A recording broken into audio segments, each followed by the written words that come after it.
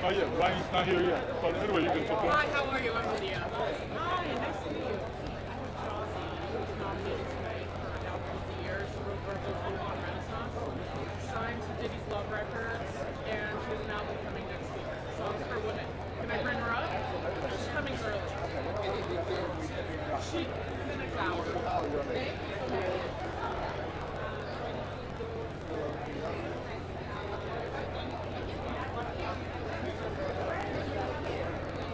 I'm on it.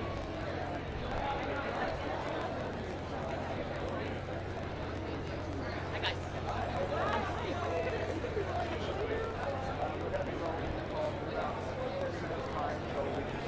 Oh, amazing. I have a question for Andrew Blunt. He's here with Ozzy. LA performed. So should I bring him up? Or Ozzy's not here, but he's here. Yeah, yeah. Of course, Miley and Pearl Jam. Well, he just, I mean, we're going to do he's featured nostalgia with Dua, and he's working on acoustic. He did Miley last 2 months. He did Pearl Jam, music pop record. He did Elton Britney. Britney back, yeah. He's amazing. He's huge. Okay, I will. And he went pretty for the year 2 years ago. Yeah. Thank you. Okay, I'll come back.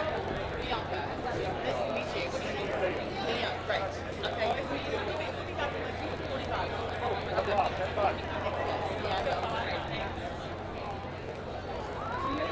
Wow, mira, tengo que sacar I have to take a photo of you. Oh my God. She's sleek back there. You're so cute. Não, aqui, gente. Apenas empecé. Pero tengo a Gabby. Can I bring her over? Yeah, yeah. Yeah, yeah, yeah. This is her second Grammy.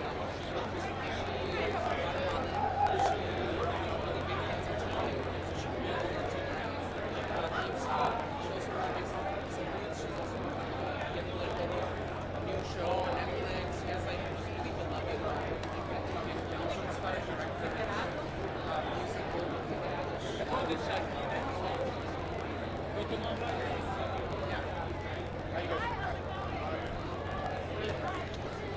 Roger, are you guys have a idea and we should get into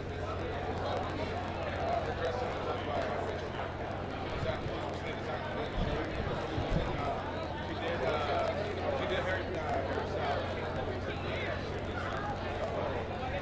You haven't started just yet. You haven't started? Thank you. Thank you.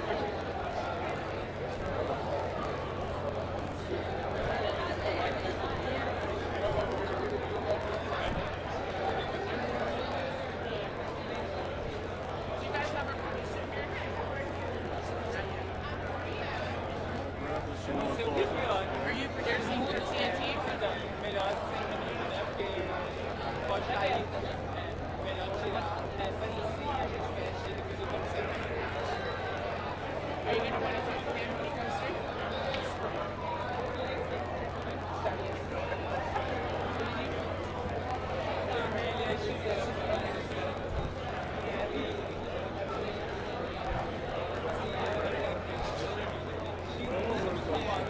Vermelha, XL.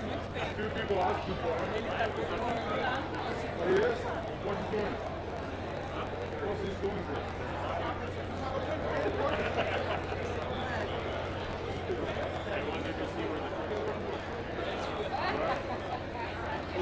Eu lembro do nome dele. You need a little water?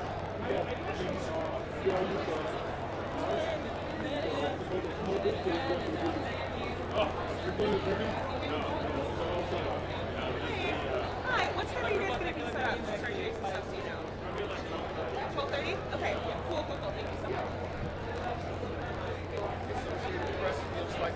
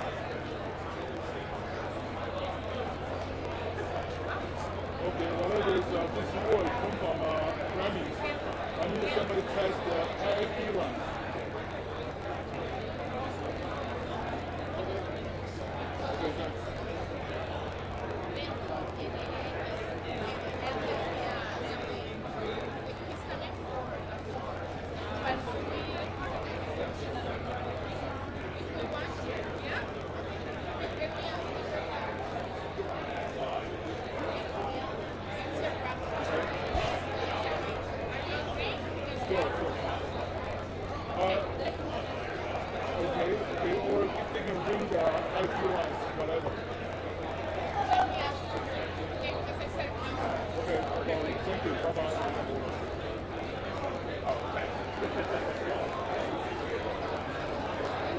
Hi, Gary. How are you? Looking good, man.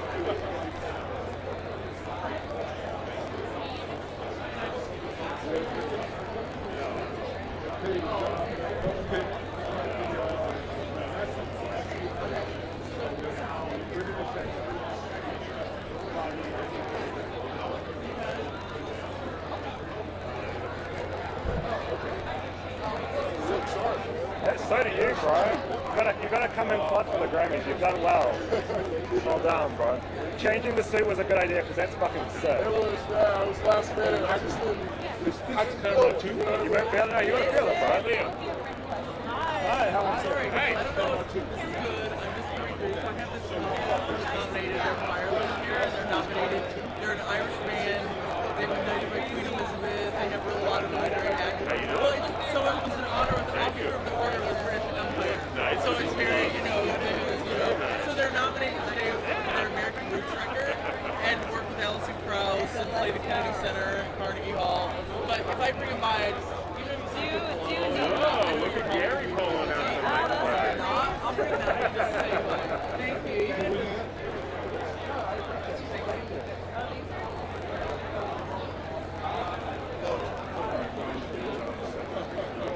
Okay, try it again.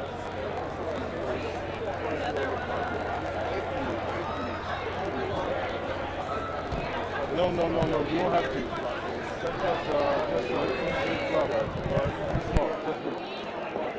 You know what? Okay, lastly is 16, 69, 10. 69, 10. Thank you. Good to meet you. All right, I'll see you around the carpet.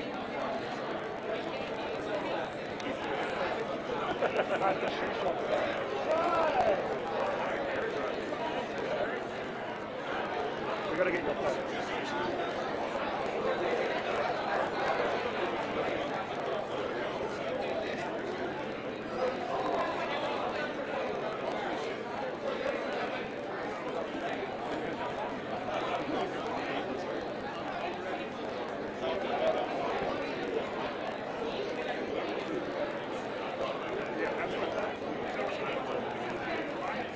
Lady, here. Ready?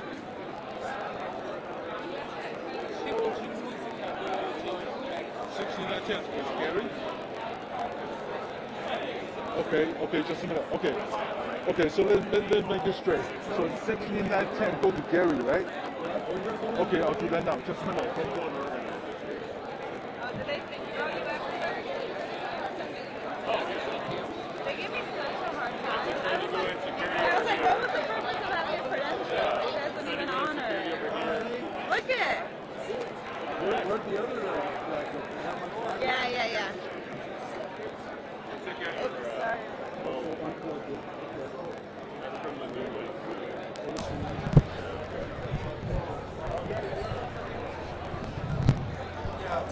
Yeah.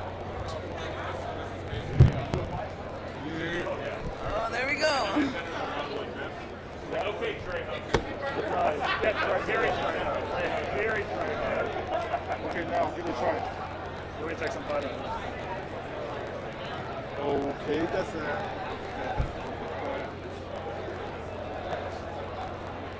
Yes.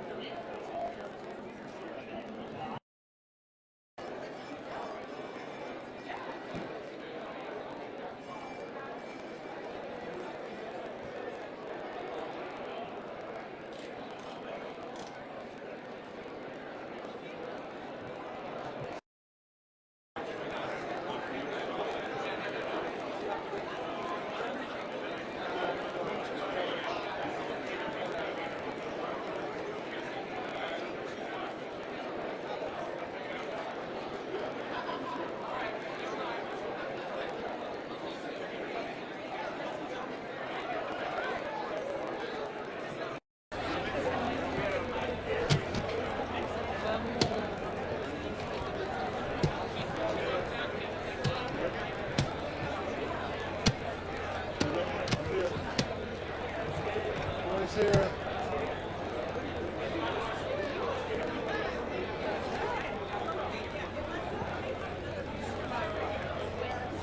Yeah, here. Yes. Here. Right here. That's the Leslie's line, right?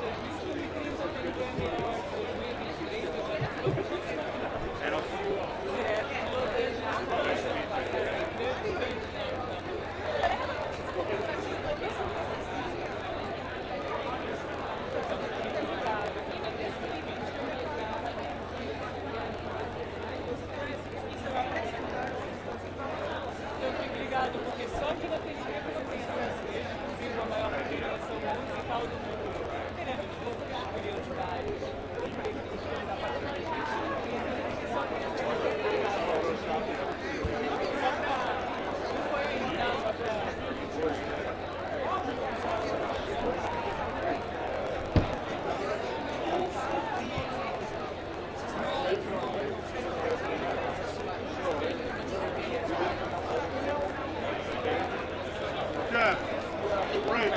You know, mic test. You know, mic test.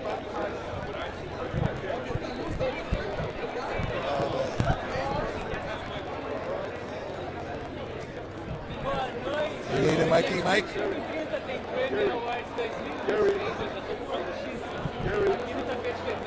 This one's yours.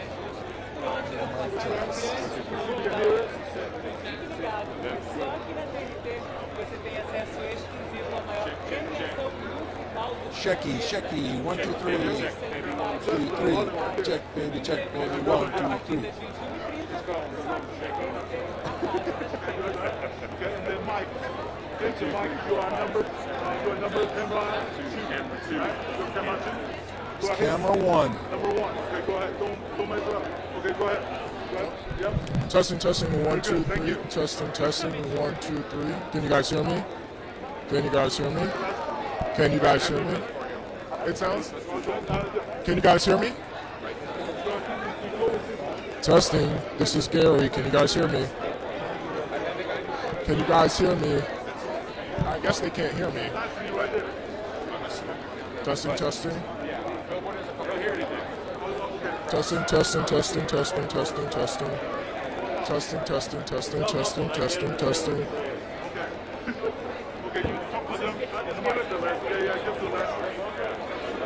Testing. They can't hear you or me? Me. They can't hear Gary. Testing. So that's this one. volume? Good, how are you?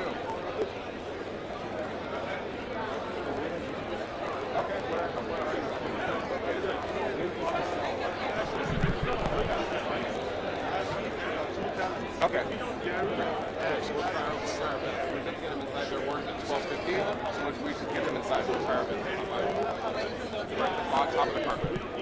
I know. Okay. This only friend. Ready? So best dance to electronic recording and album. And they won electronic recording last year. Yeah. Then, Gary, you are number one. Okay. Hey guys, we're gonna do an interview real quick. Testing. So we need to take a break on the IFB test. We're gonna do an interview real quick, and then we'll come back to it. Hi, Gary. Ready? Okay, Jeff, come on up. How you doing, man? Hi, I'm Liam. So nice to meet you. How are you? Good, how you doing? Hi, I'm Liam. So nice to meet you. Nice, we got the shiny brooches going on. Nice to meet you. Looking good, boys. All right, we'll just get the camera shot going, and then we're good to go. Give us 1 second, please. Sorry. All right. For your gorgeous. Love that. Gary, can you back up a second? Pardon? Oh, thank you, bro. Gotta have a little spice. The Grammys, man. You gotta come in somewhat clutch, you know what I mean? Jazz it up. Hello. Come on up, guys.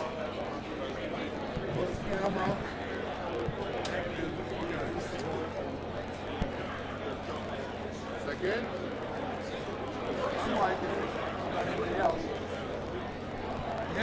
All right, Rufus the Soul, here we are at the Grammys 2023. It's good to be back. First time back in LA for a while. How are we feeling, guys? Very excited. Yeah, very excited. Up for a couple of nominations tonight.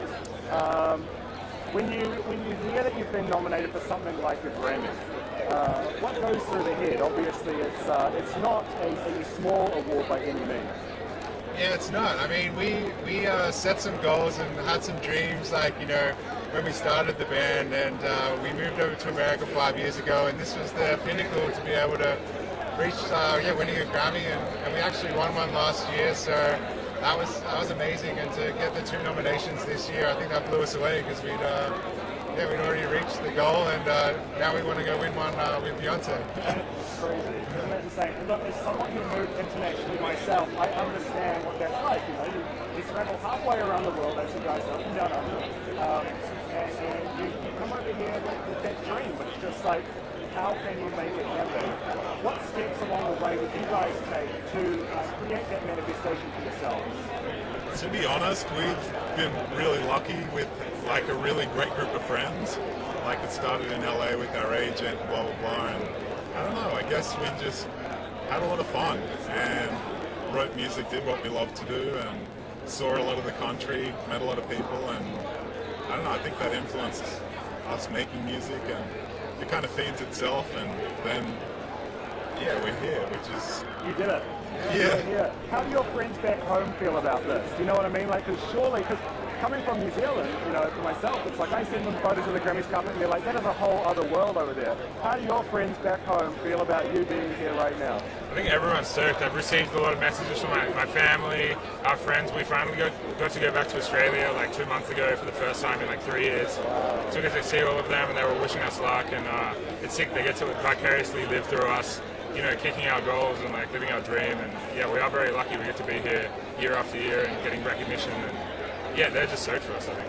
How would you say that your, I guess, Australian upbringing has contributed to the music that you guys are creating today? Well, I mean, we wrote our first few like EPs and record in Australia, and I think that we like to take on the landscape and where you're at. And so for those, it was like being around the surf, around the beach, and that inherently sort of went into that first record. So I think that will always be a part of us. You always take like a little bit of nature, I guess, into the records, and I think that's a huge part of it. Also, like Triple J, the radio station that gets to like span across the country, plays all genres, and you know, most kids are growing up with that, listening to all genres, and they're influenced by so much. It's a very multicultural country, so I think that inherently influences us in, I don't know what it is, it's just some mixing pot of yummy ingredients, and then something comes out. Well, you never really lose the down under. You know what I mean? They can try and pull it out of you, but it'll never leave you guys. Congratulations, such a big commitment. Thank you so much. Good luck tonight, guys. Thank you. All right, so we're gonna do. Ow! Woo! We're gonna do her now.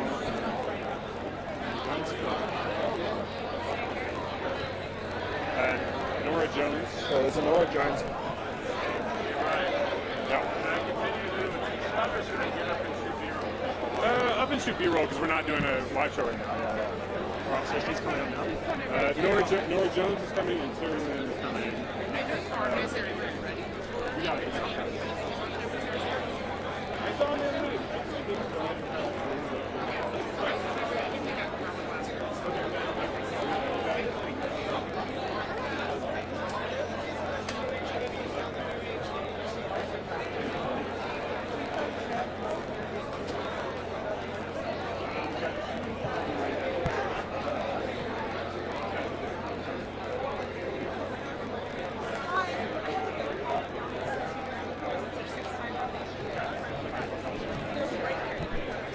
And so it begins. And so it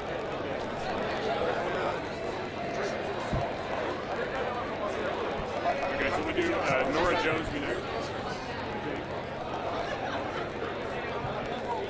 So Nora Jones next, you get Nora Jones, and then it'll be the Terry Lynn. And then it'll be Terry Lynn.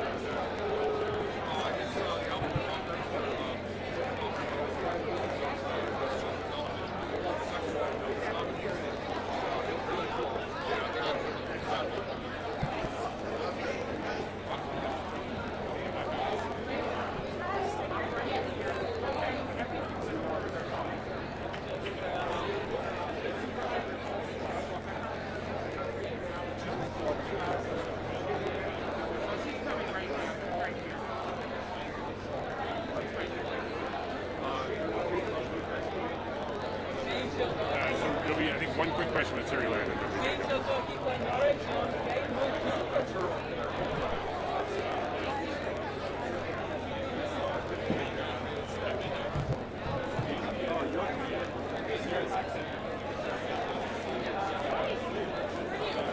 It's not his first time. Now we just need a very exciting. Now we just need a toilet.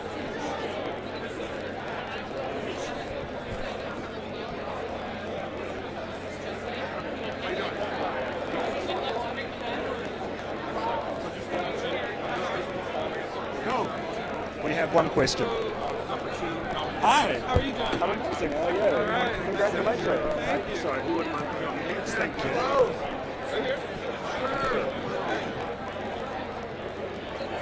Amazing. Well, welcome to the Grammys.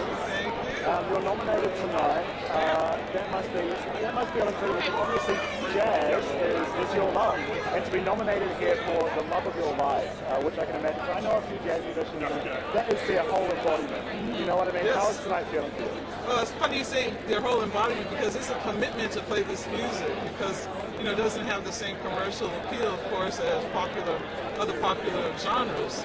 So to be kind of recognized from that genre always feels wonderful. It feels like there's some equity in the music business, and we can come here and be celebrated in the same way. Well, long live jazz. Yes. Long live jazz. Thank you so much. So nice to meet you. Okay, thank Have you. fun tonight. Okay, bye-bye. Yeah, bye. Anushka Shankar and Nora Jones.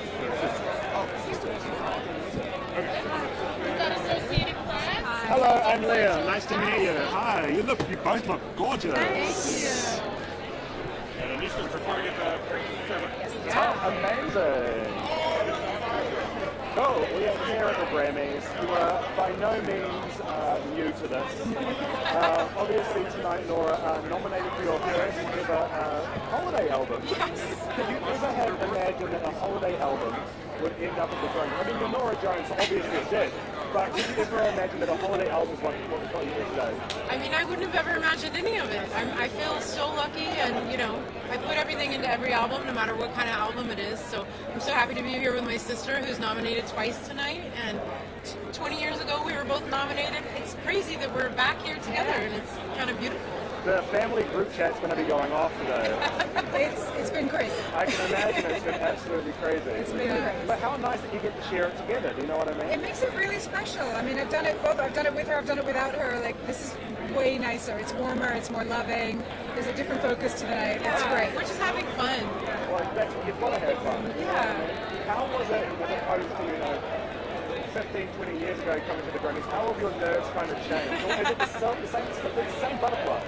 20 years ago was much different for me because I was so young and so freaked out by everything.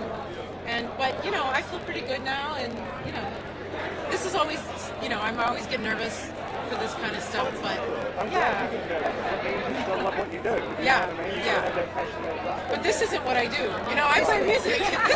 This is freaky for me. Well, you're very good at it. Oh, thanks. You've got to deal with it. Obviously, a new podcast is your passion. Yes, in fact, I have a very special upcoming guest. I wonder who you're there. Yeah, I'm very excited. It's a really fun thing for me to connect with other musicians in this way. It's just so fun. How has that been a challenge for you? Because you were just saying to me that this isn't what you do. Oh, on camera. On camera. Oh, okay. I think one-on-one in a studio is different. It's very different. It's super intimate, and you kind of forget about everything. It's fun. Is it nice? There are some amazing artists that we've got on with as well. Jeffrey, David Silvers, Chris, so many different ones. Yeah. Is it nice to, talk artistry with these people? Do you still feel like you're able to learn from, these talents? I do. It's really just a simple conversation. And the best part about it is we play music together during the podcast. And that strips any, fear away, and it connects you so much. I felt like that when we were doing it, just the act of playing music together in a room with no one else is very intimate. And it's very special. Very special. Yeah. I'm performing at the free party tonight, the free show. What can we expect? Other than glimpse and Oh yeah, a lot of shining going on. It's my third time performing at the premiere ceremony, but this is my first time doing it in collaboration with someone else. So I'm nominated for one of my 2 nominations along with the incredible Pakistani singer Aruj Aftab. And our song Together is nominated, so we'll be performing that together. She's an amazing singer, so I think people will really love hearing her. Well, what a night for you both. Congratulations. Thank you. This is just so amazing. I can't think of anything better than to come here with my brother. You know what I mean? Yeah, it's really fun. That's so cool. Thank you. Congratulations so much to you both. Thanks so much. Have a good night.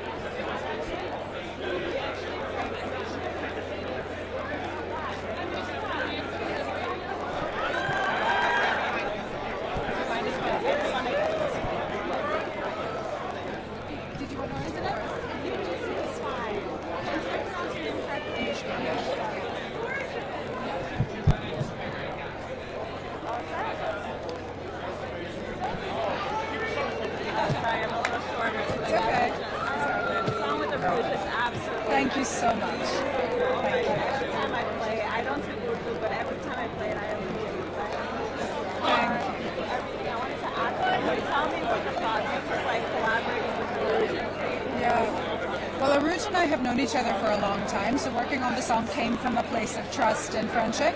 But the process was actually very different. This last year, I was at home with COVID, and she was in New York, and she basically sent me the song, and I was alone at home recording my part. So it was a very COVID-y kind of process of making the song. But the song that she'd originally written was so beautiful and so moving that I was just so excited to add my sitar to it. What is it like for you to see this more South Asian representation in music? Honestly, I cannot explain how good it feels. I just keep thinking back to when I was 16, when I was 20, what would it have been for me if I had seen the kind of visibility that there is now? Purna Jagannathan's one of my best friends, and she was over helping me get dressed, and just seeing someone like her and all the people on her show and people in music all across the board, it just would have been a really different experience as a kid growing up, and I just feel really happy for other younger generation people that they have that to look up to now. Thank you so much. Thank you. Sorry, I had to ask you at least 2 questions. Joe Paez, Argentina. Okay. Sorry, I just wanted to ask you. Please. I didn't know that, so go to goal. I feel like we can do that. If there's someone Well, that's a good idea. If there's someone that you know more about, jump in. Sorry. You can take Pino. Oh, I already have this. You have this. You know your Pino. Oh no, it was great because she knew something. Hi, hola, ¿cómo estás? ¿Cómo estás? Mucho gusto. ¿En inglés o español? Español mejor, aunque se puede mezclar. Claro. Me encanta mira los lentes, todo. El outfit. Voy a venir a los Grammys, tengo que salir bien. Obvio. Coquetos, todos. ¿Cómo se siente estar? Yo sé que gente anda hablando que estos son los 5 Grammys, pero usted ha ganado mucho en los Latin. ¿Cómo se siente también ver estar nominado aquí en los Grammys de más global? A ver, ya gané una nominación aquí, pero fue virtual. Entonces lo recibí desde mi casa. Entonces esta es la primera vez aquí en la ceremonia. Así que estoy descubriéndola, todo parece muy divertido. En media hora pasaron un montón de cosas, así que espero que terminemos una hermosa jornada hoy, ¿no? Sí, y luego su música es bien como tropical, exciting, su música es bien como exciting y la gente es bien emocionado. ¿Me puede hablar que si hay otros álbumes que usted va a crear en el futuro? Mira, yo hago música desde los 14 años, estudio aún, me gusta mucho el escenario, me gusta la sala de ensayo, me gusta componer, me gusta escribir. Entonces, para mí la música es un lenguaje. Los géneros, cuando estás solo en la habitación haciendo la música, no estás pensando.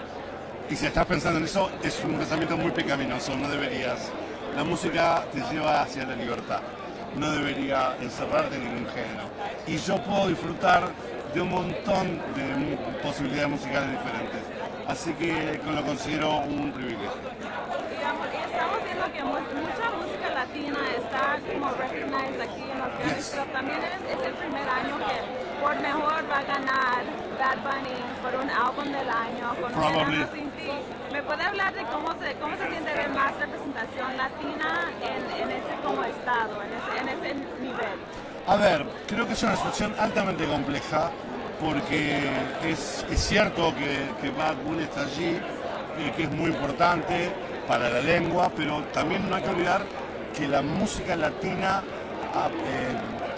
digamos, incluye a la italiana, a la francesa, a la española y a todo el continente americano, por supuesto, del Río Grande para abajo y ahora en Estados Unidos también.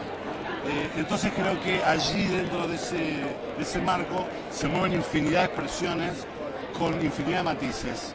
Entonces creo que posiblemente Bad Bunny represente, aparte de la gran comunidad latina en los Estados Unidos, haciendo música urbana que deviene del hip hop gringo. Y entonces no se puede definir la música latina solo en ese ámbito, sino que lo que traemos los latinoamericanos, por suerte, es un montón de formas diferentes y un montón de belleza a través del siglo XX y del siglo XXI ya también.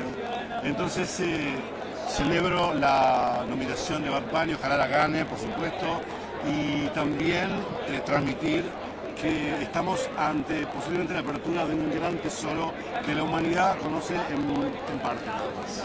Ay, me encanta, bien, Gracias por mantenerme con el español, que a veces se me olvida. Ay, no. Ojalá puedas sacar por lo menos un minuto de todo esto. Sí, no lo hablo bien. Gracias. Mucha suerte. Well done. No, please, jump in when you need to.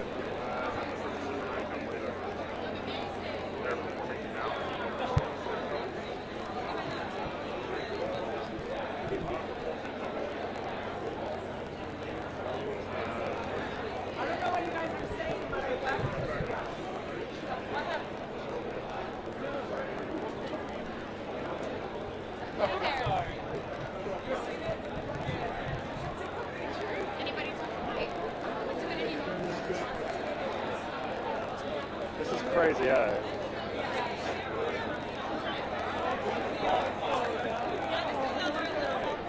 Hey,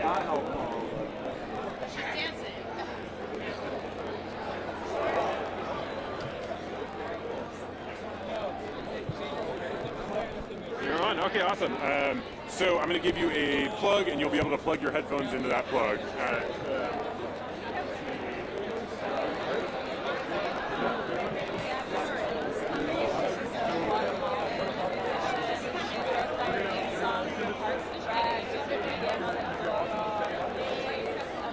Is he Spanish speaking? Oh, okay. Okay, great. We have anything for him? Probably not, though.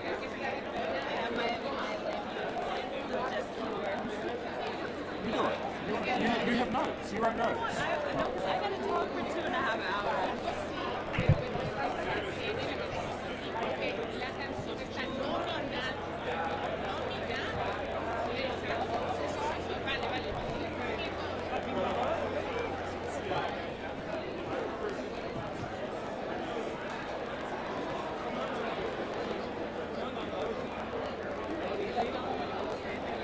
Thanks. Thanks.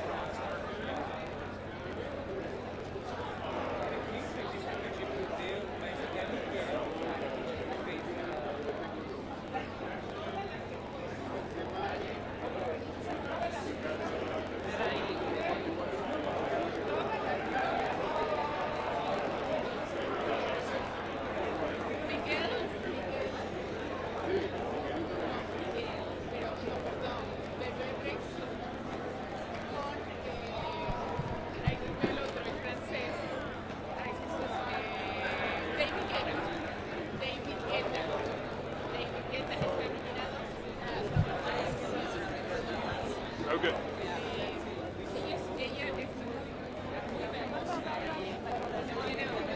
Right, yeah.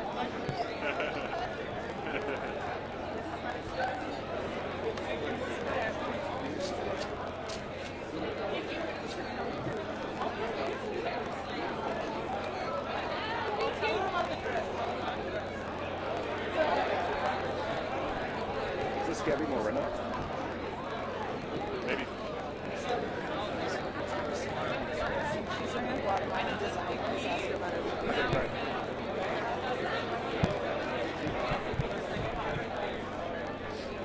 Hello. Hi, how are you? Amazing. So nice to meet you. You Your too. girls are popping today. Thank you. All right. Well.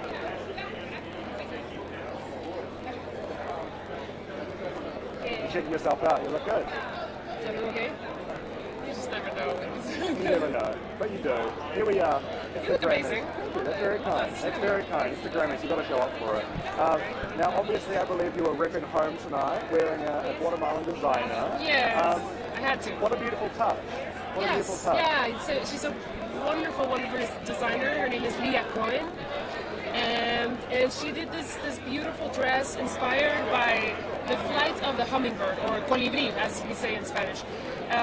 It's one of my favorites. I think it's a very spiritual animal, and it connects me with my grandmother who passed away. And I wanted to represent that in this outfit. Also, one of the songs that I have on this album that is nominated is called Colibri. So, felt apropos. And obviously, home means a lot to you, and it's very evident through your music just how much that's so. You know, you're using pieces of home within your music. Yeah. How important was it for you to represent your culture and show it off to the rest of the world? I mean, here you are at the Grammys doing it, you know?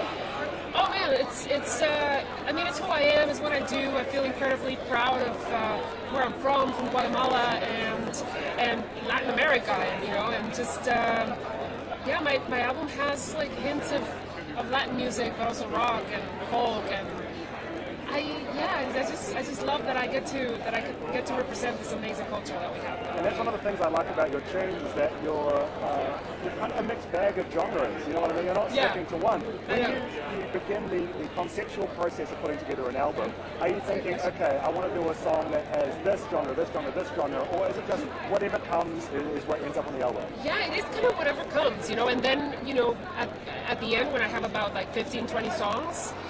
Some songs get left behind because they're like, oh, maybe this doesn't fit so much with the rest of the album. Because like you said, I love so many different kinds of music, from blues, jazz, soul, bossa nova, that I do have to kind of hone it in when this album I produced, so it was very much my decision to choose the songs and what songs I wanted to put out there. So I think in the end, it's a good collection. I always say that it's like a love letter to Los Angeles. That's cool. And I've lived here for 22 years, and it's been such an incredible adopted city. I love the musical community here, and I especially love the Latin influence that it has. Not only from Guatemala, but also from Mexico. And there's a style of music from Mexico that I love, that's Son Jarocho. And I've grown to love it even more in the last, I don't know, maybe 5 years. And so that inspired me a lot for this album. Now, as someone who has also moved and made a big move to Los Angeles from New Zealand. Oh my gosh, I love your country so much. Thank you. Yes. It's beautiful. I miss it a lot. So beautiful. And moving to a city like this kind of changes your art and your craft. It does, absolutely. In what ways would you say your move to LA kind of changed or influenced your music? Oh my goodness. I mean, in every single possible way. Because I moved here when I was almost 19. I got fresh out of high school in Guatemala, and I mean, everything that I do right now, musically, it's music that I've listened to here. Like when I was in Guatemala, I discovered blues and jazz, actually from a trip that I did to New York with my parents. So that was sort of like my foundation. But when I got to LA, I even discovered Latin music. I kid you not. That's something that of course I grew up listening to, and it was part of, you were here on the radio and your parents would play it, but I took it for granted. And then when I got here, I just rediscovered it and appreciated it so much more. And I said, what am I doing? This is such beautiful music. I need to incorporate this and mix it up with the other genres that I love, and that's kind of what I do. Well, it's interesting, sometimes we have to move away to appreciate that's what happens. Yeah, I know. It happens. Well, such a pleasure. Good luck tonight. Thank you. And go have the best time here at the Grammys. Thank you. I know. It's so cool. Nice to meet you. You too. Have a Thank pleasure. you. Take care. Thanks. All right. Always gotta. Thank you. Thanks. Are they coming up? Thank you. That was so cool. Bluegrass. What's the name? You know the name? Was it Kim Home? Guys, for lighting, let's try to keep the talent. She hit the mark, but that's not for them. I'm going to try to keep them around in here. Yeah, only because of lighting. She found the mark. Yo, you might... JC Wilson? Oh, I think I have a copy. Oh, I don't. Hey, I might as well tell you guys, let's try to keep talent, in here. For the lighting.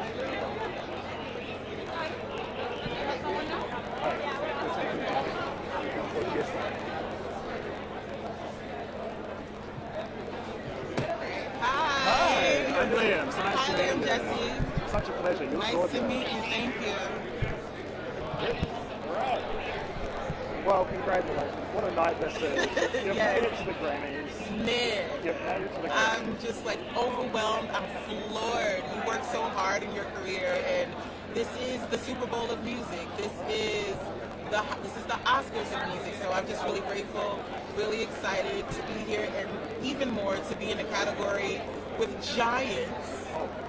Beyonce, Lady Gaga, Billie Eilish, Taylor Swift. And these are the people that you've always looked up to, Absolutely, absolutely. So yeah, I am thrilled, taking it all in every second. And of course, nominated tonight, Keep Rising to Bigger. Yes. When creating a song for a visual medium, how does it differ to, I guess, creating a song for yourself?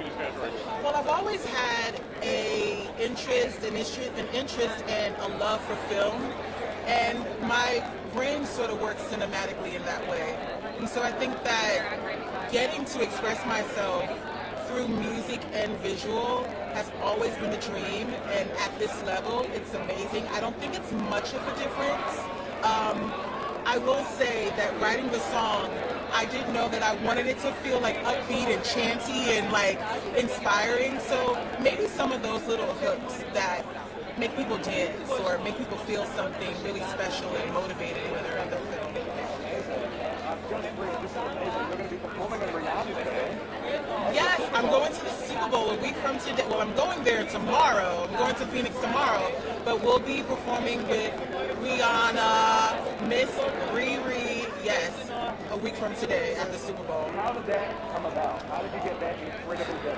Well, two good friends of mine, Ashley Simpson, Laurel, and Adam Blackstone, who is the premier music director for all of these amazing events. He won an Emmy last year for his work with Dr. Dre at the Super Bowl. He called me personally and he asked me to be a part of this band, and I had to say absolutely. I mean, that's a part of history that you're going to be in. Absolutely. You don't get much bigger than the Super Bowl performance.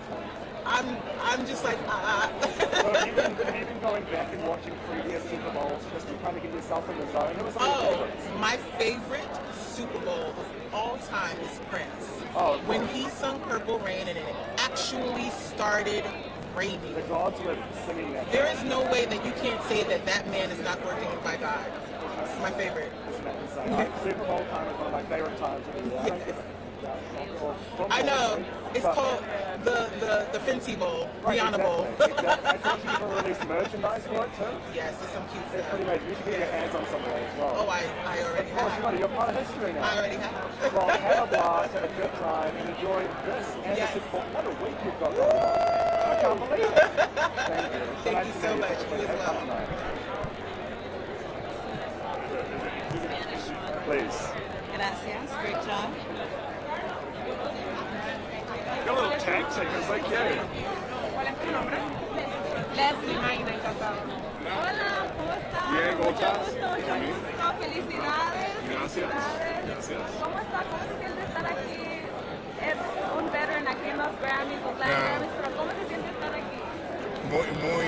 Muy bien, me siento de manera muy especial porque es una nominación a un álbum que quiero mucho. Trabajo para una comunidad, las culturas anfibias de mi país, Colombia, de donde hemos tomado como la música que hacemos. Y bueno, muy contento porque es una nominación importante y por supuesto sueño con ganármela. Y también la oportunidad, es la primera vez que cantamos en los Grammys. Tenemos la oportunidad de cantar, así que vamos a cantar. Vamos a ver si nos ganamos un Grammy, pero estamos también celebrando con tantas figuras de la música. Todos están aquí, voy a ver tanto latino aquí también. Yo creo que me siento como si en el pasado siempre tenía que ir, voy a ir a los Latin Grammys, o voy a ver los Latin Grammys, a ver los latinos. Pero no, aquí estamos en los Grammys, como le dicen los gringos Grammys aquí. Pero también le quería preguntar que anda haciendo mucho trabajo como con ¿cómo se dice? Temas de niños, con Encanto y con... Sí. ¿Por qué ha sido este switch en su carrera? Pero tú sabes que siempre empecé mi carrera trabajando en un programa de niños durante muchos años en mi país, en la televisión, vengo de la televisión. Mi música de alguna manera, siempre he pensado que mi música, como dicen los norteamericanos, es de la audience, para todos y por supuesto los niños. Siempre he tenido una conexión con los niños, tal vez porque no pierdo ese niño que todos llevamos dentro y creo que no hay que perderlo. Mi música también es muy alegre, muy divertida, ¿sabes? Siempre los atrae. Entonces tengo muchos seguidores niños y eso me hace sentir muy orgulloso, ¿no? Y trabajo con mi fundación, trabajo por niños en mi país, en los territorios donde trabajamos, en mi tierra, en Santa Marta, en la Ciénaga Grande donde trabajamos. Oh my God. Felicidades. ¿Cómo se siente que ganar esa noticia? ¿Acabo de ganar? Encanto, sí. Es por álbum. El de Encanto. Oh, my first Grammy tonight. Tan casual, me encanta. Oh my God. Oh, yeah. Ay, pues gracias. Great notice. ¿Cómo se siente? No, bien, contento. Me encanta que Encanto haya ganado porque la verdad que fue algo muy importante para Disney este año y para la comunidad latinoamericana, ¿sabes? Un gesto de Disney hermoso y poder haber colaborado y acabar de recibir la noticia que nos acabamos de ganar ese Grammy, maravilloso. Ay, pues gracias, mucho gusto. Gracias a ti. Felicidades otra vez. Gracias. Chao. Sí, gracias, un placer.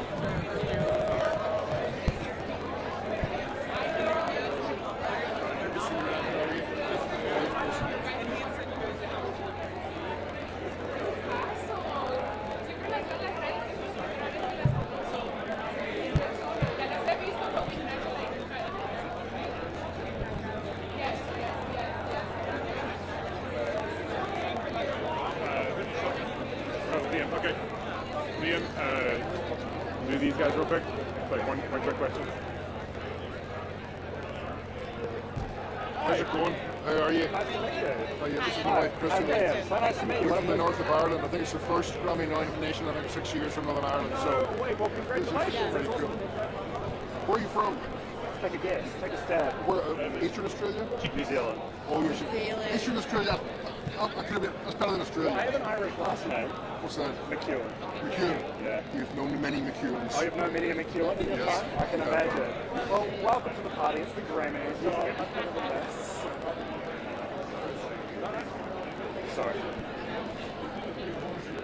Alright, so it's the first Grammy nomination for a while from Northern Ireland. That's right, 7 years. And the first for you. Yeah, so it's First submission as well. I love that. I love that. So, what's it feel like to be representing home, truly?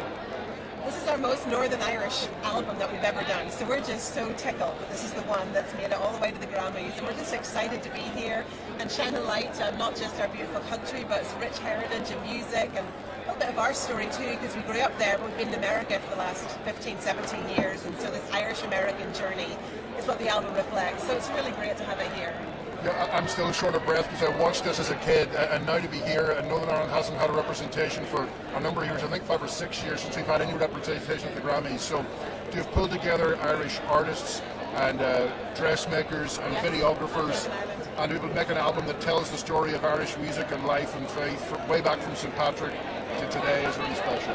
Congratulations. Go in there and represent home. Yeah. Thanks so much. Thanks so much. Nice to meet you. Nice to meet you. Have fun tonight. Thanks very much. Where did you move over? Pardon? Where did you move over? 6 days ago. Very good. I love it. Very good. It's really exciting to me. You know what I mean? Well, it's incredible. When you go home, the beauty of home is romantic, but there's an energy. Sorry, you know we beat you 2 on rugby last year? Appreciate it. We beat you 2-0 on rugby. Did you know that? Well, we won't forget that. Have a nice one. Wrong mark. Do we have a This is good. Oh, this is you? Brian, are we getting Marco Antonio? He's right there. Thank you very much. I said yes, we're going to do one quick question, but she needs to move on. Yeah. We'll do AQUÍ too. They didn't come to me yet. Okay, perfect.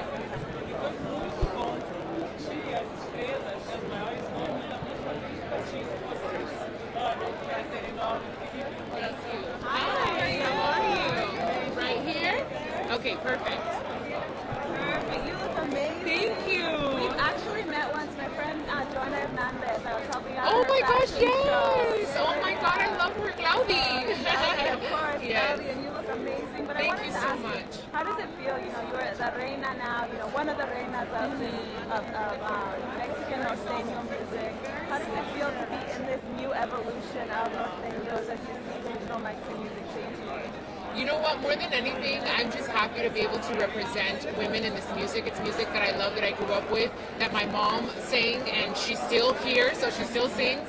And just to be able to be that representation, to represent women, there's so much talent, and I think more than anything, we're getting like that respect, for the lack of a better word, or that position now to be able to show our talent, you know. So I'm just here representing, doing my thing, and I'm glad that it's being accepted and being recognized. I mean, more than anything, that I'm being given the opportunity, you know, to hear my music, to listen to what I have to offer. And what advice, just from the years that you did spend with your mom, what advice do you think she would have for you as you're here today? You know, you won a Latin Grammy. Yeah. Now we see you here nominated for a Grammy. What do you think she would say if you two were sitting down at home and she was helping you get ready? You know what? For sure, she'd be right here with me, definitely. We'd be walking it together. We always dreamt of this moment together. Obviously, I thought it was going to be very different, but she's still with me. I think more than anything, she would tell me enjoy the moment. Don't worry about, don't break your head with are you going to win or not. It's just enjoy the moment, and also see that it's already a win being here, you know, and being nominated with such huge names that have been in this game for so many years, people that I respect and that I admire. So I know she'd just be like, have fun. No te preocupes de nada. Have fun. Thank you so much. Thank you so much. You're so sweet. I love your gloves. Thank you. Thank you.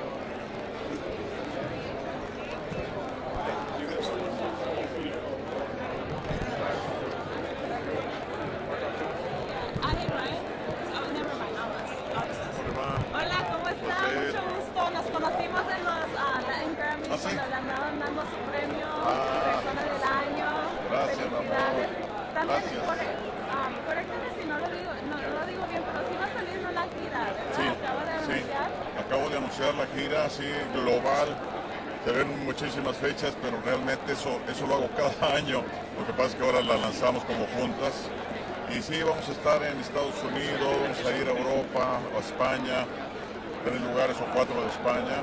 Vamos a ir por primera vez a Suiza, no sé qué voy a hacer a Suiza. Hay muchos latinos allá reunidos en Suiza.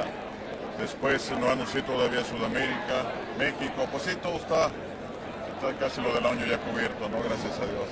Y acabamos de hablar con Chiquis, te quería preguntar, hay Chiquis, Cristian Nodal, son como una new evolución de la música mexicana norteña. Sí. ¿Cómo se siente ver esta nueva generación? Está bien, es interesante, ¿no? Ver los cambios, la música regional ha evolucionado mucho y sí hay nuevas propuestas muy interesantes que nos hacen estar, pues, yo creo, sobre todo la juventud en la época de ahora, ¿no? Radialmente conectados con la juventud que pide todo eso.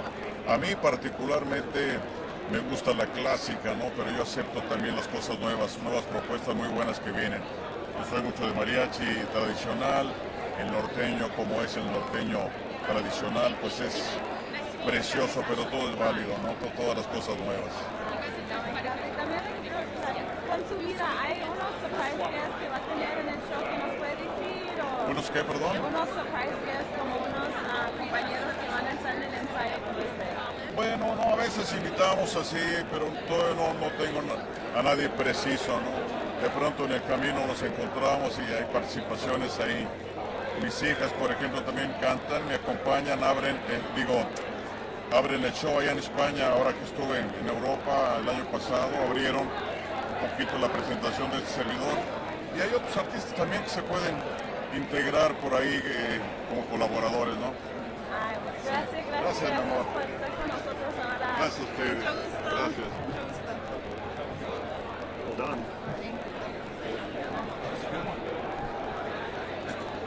Hello. Hi there. I'm Liam. So nice Hi, to meet Liam. you. So nice to meet you. I love your. You look so sparkly. I love it. Thank you. Oh, thank you. Excellent. If you wouldn't mind taking a step back.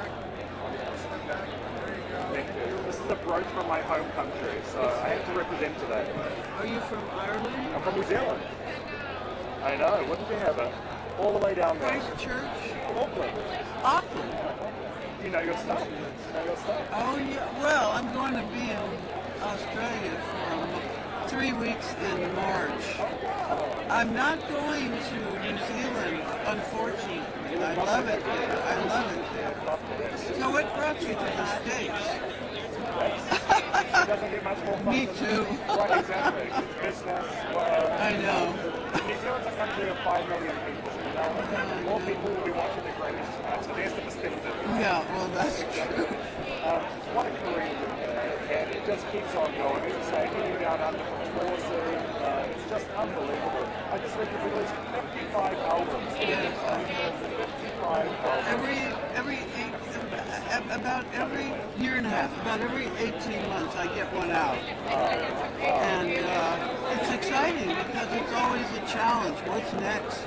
This one is very special because I have written for 60 years since I met Leonard Cohen and he asked me why I wasn't writing my own songs.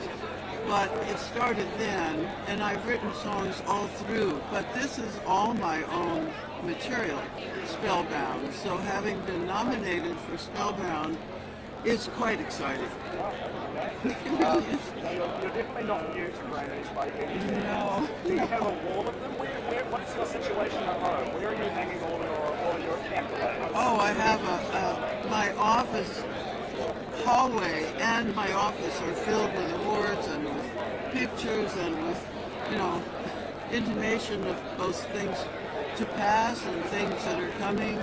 So there's always something in the pot that's brewing, and so I'm very excited about this particular nomination. Oh, absolutely. I can imagine it doesn't ever get old as well to have your work being recognised.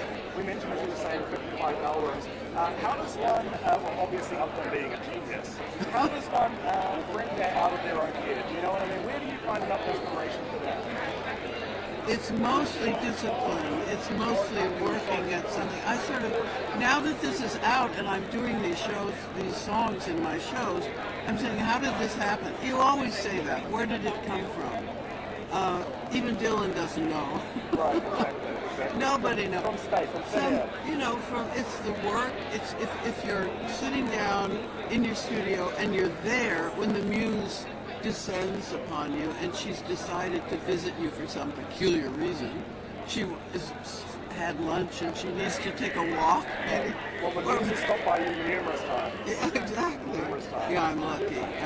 Not only music at the moment, but obviously you're venturing into podcasting. Yes. How has that been for you? Because that's a very different route to the musical route. It's very exciting because I know a lot of people, and I've interviewed Christian Amanpour and Clive Davis.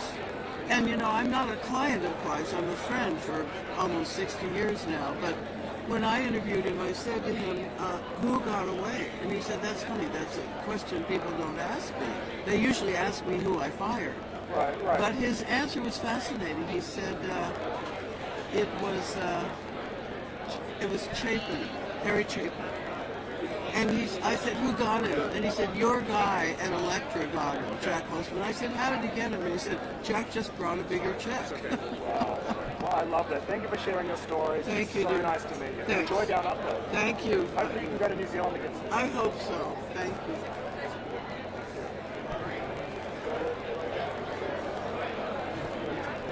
Was she?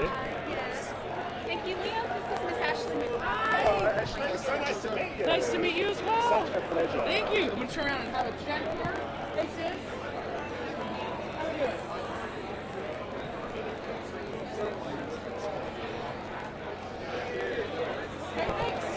All right, everybody's safe. Everybody's safe. How are you? I'm good. I'm always nervous doing these things, but I'm good. Yeah.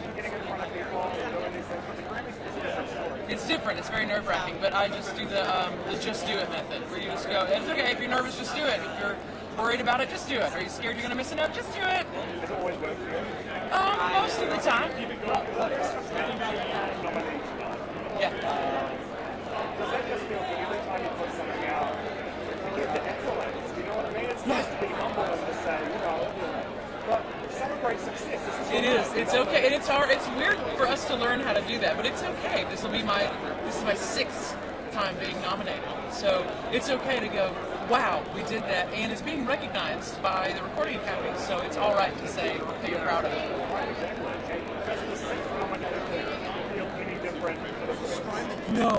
No, you still say holy crap and use other expletives when it happens. We're coming to an event like this, obviously, it's a who's who of the music. Yes. Meeting these people, seeing these people inspires you a lot. Oh, and just now, walking down the red carpet, walking to come see you, Whispering Bill Anderson, Grand Ole Opry member, was standing on the red carpet, and he stopped and shook my hand and congratulated me on being a Grand Ole Opry member. And, of course, that happens at the Grammys. Is it amazing when your idols become fans? Yes, it is. And it's strange to be like, okay, Bill Anderson just came over to me and said hi to me. He knows who I am. It's pretty amazing. It is. Congratulations, you made it here. Thank you. Have a blast. I will. Nice to meet you. Nice to meet you too. Thanks, guys. Gail.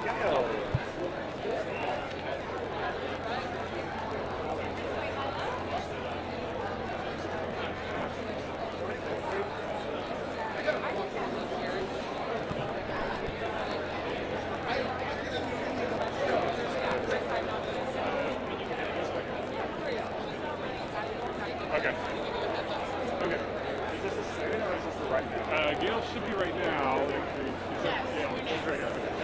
And then these guys right here is the War on Drugs. It's a rock band from Pittsburgh. I'm a fan. They're like I'll look. We're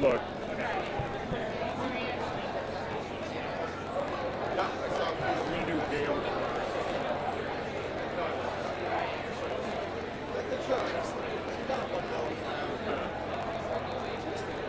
Got it.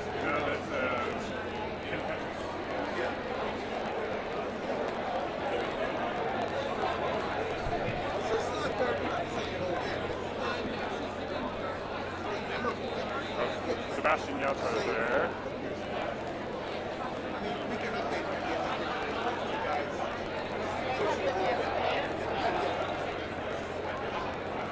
I know, it's doing it all the time, yeah. At first I thought it was like just one person, and I was like, oh man, who am I walking in behind?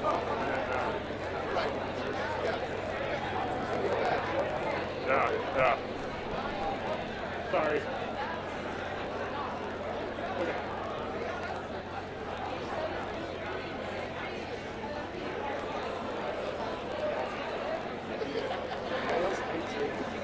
That's wild. We're on Drugs, guys. Have like a Springsteen kind of sound. They're really good. I like it. Our Spanish speakers, I know that our English has been interviewed and we're not here right now. It will make scale. We do want to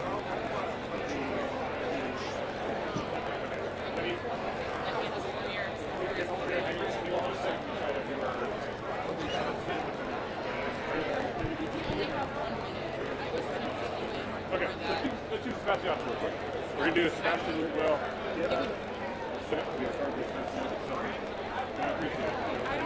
If we do TNT, I'm just telling you, I'm not going to be able to have this. I just was going to ask if you wanted to ask a Okay, yeah, let's do it. Yeah, but they just took something else. We'll just do one quick question with Sebastian Yatra. He's been at all the other pre-Grammy events.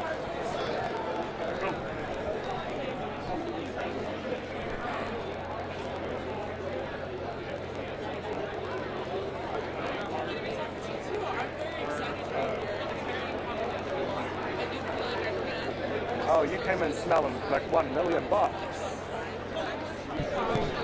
I already know, bro. That's a classic sniff right there. That's a classic sniff.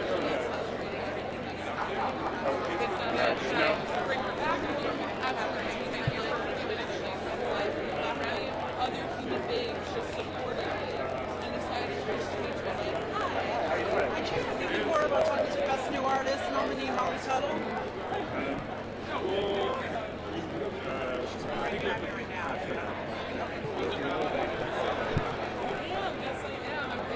I can't compete with Sebastian Yatra's right there. Shaggy real quick. Shaggy. How you doing, brother? Hi, I'm Liam. Nice to meet you. Liam, thank you, man. Much love, man. Respect. How you doing, sir? Better now. Better now. Yeah, I'm on the carpet. Let me just get to the chaos. Get to the chaos. You're not new to these things, bro. No, not at all. This is definitely you're a legacy act at this point, which is pretty amazing. Well, you know, I've been nominated around 8 times, and I've done it. Probably I've won 2 so far. Looking forward to probably snagging another one. If not, hey, we cool. I'm here to represent my genre, and I'm just really happy to be here. We're a small genre, but when you get an opportunity with a platform that I have to come here and do it, why not? Right, exactly. And as you say, representing your genre is so important. You've been doing it now for a few decades. Yeah. Why was that important to you? Not just to come over here and kind of fit in with what they're doing over here, but bring it out and bring in your culture to the States. Well, culture is everything right now. Today on this Grammy, they're celebrating hip-hop. And of course, it's Super Bowl has Rihanna performance. It's a Caribbean Super Bowl. So we should take every opportunity of every platform that we get to showcase ourselves as reggae and dancehall. I agree, bro. Congratulations. Thank you. What a storied career. And I love the bling and the pearls, bro. You like that? Yeah, Chris here, man, my bro. He hooked them up. He's the king of it. There you go. Nice to meet you, brother. All the best brother. tonight. Have fun. Thank you, bro. Cheers.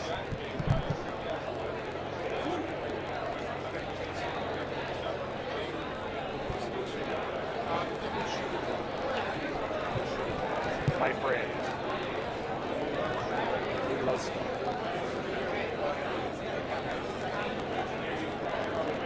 Shaggy, that was fun. Hello, Gail. I'm Liam. So nice to meet you. How are you doing? Amazing. You have a gorgeous handshake, by the way. Oh, thank you. My mother taught it to me. Have you been told that before? I actually have. Good. Yeah, my mom said if you're going to be in the business, you're going to have to learn how to shake a hand or two. And you absolutely do. Well done. That's the best handshake I've had all night. Oh, thank you. All right. You've set the scene.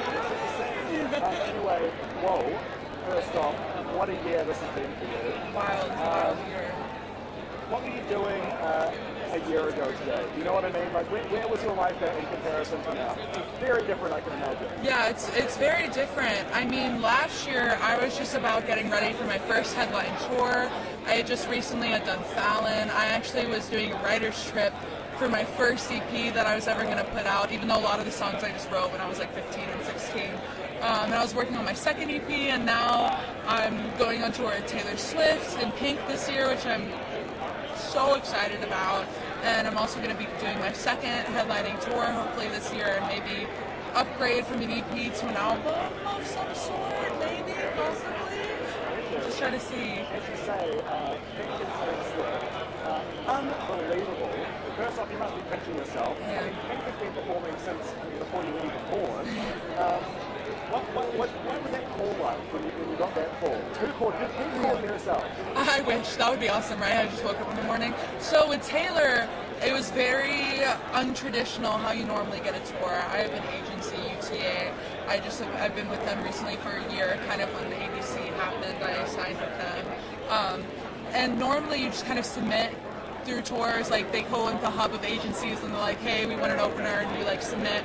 But with Taylor, she saw me at the NSAI Awards, which is National Songwriters Association International, and she saw me play, and after she saw me afterwards, she asked me if I opened up for people, and she asked me if I toured, and then that's kind of how I ended up getting the tour dates on the Taylor tour, which is so mind-blowing. I just wanted to meet her and thank you for everything she's done in the music industry and being such an inspiration to me, and then she just like went up to me and asked me all these questions. It was just so amazing, and it was such an incredible experience. And then with Pink, it was a bit more of the traditional route. She was kind of like looking for people, and she was very open about the fact that like, hey, I'm looking for people. And I was like, hi, hello, me, I'm here, me, pick me, choose me, love me, cherish me.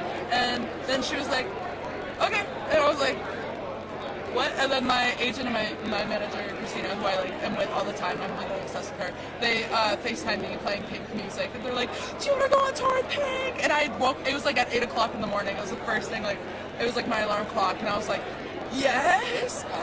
And then it's unbelievable to me that like, Taylor Swift like knows that I exist as a human being. Like that's not right. Like the fact that she can like see me in a room and be like, Gail, and I'm like,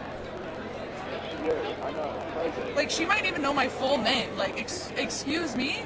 Like, obviously the Eras tour has been probably the most in-demand tour we've seen in decades. What do you think about all the hurrah going on with Ticketmaster and fans trying to get tickets? And like, this is the show that you're performing it, you know what I mean? one thing I'm very appreciative of is over 10 to 15 years, Taylor Swift has worked every single day to get the fan base that she has now, and works every single day to have the engagement and and demand for the tickets that she has now. And she just put me on that tour. You know, she worked tirelessly for years and years and years to have the success that she has, especially with touring. And then she just is letting me just walk onto that stage. And I am not oblivious to how incredible of an opportunity it is, and how exciting it is, and how much work she has put in to have that stage and to have that venue, and then she's just letting me walk onto it, and I'm very excited and appreciative, and I'm very, very grateful, and I feel very, very guilty at the same time, because like there's friends of mine that can't go, and I'm like, I'm so sorry. Well, I mean, look, you've earned it, and that's the thing, I like how appreciative you are of this opportunity, you know what I mean? A lot of people do not sometimes deserve this, but, you know, you as a fan... The last thing I deserved was like a slot on like the biggest tour in the world, and also she's changing my life. I had no idea what I was going to do this year, and getting a stadium tour can show other artists that you're capable of doing a stadium tour, and I don't know if I would have gotten the Pink tour without Taylor, and I'm very appreciative of the fact that she knows what it's like to be up and coming and be a young female on social media, and the fact that she's just being in my life and being the presence that she has and changing my life in the way that she is. And she doesn't owe me anything. She does not owe me a single thing, and she's doing it anyways. It means everything to me. And now I believe, obviously, you're nominated tonight, which is unbelievable. ABC just completely taking over all around the world. I mean, you're so young doing this. This song has been this much of a smash. What's next? So I'm going to be touring this year, and my goal is also to maybe possibly doing a headlining tour, quite a bit smaller than the other venues that I'll be playing this year. And then my goal, I put out 3 EPs last year, and they're all my little passion projects. And my goal is maybe to put out, upgrade from the EPs to album type something, maybe work on some collaborations, and I also write for other artists and their projects as well. So as a songwriter, I'm also trying to expand my repertoire inside of that. This is not the last we're going to hear of you. You've just got a monster career. Congratulations, and just take it in. I know it's a lot, but take it in. It's a lot, but I'm very excited. If you need a moment, just breathe. Take a nice big deep breath in and let it out.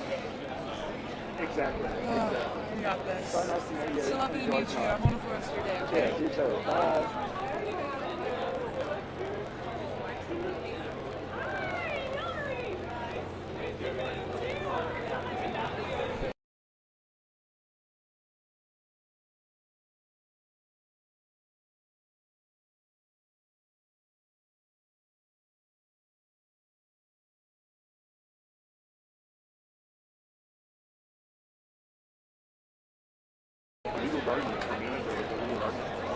That worked out well.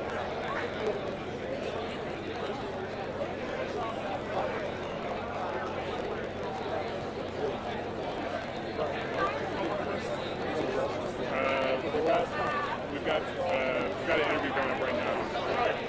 I can do it actually. I'll do it.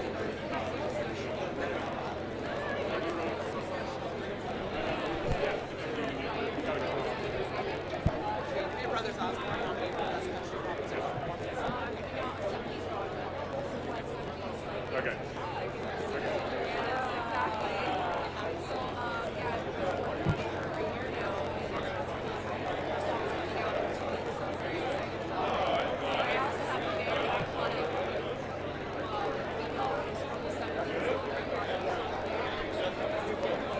I didn't notice you just standing there.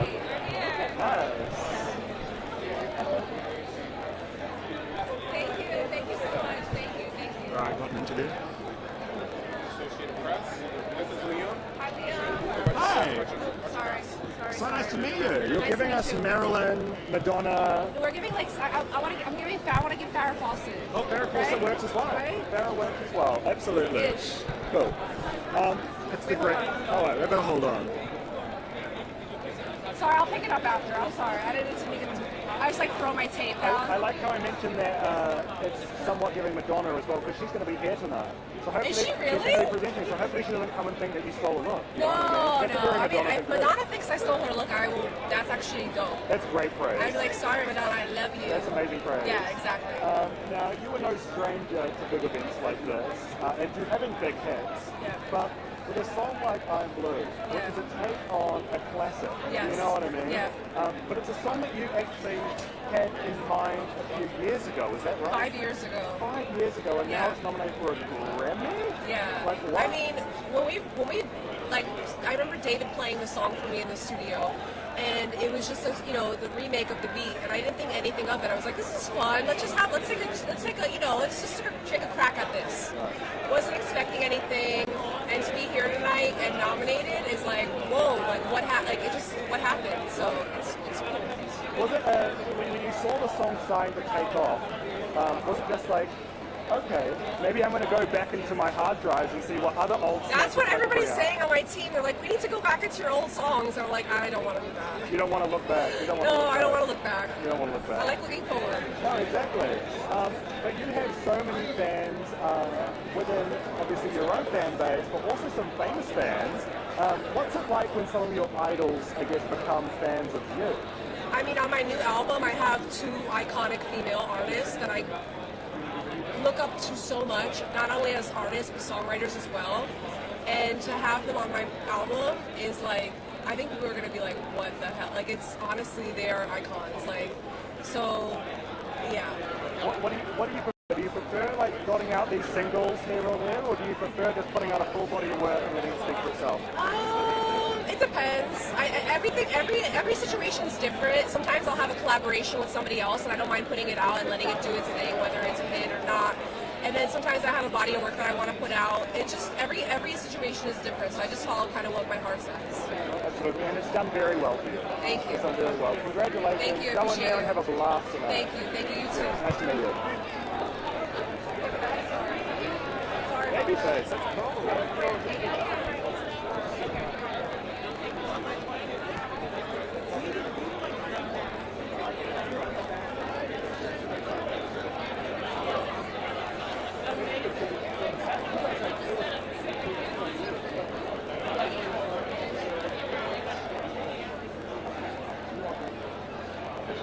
Hi, I'll have Shania Twain. We love Shania Twain. Oh, fabulous. Okay, good. Huh?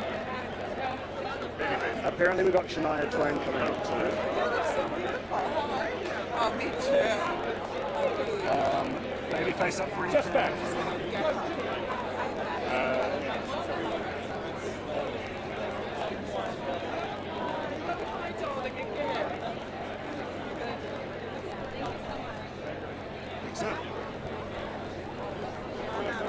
Hello, Babyface. Brilliant. Nice to meet you. You look absolutely unbelievable. That's a jacket I would love to be rocking right now. What is, I guess, what a storied career that you have had over generations as well. You have new people only just discovering your music and songs that you've produced, but you also have generations of bands. What changes, I guess, have you seen in the industry over the years? Wow. It's a hard question to ask. I mean, the music changes, the way we listen to it,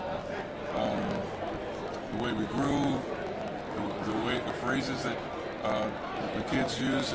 It's all something different now, and so you can't do all the '90s music. You can't sing quite like you used to back then. So you got to tweak it a little bit because they listen differently and hear differently. So there's definitely a change. And in order to be part of it, you have to change with it. You can't just hold on to what you've been used to. Well, it's exciting, right? Yes, Constantly evolving and whatnot. But obviously, those sounds that you were creating in the 80s and the 90s, like, are making comebacks today. Yes. When you see artists, trying to recreate that sound, is it flattering or is it just like, oh, I was there first? No, it's an honor to. The fact that they want to even do it. And the thing is, when they do it, they don't do it exactly the same. They do it with a little bit of a tweak of today, which makes it exciting. Which makes me think that if I were just a kid today, I'd be doing the same thing. Trying to figure out, I want to make that 90s sound and change it up a little bit. So. Exactly. Well, it's to me the pinnacle of music at one time. Now, as someone who has written some monster smash hits, what do you think it is that makes a good song? What's the secret sauce? Is there a secret sauce? I mean, it's always kind of like, it's hard to tell because there are some songs that have incredible hooks and incredible lyrics, and there's some songs that have really stupid lyrics but work. It's just being catchy. And more than anything, it's what makes you feel good. Right. That's it. That's rule number one. Thank you so much. So nice to meet you. Appreciate it. Have fun tonight, bro. All right, take care. Cheers.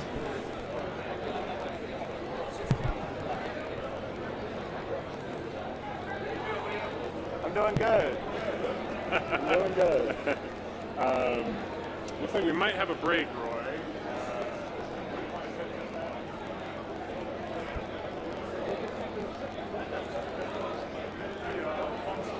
Okay. Good. It's all done. We're going to try to check the IFPs real quick. You guys want to go put on your IFPs and that thing. You want us to keep them on this one? I mean, you're an hour out, up to you. Or we could wait. I guess we could wait. I mean, I was just thinking, like, since there's a little downside. Okay. So, yeah, you guys want to... Oh, Philip? I'll tell him I'm welcome. Yeah, let's do it.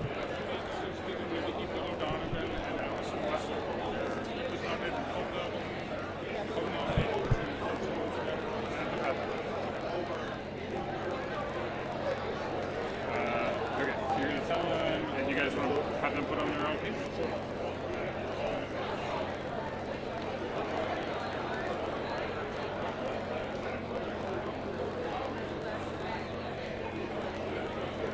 Those are awesome. I love the mics. Great. Great. it was a hard sell as well. She did not think that she came from it. I wish I would take it.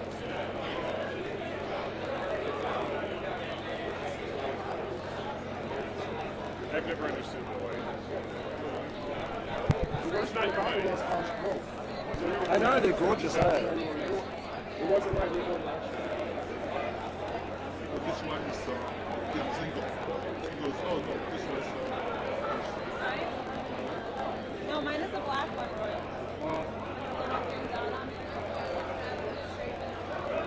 There you go. Feeling it. Back to back to back. Back to back. It's only annoying when it's back to back and someone just walks up and like, How excited are you to be here? sorry. I'll be doing a lot of that in the live show. You know what? When they straight the line, this one become yours. So this is mine? Yes. This is yours. Can I unplug this real quick, guys? So I can Sure. see this. YouTube thing wasn't working. I might have to like kind of like rely on you guys. Because I can't really talk to people. Somebody help me with this. Just hook it on to. What does it mean? But it's working okay. Oh, it needs to be clipped on? Yeah.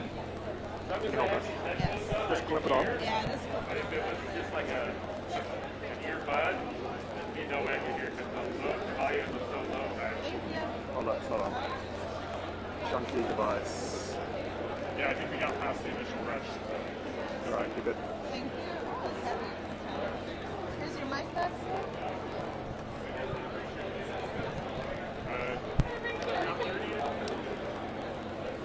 It's 12:30. I forgot about this when I decided to remind her of it.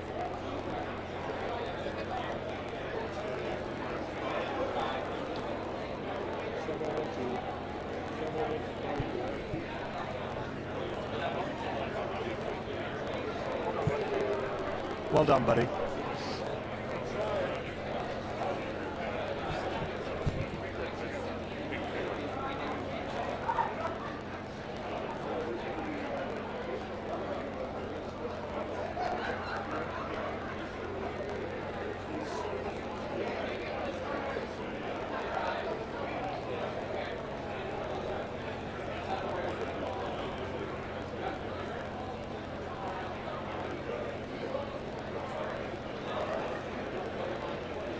Thank you.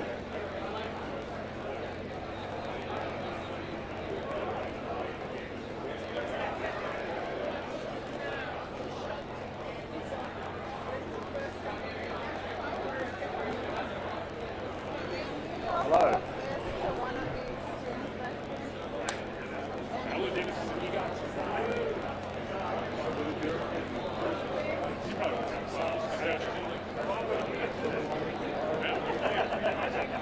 Alright.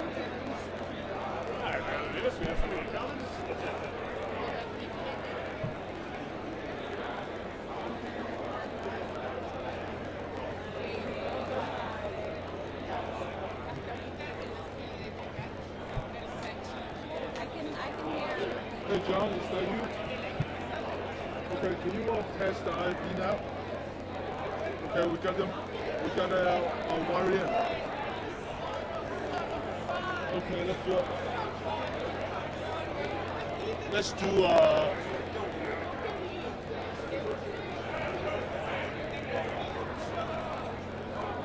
I think the last line is I live. gave you a part earlier, but we have Thank You. They're nominated for Best Roots Album. They're Goa music, West African rooted. They're the first people from the Goa community to win a Grammy in 2020.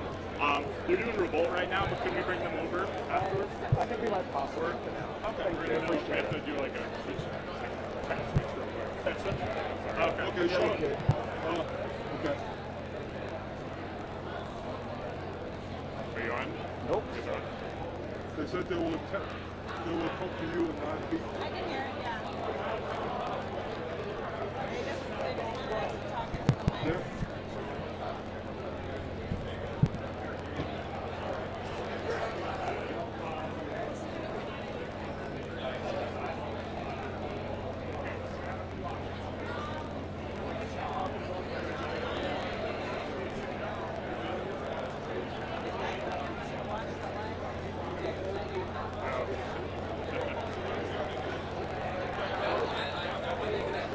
Liam, let's see the mic. Yes. Let's see it. Thank you. Be careful of the wire. Testing, testing, 1, 2, 3, testing, testing. Thank you so much. I was late because I switched seats at the very, very last minute as I was walking out the door. But I'm glad it was a good decision.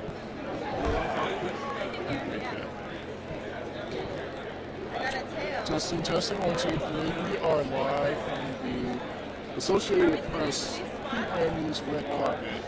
I had the 65th annual Grammy Awards.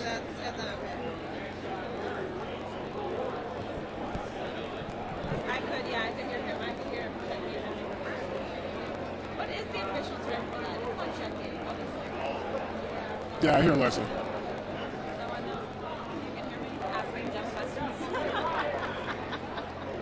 Oh, you have the delay, right? You have the delay? A little bit, yeah. That's going to be a lot of fun.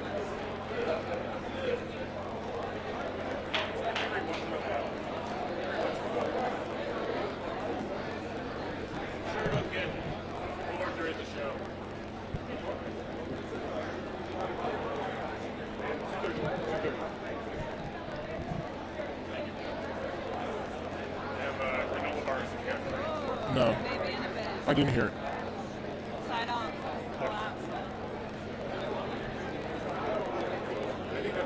Okay, that's awesome. Thank you. Oh, I thought you were saying. Are you guys on? You're checking content. Everybody's been talking about the mic flags. I would say it was a good decision, but yeah. It was an extra $25 well spent.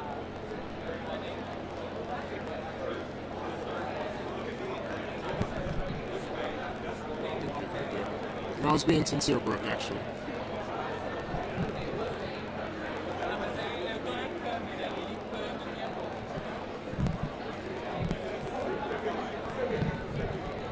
Good morning, good afternoon, good evening, and good night, wherever you are in the world, and welcome to the Associated Press Live Red Carpet Pre-Show ahead of the 65th Annual Grammy Awards. I'm here, John.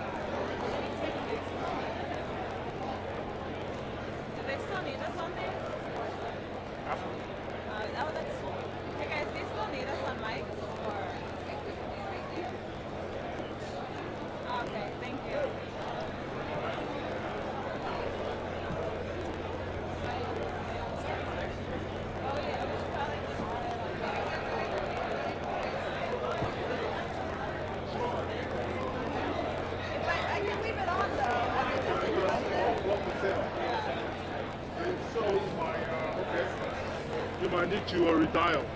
Yeah, it's okay.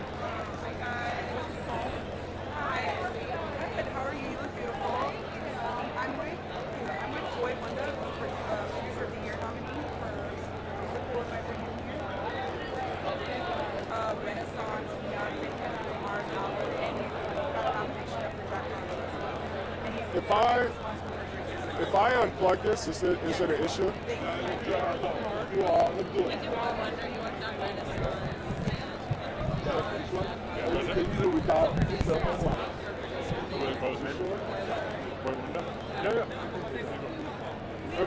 Liam, do you want to take Boy Wonder? Yeah. Oh, okay.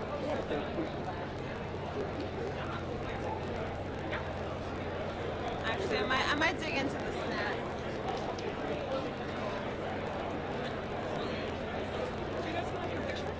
I don't.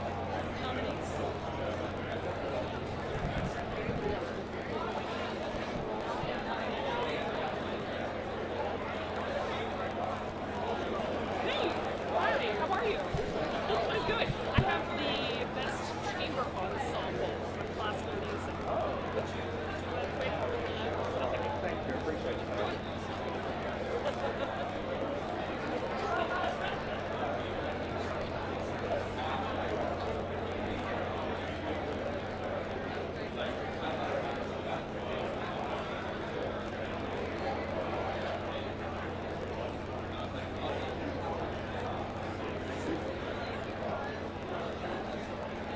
Shout out to the publicists who take a pass on things. We're just like, okay.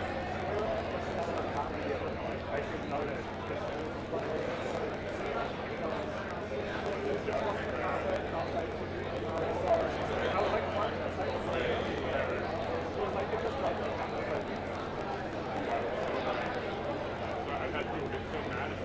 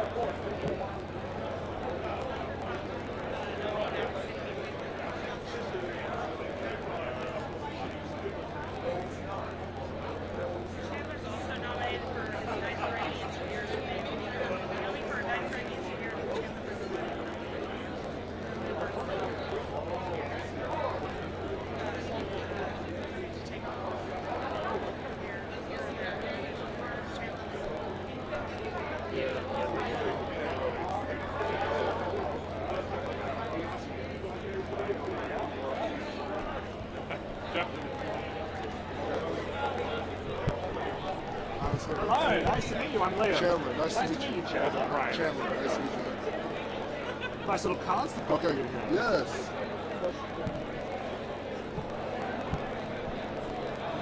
All right, big night, my friend. Yes. Performing tonight, right? Yes, performing with our brother Quavo, tribute to Takeoff. It's an amazing honor for us, really. It's going to be gorgeous, man. Yeah. Is it nice to be? It's kind of bittersweet in a way, right? Yeah, Because on one hand, you're celebrating the musical legacy of, at the same time, mourning a passing. We believe in the Bible that says mourn with those who mourn. So it's been an honor, being a part of rehearsals and being able to spend some time with Quavo and know the life of Takeoff just through what the fruit of his legacy was lived on. Talking about Quavo in the performance. We're talking about the reaction. We were just saying a bittersweet tribute tonight. On one hand, celebrating a legacy, but at the same time, mourning a passing. Yeah, like for us, it's about mourning with those who mourn, and that's what our word tells us to do, and that's what Jesus would do. He would be close to people when they're in grief, and so we just hope to support our brother Quavo. Now, your LP, Kingdom Living One, was the biggest gospel Christian album of the year. Yeah. Is it nice to be, I guess, spreading your word, spreading your faith, and people actually listen? Yeah, I think the cool thing about it is You know, a lot of people live with this mindset that they're more against us than they are for us. And I think through this album, through our tour with Kirk Franklin, the legend, I think I was able to be open and saw the truth that they are more with us than we could ever think they are against us. And it's just been amazing. So yeah. So nice to meet you. Yes, so nice to meet you. Yes, sir. Thank you. Cheers. Daryl Hannah up for Best Music Film with Neil Young. Hannah. Wow. With Neil Young. So this is Neil Young as well. Well, no, Neil Young is not here. Daryl Hannah is here. And just, Good day. Oh. Married. Yeah. Hello. How are you? How are Nice. you? So nice to meet you. Thank you very much. Obviously, big night tonight, nominated for BAFTA. What a phenomenal film. I mean, I find it fascinating that, you were documenting, Neil, as he recorded music. The whole album was composed in a 19th century old bar. What was that like to see him in his creative element? Well, I think that one of the things that's so unique about the film is that it really captured them as they were making music. Like so many times now, people are isolated from each other. The musicians are in separate rooms, or they do it on different days even. And these guys literally just creating it right there on the spot together, live, and of course in this magical environment, which was just so spectacular. So the whole experience was kind of enchanting. Enchantment's a great word for us. How did, being in this old school bar, how do you think it's our barn. It's your barn. Yeah. How do you think it influenced both you as a filmmaker and Neil as an artist? In what ways did that help? I think that it's sort of our comfort zone, for both of us. So, our dogs were there hanging out. He was just with his band, who he's been, brothers with since he was in his 20s. So, for 50 years they've been together. And so it was just kind of a beautiful, kind of magical moment. And it must have been nice for you as well to see Neil in action, you know what I mean? That's a it's hard to capture that because they don't like to be filmed, so you kind of have to sneak in and hide, or if they see you, you're out, So I mean, you did a great job because you ended up here, nominated. It's your second film. I've done a few films, actually, and a lot of videos that I directed, but film with Neil, actually more than that, but I don't usually put my name on it because I'm kind of like low-key. That's amazing. How would you say this film, other than the fact that yes, it's fun, differs from your previous work together? Well, it's a good question, but this is, it's a documentary, but there's something very emotional about it in its simplicity. I tried to use as few edits as possible to show that everything was real. So some songs, almost every song is just one shot, so that you can see that we're not trying to pull any tricks or, kind of do any BS, we just show it for what it really is. It's as authentic as it gets. Yeah, exactly. Well, so nice to meet you. Congratulations. Thanks for coming. Thank you. I love your necklace, by the way. Oh, thank you.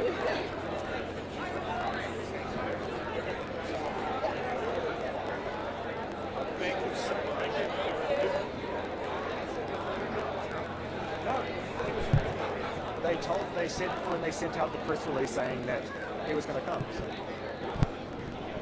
Neil was meant to be with her. Neil was meant to be with her, the publicist. Yeah, they were like, the publicist was like, Neil said up until 2 days ago, maybe yes, maybe no. And then, it was so cool. Yeah. But that's a good representative for a film. If you're going to have a representative. Interesting film, too. So she was documenting making an album in the 19th century. And with him, it's just like audiophile, that's like a big deal, right? Making it sound right. They made it good. Yeah.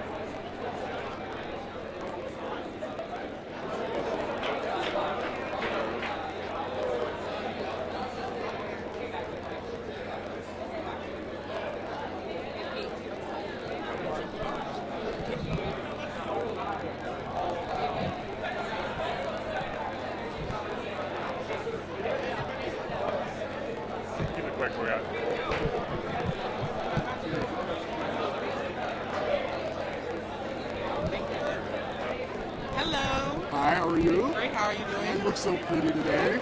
Thank you so much. So, first off, tell me how you chose this music. Well, Zahir Murad, honestly, it chose me.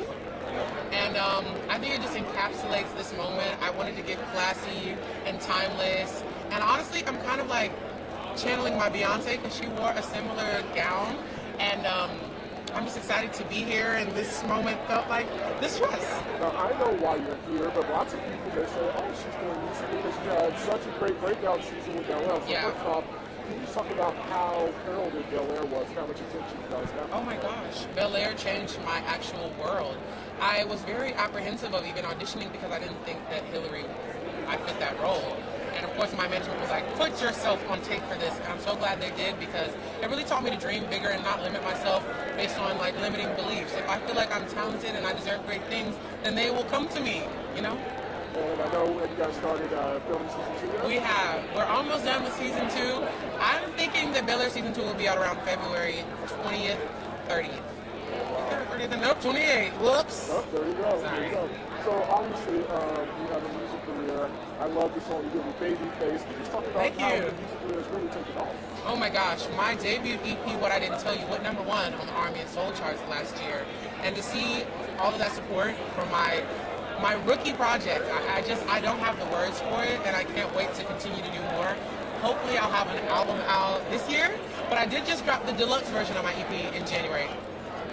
Well, lastly, take us behind the scenes. What's one thing that, someone who's not here would be surprised about as far as the Grammys is concerned? I think about how cold it is up in here because, I always imagine with all the people and all the cameras and all the lights it'd be hot, but I'm actually shuddering.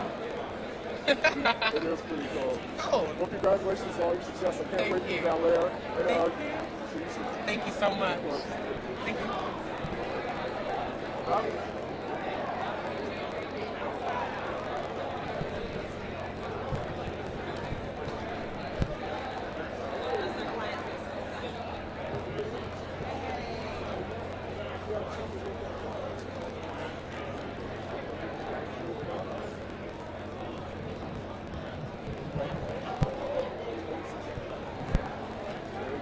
Gus, you guys gonna take a picture? You take a picture of us real quick? Huddle up, huddle up. A bit. Rick's coming, 1 second. Rick's coming, 1 second. Oh my God, Rick's coming.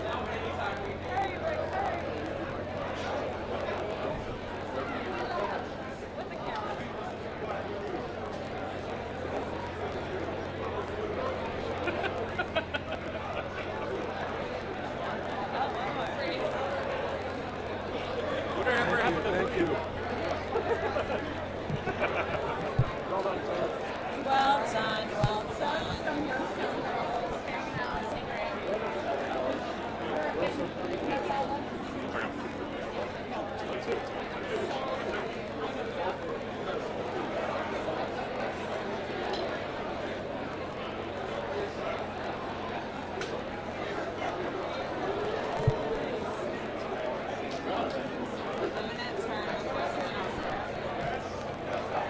There's nowhere to hide. It's just the light every second to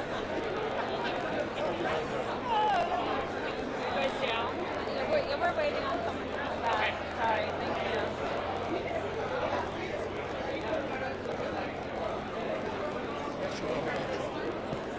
What happened?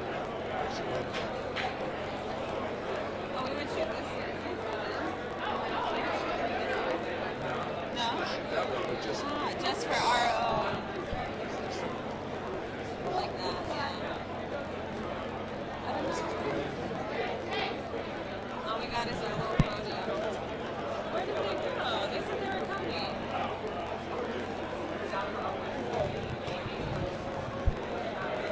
Is she not coming back? Maybe they're not coming back. I mean, it's not a loss. Was that him?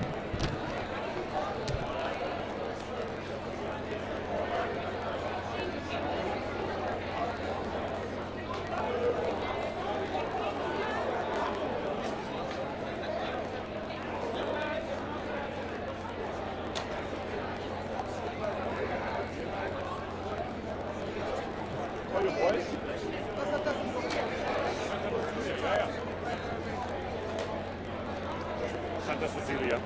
They're right there. You got a second. You got this.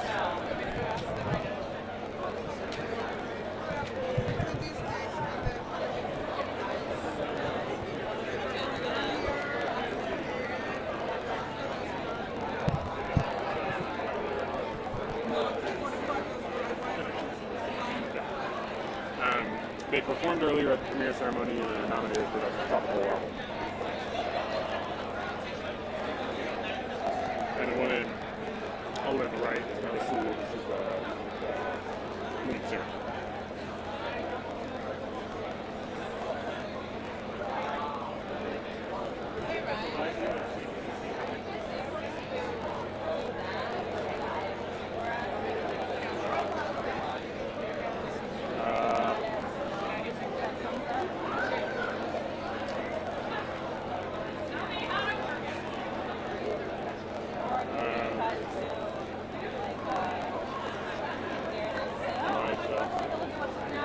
I think right now,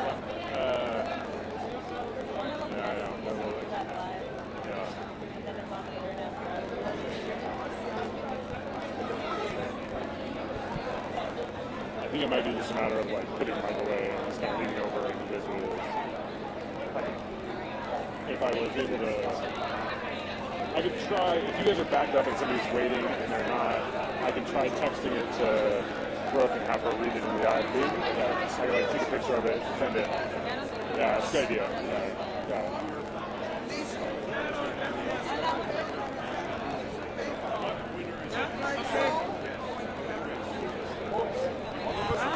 ¿Cómo estás? Bien. I love your gloves, qué bonitas.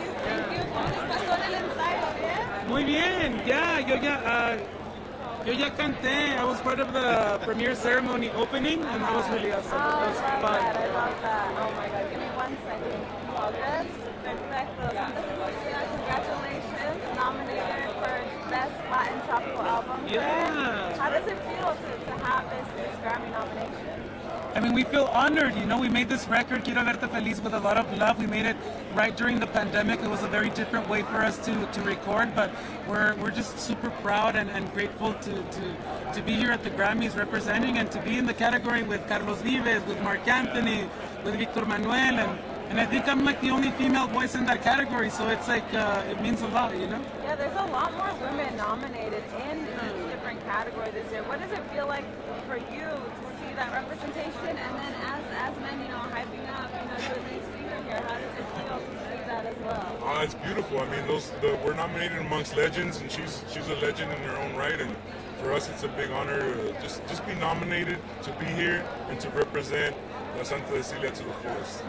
And when creating this album, is this something that you ever would have imagined? What was the heart behind it when you sat down together to work on these melodies and these lyrics?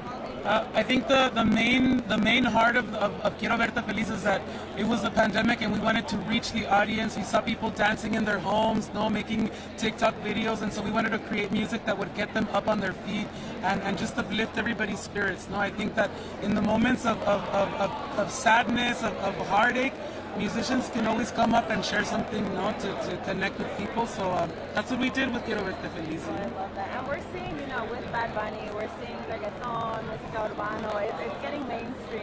It's up in the big 4 categories. Do you see like música tropical kind of essentially going that way with Bad Bunny almost serving as that gateway? I mean, I think, yeah. Latin music is everywhere, and you can hear it everywhere, and reggaeton es una parte de la música tropical también, so to see that it connects people and that there's just a bigger audience singing in Spanish and Espanol is like a beautiful thing. I think it's a thing to celebrate, Especially like bilingual too, like Spanish and English, to be able to have that in a song or a record is beautiful, so we praise that. I love that. Well, thank you all so much. Thank it was an honor. Congratulations on the performance, and good luck in the rest. Thank you so much.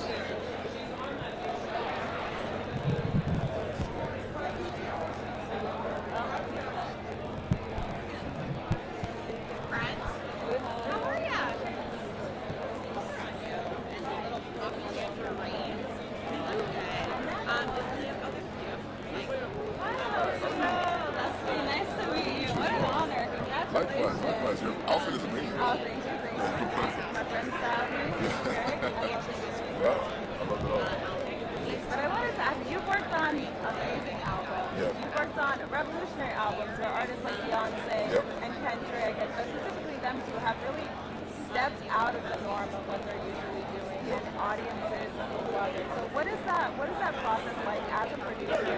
You know, like, hey, we're going to take things a little bit different. Let me know what you think about this melody, what you think about this arrangement. That process as a producer is always easy for me because I'm more like the type of guy that wants to make everybody happy and make everybody leave with the product that they wanted. Like, I gotta be happy, the artist gotta be happy. So, you know, I like figuring it out instead of like trying to dictate or be dictated, and it's usually how it always goes. And specifically with Kendrick, does it come instrumental arrangement first, and then lyrics, or lyrics, and then you and other producers work around that? It can come in all sorts of different ways, you know, like, there's never like one specific way of working with him, but, you know, one thing I will say is always like free and open to work with him, and he's just a pleasure to be around, a pleasure to work with, and just a great guy for me. And how does it feel to see this nomination with Renaissance and to see all the love that the album has gotten? No, I'm a Beyonce fan. I might as well be in the Beehive, so, you know, to be a part of it and to see her get nominated, and she's a great person, it's just love, man. And I'm just happy to be here, and you know, just basking in the energy. And I know a lot of people ask artists, like, oh, who is your inspiration? Who do you look to in order to, you know, work, create these albums? But I wanted to ask you, like, who are some inspirations you look to when looking for samples to A couple of huge inspirations I have are Timbaland, Dr. Dre, Pharrell, Swiss Beats. Those are guys that I grew up on and, like, you know, tried to model myself, my sound, just the way I live my life. After guys like this, I really look up to those guys. So, you know, I want to have a career like they did, and, you know, I'm just striving towards it and working as hard as they did. I love that. We have a lot of young producers who are creating in their bedrooms who are now young. We had Lil Nas X, who took a beat from a producer and then essentially blew up. What advice do you have for these young producers who are in their rooms making beats, hoping to eventually work with big artists like the ones you work with? The advice I have for new producers is just be yourself, be open to new ideas, be open to new music, different genres, and also just don't be afraid to get out there. I was a shy kid growing up, and, you know, it was nerve-wracking for me to go out and go to like events and like try to talk to artists or try to like connect with anybody. So, you know, I would just tell them to just be out there and take risks, take a chance, and just be open. Thank you so much. No problem. Thank you. Appreciate you so much. Good luck, of course.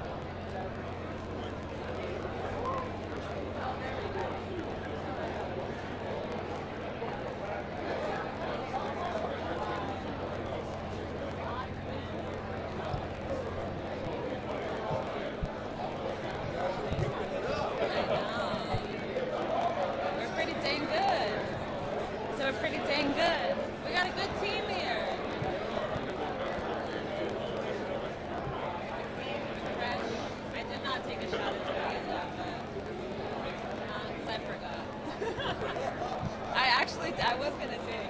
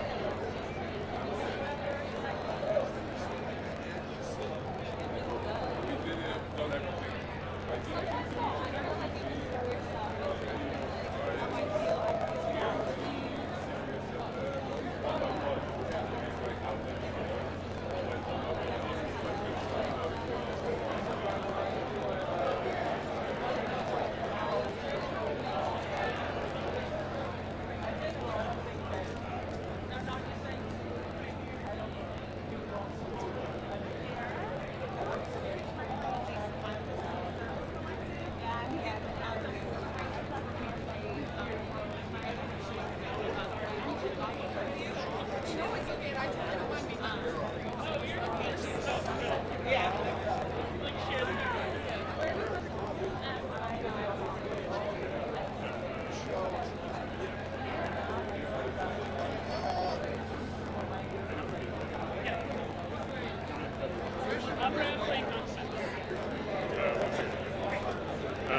you know Devontae Hines, like Blood Orange? Actually, Gary probably knows him. Do you know Devontae Hines, Blood Orange guy? No? Okay.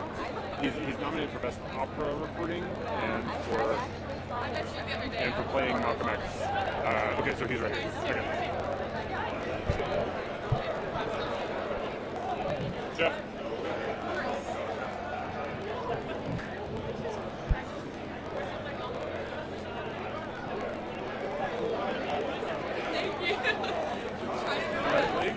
Hello, good to see you. Nice to meet you. Honestly.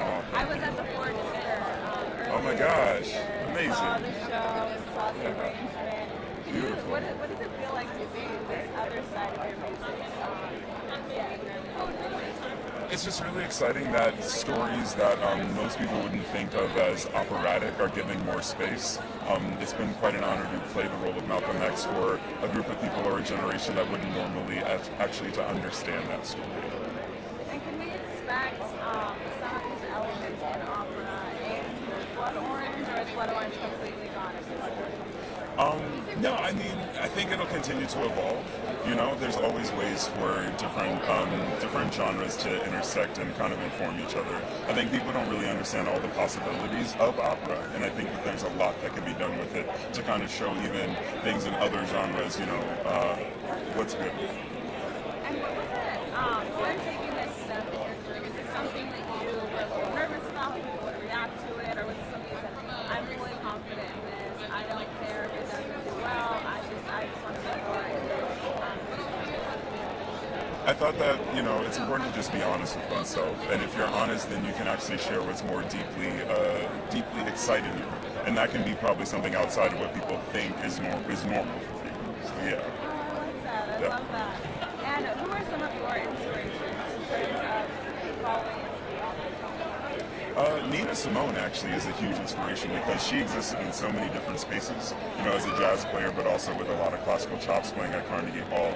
So just somebody who I see as a black innovator who is able to move in a lot of ways and bring things together. I love that. That is very true about Nina Simone. Thank you so much. Thank It's you. an honor to chat with you. Totally. Have a good day. Thank you. Thank you.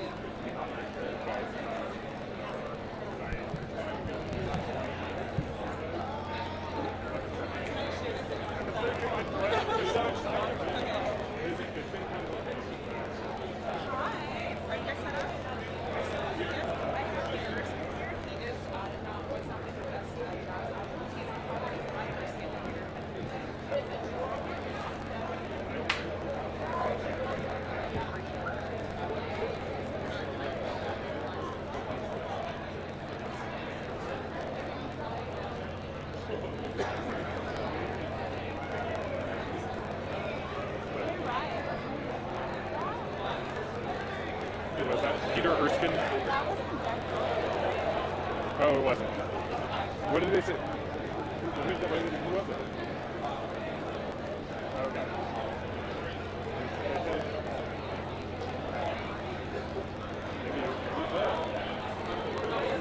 Okay. All right. Oh, do we have to? Okay. Sorry. Actually, no.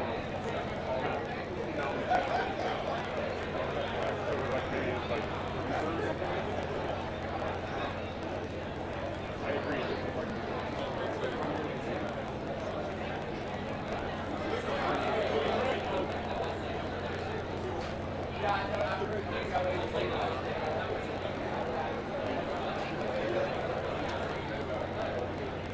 We're not live.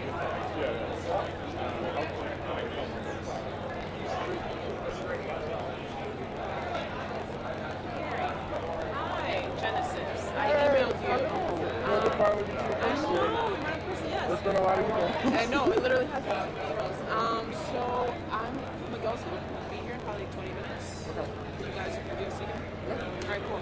I would like if we could just focus on like his song going viral on TikTok, sure thing.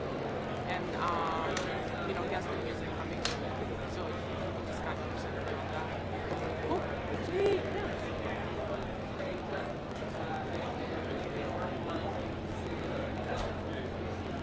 Big Miguel. I think it should be bigger, way bigger than that. I think so too. We talked about that.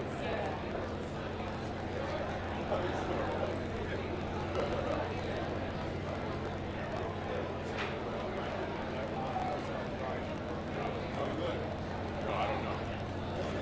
Probably left for one. Yeah, that's what he said.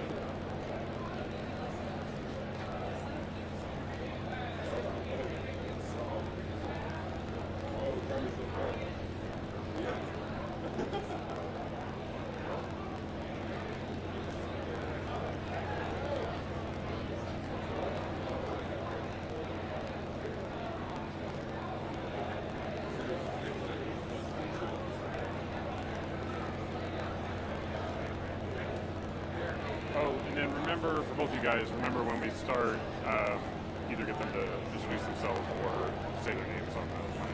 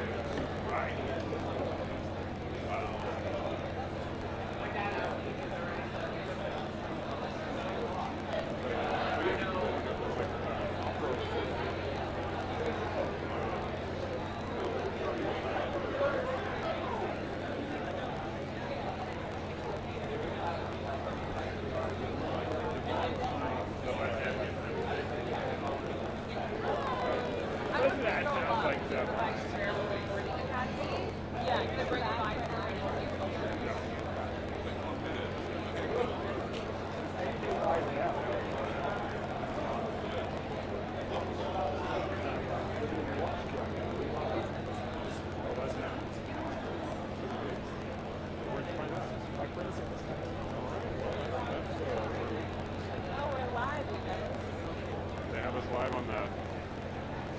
If one moves out of the shot.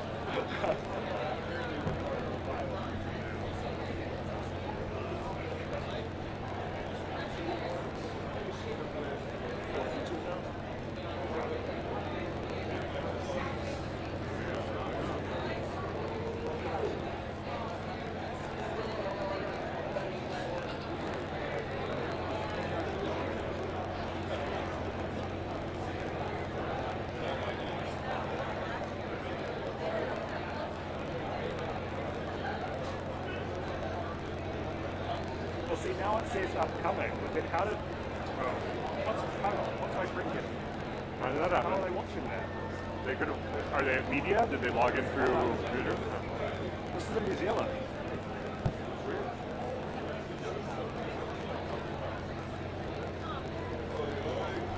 I'm in the shot. No. I'm in the shot. Nice, he's on the shot.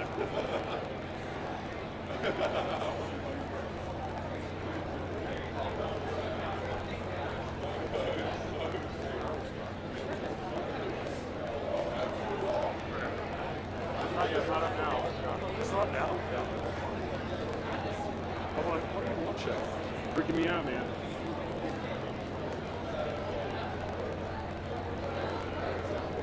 He was watching me eat my protein bar.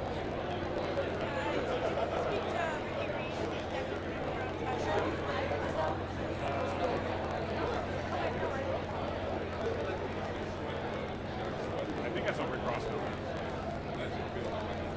No.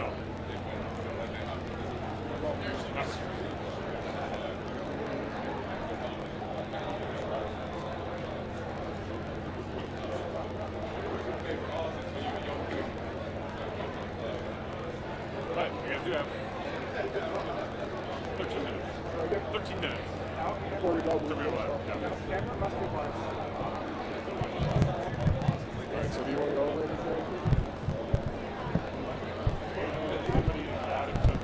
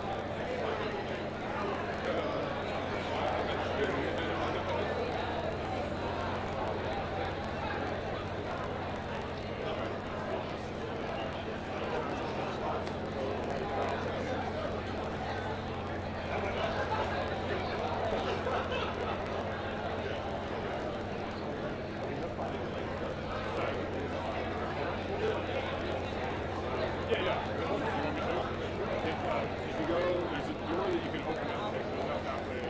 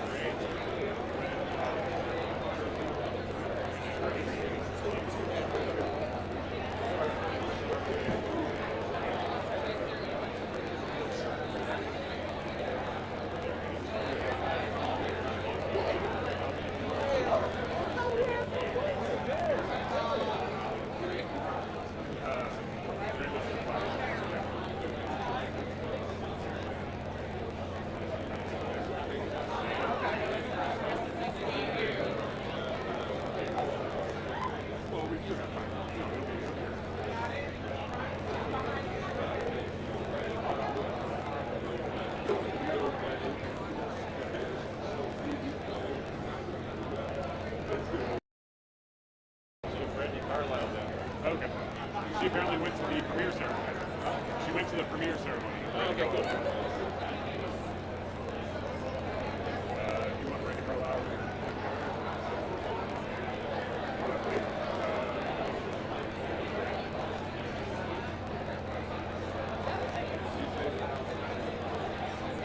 Yeah, if it is the case that we need to kind of like do the live introduction and like jump right into an interview, we do. And then we kind of come back and like reestablish.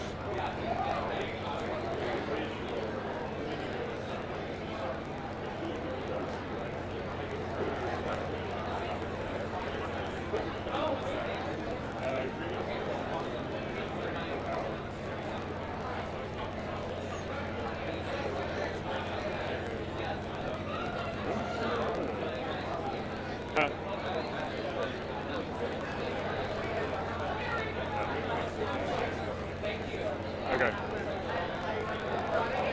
No, I just said don't use it. It's all good. It's all good. It's okay. It's okay. It's okay. Don't obsess. It's fine. Move on. It's fine. No, you gotta move on. It was my fault. It was my fault.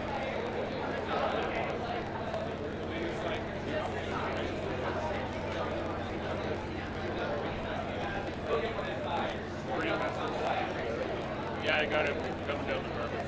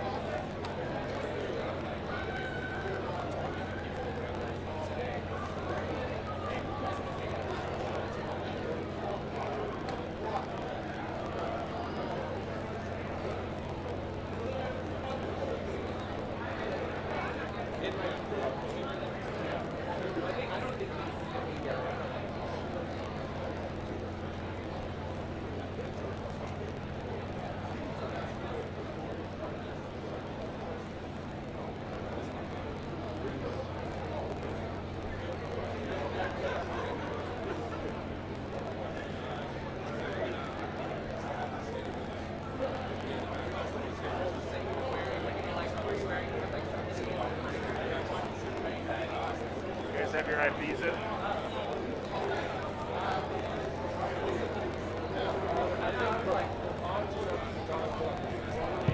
Pick up the mic. Yeah, if we need, you guys should get IPs going. You need what, Wendy? Okay. You need to talk in the mic? Well, I think we need to talk.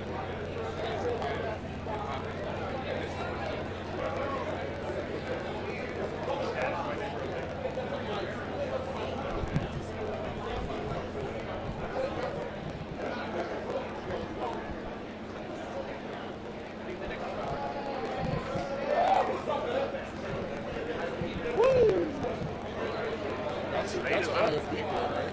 That's your IFB.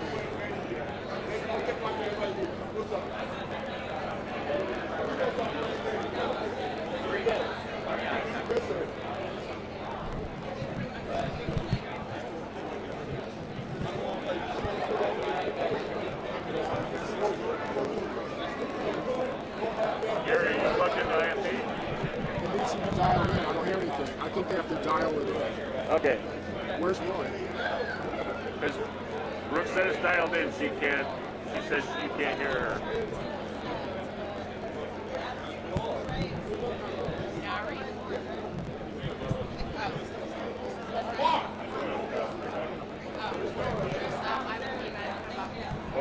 Hold the top and I'll push it in. There you go. Yeah, get in there, Roy. Yeah, I can hear you. Okay, good. You said you wanted Ryan or Royal? Hey, good luck, everyone. Have a great show. I don't hear you.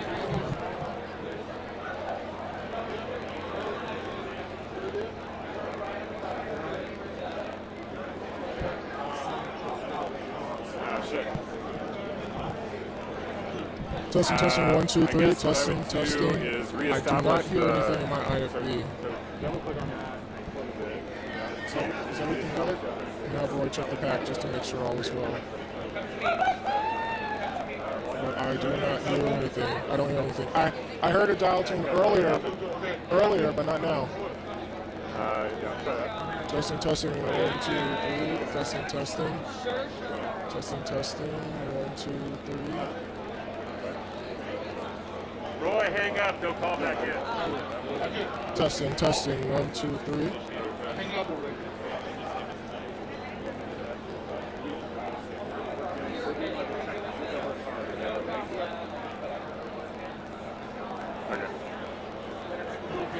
Yeah, I can hear the dial. It's very loud. Did it call? Did it call? What? Did it call? Did they call? Nobody called. Yeah. You need to call the number to call in. And then write to the He's calling it now. Yeah. They call? You called?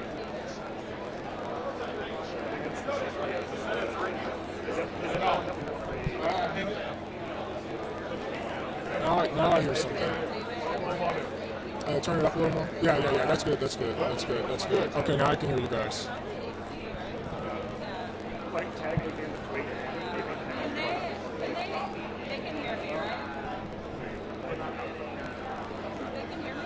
We can hear you. Good. Okay, quick question. Do you want us to, when we're tossing to any socials, do you want us to toss to AP Entertainment? Or just AP?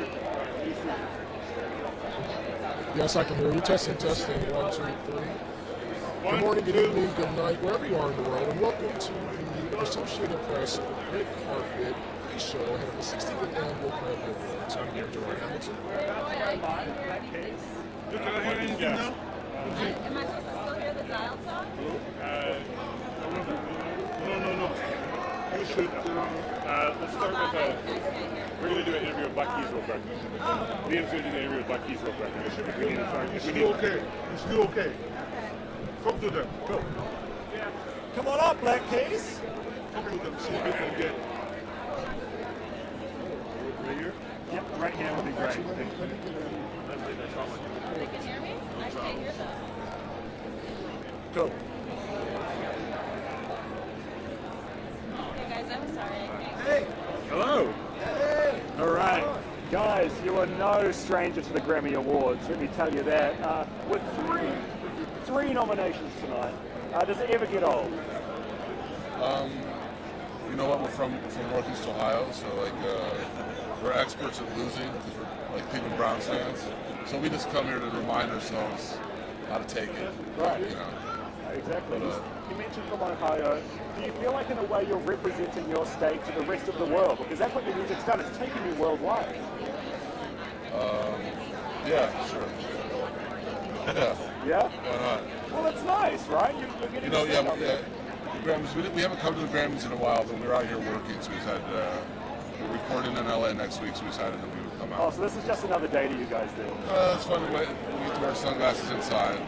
Yeah, exactly. That feels right. The Grammys is one of those places that you can just chuck your sunnies on and no one thinks twice. Dan's a singer of a rock band, so he needs to pass every day. Right, exactly. Hey guys, thank you so much. Have Thanks so fun much. tonight and go enjoy yourselves. All right, thank you. Cheers.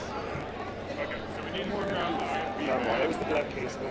We're just working on it, and they're going to stay on the slate for now. Cool. Hello, talking into the mic. We're here at the Grammys.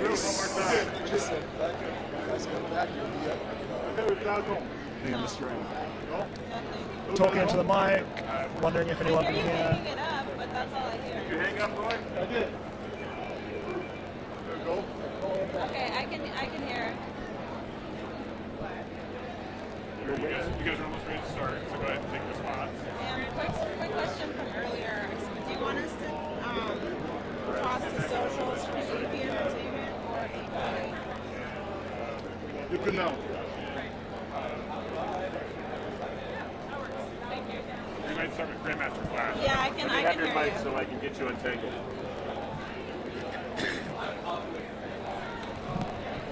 Okay.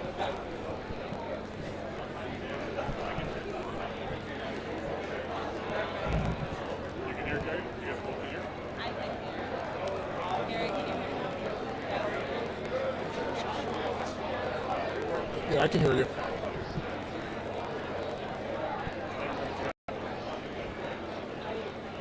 Are you getting a lot of feedback?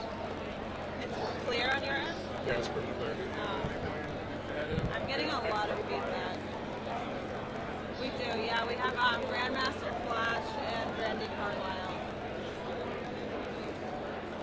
So we're gonna dance. yeah. So we're gonna just do the intros and then jump into that, and then we'll answer after those two interviews. Where your spot is. Where your spot is. Where your mark is. Yeah. Go to your mark. There you go.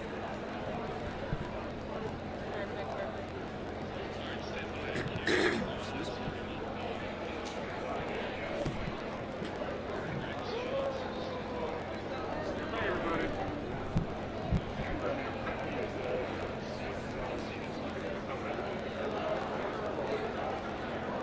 What time does the actual show start again? Not our show, but the Grammys. 10 p.m. Eastern? Thank you. I'm a happy granddad. I say that.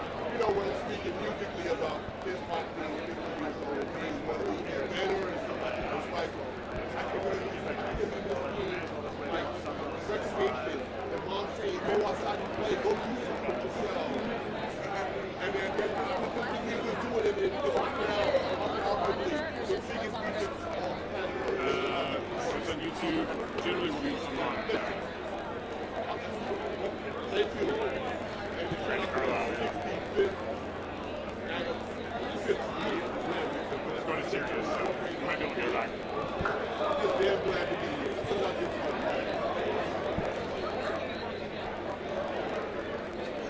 Well, Westlaw fall down.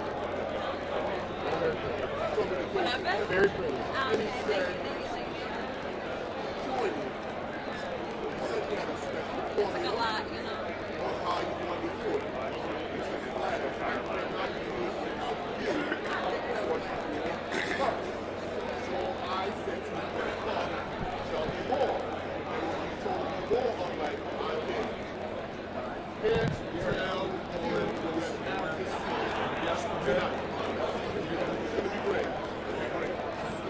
He stands there, I stand there. Are we following these words?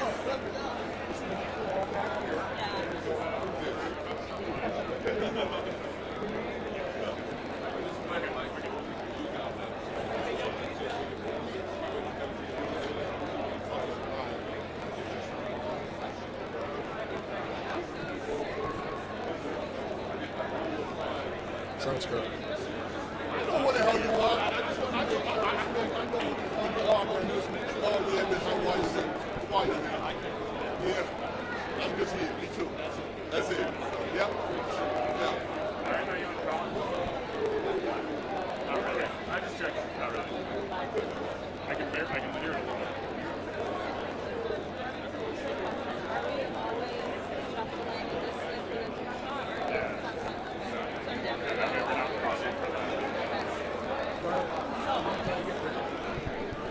She has to go in. I said no. No Brandy. Start with her as a class. That's fine. We're just waiting for the cue.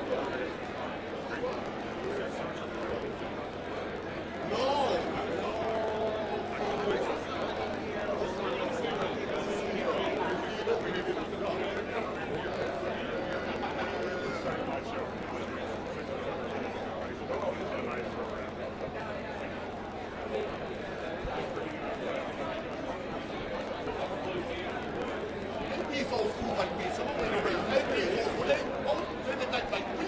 understand each other. I'm a that person super brand. Old school. Yeah.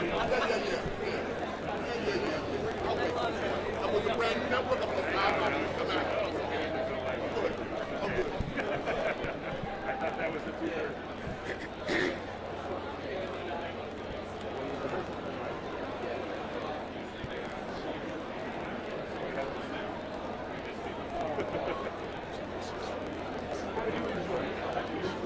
So we're gonna break out in Beyonce's puppet later during the tour. I'll look stupid. It'll be great. It'll be great.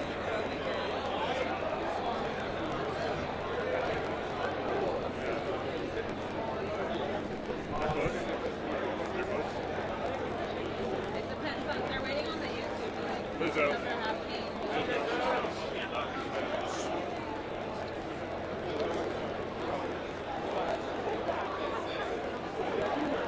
I know. That wasn't my closet. That was like, damn.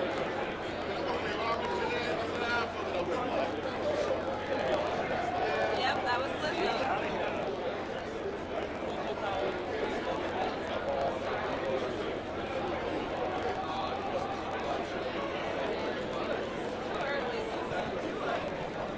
She may come back. Probably. By the time they get here, they already took their No.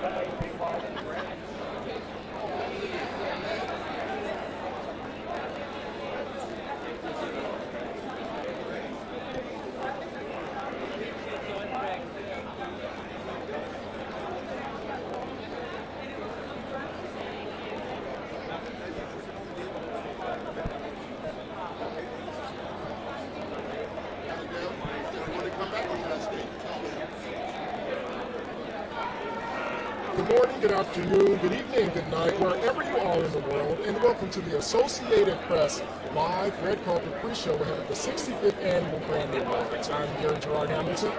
And I'm Leslie Humphries, and we have an amazing show for you today here on AQUÍ. Thank you so much for joining us. I mean, we got Gary already, you got me here, already a good show. But on top of seeing just our beautiful faces, you're also going to see some great interviews with some of our favorite artists, some music legends, some icons. We're going to see them as they walk down. You know, we just saw a few great outfits that were working their way down the carpet, and so I can't wait for you to see more of the fashion here at the Grammys red carpet. We can't wait to talk to you. But before we continue telling them about what they're going to see, why don't we hop into an interview real quick, Gary? Well, when you talk about legends, we have a legend, a literal legend right here. Can we look you up? Feeling that color there. That color's kind of hot, son. I like that. Now, obviously, if you're a hip hop fan, we know who you are, but just because we are airing to the whole wide world, can you introduce yourself? First DJ to make the turntables an instrument and one of the architects and builder of hip hop culture. Some people call me Flash, most call me Grandmaster. Grandmaster, that's how I know you. How are you, man? You're looking very, very snazzy. You're ready. I'm like a happy granddad. Like, you know, it's been 50 years. Hip hop is 50 years, and I can remember y'all when this was like just recreation, going to the park, taking out makeshift sound systems in the supermarket carts, going to the nearest park, plugging in, and just doing block parties. And here we are now. Shout out to Kuhurk, after the Bambada. Here we are, 50 years later, and it's unarguably the biggest music on planet Earth. A lot of times, and I have to humble myself here, when you're an inventor of something, sometimes it don't work. The world says, When I was coming up with the turntable technique, it wasn't when someone's like, how's he doing that? Crack of daylight, like Steph Curry, with just needing just a crack to make that shot. That bit of belief was just enough to help start this 50 years later. And I'm here at the 65th Grammys. Guys, man, I'm humbled. Let's be clear. Let's be clear. When we see DJs scratching and mixing, there would not be that if it weren't for you. Just so everybody knows. Thank you very much. And it's like, what I did was, you know, people ask us, why does this thing last so long? It's because the selection of records that we use and the drum breakdown part of these records were some of the greatest drummers in the world. So when I was taking a 10-second piece of a drummer, I would use duplicate copies and I would repeat that part and take 10 seconds, like cut and pasting, and make it at 10 minutes. So that when a rapper spoke, they were sitting on top, they were rapping on top of some of the greatest drummers in the world. It could have been a pop drummer, rock, jazz, blues, funk, disco, R&B, alternative. That's what my thinking was. Great music doesn't have nothing to do with color or genre. Dope music is just dope music. And that's how I came up with the formula. So today rappers had a beat to speak on, today they sample. But it's all the same formula. It's called the quick mix theory. Here we are, 50 years later, it's like damn, I'm just crazy happy to be here. I'm speechless. Speechless to talk to you. And how does it feel to see this evolution of hip hop and rap over time to where we are now? Some of these artists that are nominated, you know, they've come a long way. They've learned from legends like yourself and like others who've worked with you. I'll use a perfect example. I watched this particular individual sign to a tiny label, to graduate to a larger label, to be president of the label, to make his own label, and to make his own musical island. I'm talking about Sean Carter, Jay-Z. I watched him do this from zero. So people like that, and if I had anything to do with it, it makes me feel wonderful. And then also today, I seen some of my friends at rehearsal, Busta, Nelly, LL, Chuck D, Mel, Score. Some of these people I haven't seen in a long time. So I'm stuck. I'm just here to rehearsal. Shout out to Questlove for inviting all us and bringing us all together, because he came up with this formula where we can all do our thing with him. And I'm not telling you how it's going to be done. You got to see it tonight. It's just, I'm humbled. Thank God. God is wonderful. In my rehearsal, you're talking about the hip-hop tribute. I know that's one thing that Leslie and I are really looking I'm acting dumb right now. But it's going to be absolutely wonderful. Questlove came up with a formula. How we can all get a moment. That's all I'm going to say. It's going to be super incredible. Yeah, shout out to Questlove. Yeah. Well, it's a pleasure. It's rare that we get to meet a true icon and living legend, so thank you so much for stopping by. Thank you. And AP's old school like me. I'm glad, man. I'm glad. We here. Yay, old school. Thank you so much. Thank you. Oh my God, he is Amazing. That honestly got me even more excited for that tribute that's going to be happening Super tonight. excited. I mean, it's going to be, I saw Questlove on that list, Queen Latifah. I was like, oh my God, all the favorites are coming out tonight. And just think there was one point in Grammy's history where they wouldn't even televise the rap category. So we go from that all the way to having a tribute for the 50th anniversary. So, you know, as they say, who thought hip-hop would take it this far? Now we're here. I mean, look at it now. It's always, and that's continuing to happen with all of these artists. I mean, we have artists like Lizzo who are here walking down the carpet, rocking in the orange, doing her best thing. She is always, I'm always excited to see what Lizzo is going to wear. I mean, when she was walking through this red carpet, it was almost like the Red Seas had parted because everybody on the carpet turned around to stop and look at her. And I think I saw literally like 7 or 8 people holding up her outfit as she walked by. So, you know, Lizzo's always going to bring it with the fashion. Always. I'd like to get on her level one day and have a whole entourage of people as I walk down the carpet. But we also have some amazing looks. You know, some people are keeping it simple, some people are jazzing it up. But Gary, I wanted to ask you, as we continue to go into this show, as we continue to see people down the carpet, we had an amazing year of music. What were some of your top 3 albums of 2022? Well, can I ask you this? Because you're talking about everybody else's fashion. I mean, look at you. You look stunning. Like, when I came in here, I'm like, okay, is she a presenter? What's going on? I mean, I am. Thank you. Okay, we'll get to your albums in a bit. But thank you. I mean, look at you. Look at the purple, the blue, the color coordination, color blocking. Okay, we're talking about quick mix theory, color block theory right here. So how did you choose your outfit? I'm curious. I actually had a friend of mine. Her name is Deidre. She styled me completely, and then I was styled by an entire Latinx team. So I'm always, you know, putting my people on. So it was really exciting to bring my friends in. I believe in working horizontally, not vertically. You know, you got to bring your friends in, and as you get more notoriety, you bring your friends up as well. But they're actually a lot cooler than me, so I'm excited that I'm happy that they got to work with me. No, let me correct myself. I'm thankful that they were open to working with me. And you know, we have some more interviews coming up today going on. Gary, why don't you tell us who we're going to talk to next? We have our next interview right now. All right. I'll let you take that.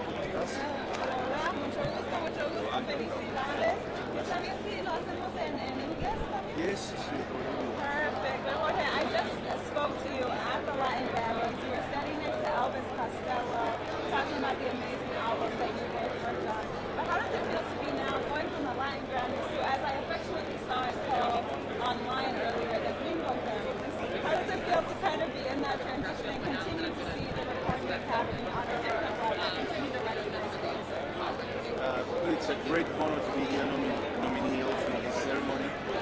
Everything is bigger here, and the difference is in the Latin Grammys I know everybody, and I admire and know people at the same time. And here there's a lot of people that I admire, but I don't personally know. So it's a challenge, and it's beautiful to be here.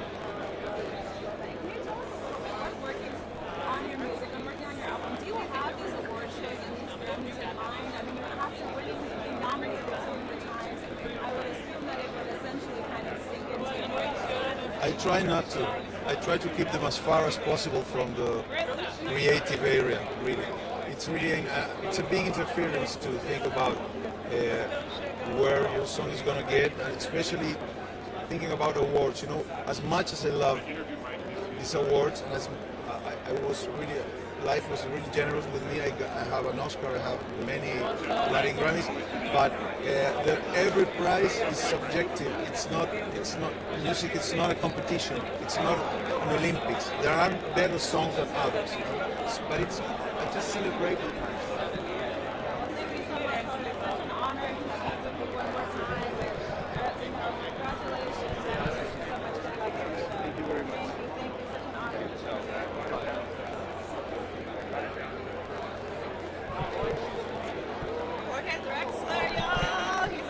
That was awesome. He's so great. I got to speak with him at the Latin Grammys. He was, like I said earlier, he was standing next to Elvis Costello talking about their collaboration together. And one of the things that Elvis Costello had told me, and I'm probably going to butcher it a little bit, is that, you know, they spoke about how Latinx music and English-speaking music is kind of combining together. But, you know, I mean, I can talk a little bit more about that later, but we also have, coming up soon, we have Brandy Carlisle that we'll be speaking with. You can see her, or hopefully be speaking with, you can see her right here on the screen, rocking a black blazer with some bejeweled sleeves. That's a good idea. Okay. I love sparkles. I love sequins. Everybody looks really nice, and I think that's one of the things you can't really see. Like on TV, it looks like the Grammys are this, you know, because of the way they brought the camera, it's kind of like a small carpet. Like, this looks like it's longer than a football field. And people are walking back and forth. Stars are talking, they're hugging. You can tell a lot of them haven't seen each other, especially since there was the pandemic. So I think that's one cool thing that you really can't see at home. It's like all the camaraderie. Everybody's happy to see each other. Yeah, it's a huge reunion for everyone. It's a huge fashion event. It's really exciting to see. I wonder how many collaborations come out of individuals meeting each other on these red carpets, at the award shows, at the after parties. I can only imagine that this is only preparing for next year's award show with new albums, new collaborations coming out soon. No, I agree. When I covered the Black Music Collective, that's what a lot of the artists were saying, that finally, you know, it's not Zoom anymore, it's not emails or text messages, it's people who are in person. Finally, they can say, hey, what happened to that track that I didn't get? What happened to that beat? Let's do it. And so, yeah, I think you're right. A lot of collaborations come out of, you know, the Grammys because they're finally all together in one place. No, that's very, very true. And, you know, it's very exciting. Oh, I love her look. I love this fluffy pink with the leather. I was actually thinking about something like that today. Were you really? I thought about it. Bringing out some leather vibes. I thought about it. You could have mixed it into this. little leather, you know, handkerchief here. Maybe next time. Maybe next time. Maybe. Oh, that would be so great. I'm thinking maybe I should have done the leather too. But I can't get over. We see Brandy Carlisle over in the corner. And really hoping that we get to chat with her. She's got a lot of nominations coming up.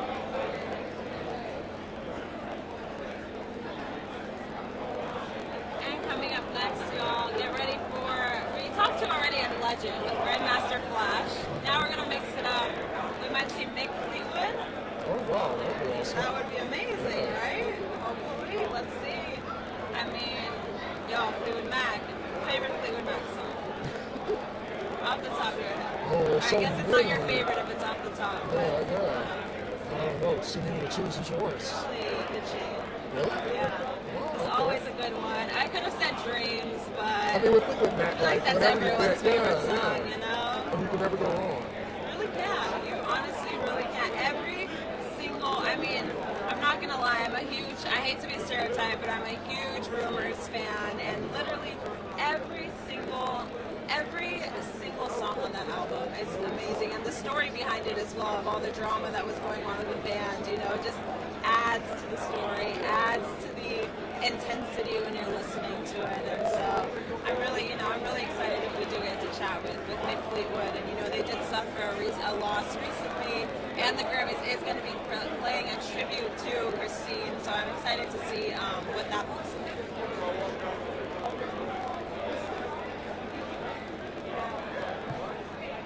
Now we're going to go to our fashion cam.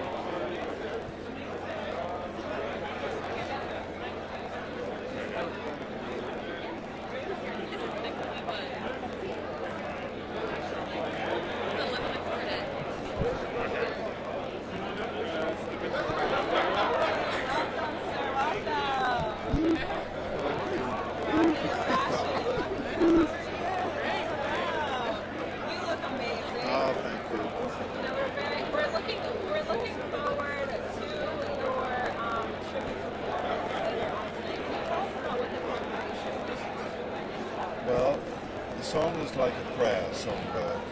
Christine would invariably do it alone on piano. Cheryl Crow and Bonnie Raitt was the songbirds of the evening, and the delivery is beautiful. It's very much like a prayer if you stop to think about it. And having it translate with them singing together is beautiful. I'm just doing something very simple, mainly just standing here.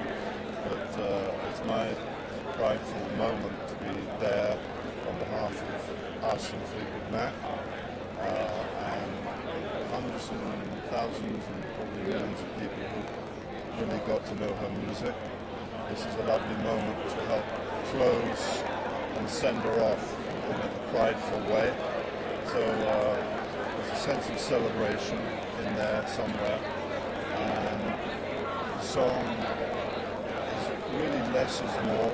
Christine was an incredibly soulful human being and actually wrote the song in 10 minutes. And she would say, Mick, I never knew where it came from. And wherever it came from, I think is where she is now. Which is a special, lovely moment for her and me to connect. And having Cheryl and Bonnie deliver this song is that's what's ahead an hour or so from now. So I will cherish it.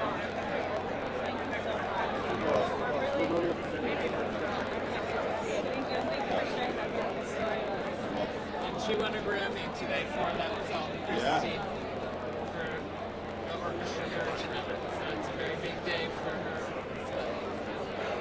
Thank you so much for sharing your time with us. We know that you guys have a lot of interviews, and so we definitely appreciate you guys taking the time to talk with us.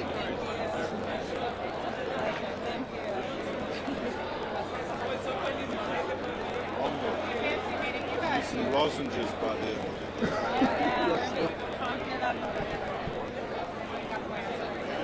And now we welcome another legend. Can we help you out? Are you okay? Oh, nice to see you. You're so stunning. Next March, the spot. Oh my God. I just can't get over it. I mean, people looking so. That's the fun part of the Grammys, you know. The music part's great, but checking out everybody's clothes. I mean, can you tell us a little bit about your fashion today? Yes, I had a friend, a stylist, find this wonderful Adam Lippis jacket for me last year when I got the Lifetime Achievement Award, and I said, I'm saving this one for this year, so I'm glad. Because I didn't have to go shopping. I love it.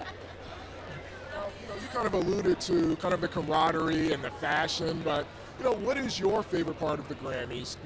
We know that you've been to quite a few of them. Yeah, my favorite part are the performances. I mean, like John Batiste last year just knocked the room out, and I heard Lizzo at rehearsal today, and I just went, girl, you just sing that full voice at 10 o'clock in the morning, get out of here. So the hellos backstage to people you don't know that turn out to be fans, and I can tell them how much I love their music, that's my favorite part. And then, the honors themselves and people's speeches and people getting played off with the music, the whole thing. I wish we could do parties again, but we can't because of COVID, so. Obviously you are a living legend, and when we look at some of the biggest categories this year, country was shut out of, I think like the 4 biggest categories. Is that alarming? Is it worrying? Or is this just kind of like a blip this year?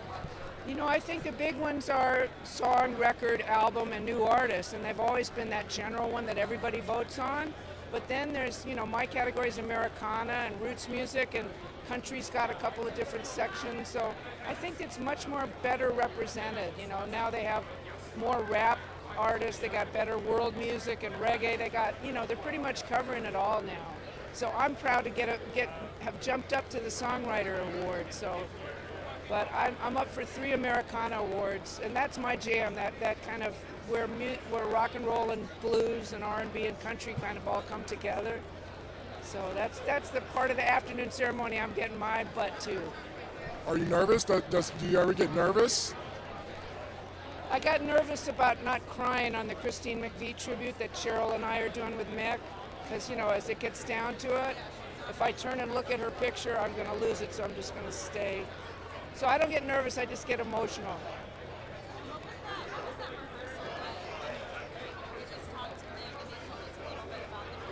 Yeah. Well, because we had never worked the song up before, rehearsing in front of like 50 people with the cameras on was kind of hairy. But, we both loved the song, and we loved Christine, and Mick being there meant so much to us. So it was an honor to be able to pay tribute to her, and we were all sad to lose her. And, the in memoriam segment because we're all getting on in years, there's many more of my peers going. So it's very, it'll be a challenge to keep it together. I got waterproof eye makeup on, you know. Well, we're definitely looking forward to it. Good luck today. It's such an honor to talk to a living legend. We appreciate you stopping by. Oh, thank you for bringing it. Good questions too. Thank you for. Thank you. We're live. We're live. We're live. We are live at the Grammys. Hi, how are you? You look so pretty today. Thank you. So first off, how did you choose your outfit? Oh gosh, I'll tell you what, I have had the most fun because I go from being like mom raising two boys to all of a sudden having somebody load in all these incredible clothes into my living room and just going. So it was fun. Wearing a lot of Alexander McQueen and just cool, edgy, fun rock and roll stuff. All week rocking outfits. You had the pants on with the gray top and the flowy train. Earlier this week, I loved that outfit completely. But we're also going to see you perform tonight. Can you tell us a little bit about that performance? I'm part of the In Memoriam, and Bonnie Raitt and Mick Fleetwood, and I'll be honoring the late great Christine McVie. For me, I was so and still am so heavily influenced by Fleetwood Mac and Stevie's writing and Christine's writing, and so it actually feels like an honor to get to honor Christine, especially with Mick Fleetwood, who knew her so well, and with Bonnie, who I absolutely love and adore. So it'll be very special. What does it mean when you get that call or text saying, hey, you are the person or one of the people that, we want to help honor, our loved one? Like, what's that like? It's, for me, it feels very sacred, obviously, and it's very, I don't know, it literally feels like an honor to get to go up there and sing, particularly that song, the song Songbird, because it's already so much like a hymn.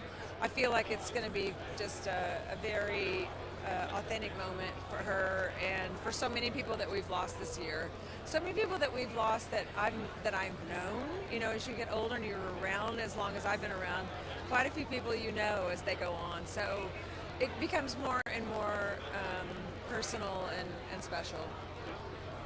Well, lastly, what are you looking forward to? Who do you want to see today? What's your favorite part? First, let me just say I got to see Lizzo at rehearsal, and mind blown, if you can hashtag that.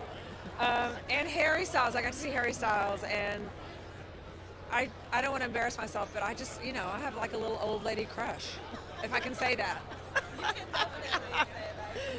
My kids are going to say I'm totally cringy, but that was fun to watch him too. He's great. Yeah. Thank you so much for your time, and we're looking forward to the performance. Thank you so much.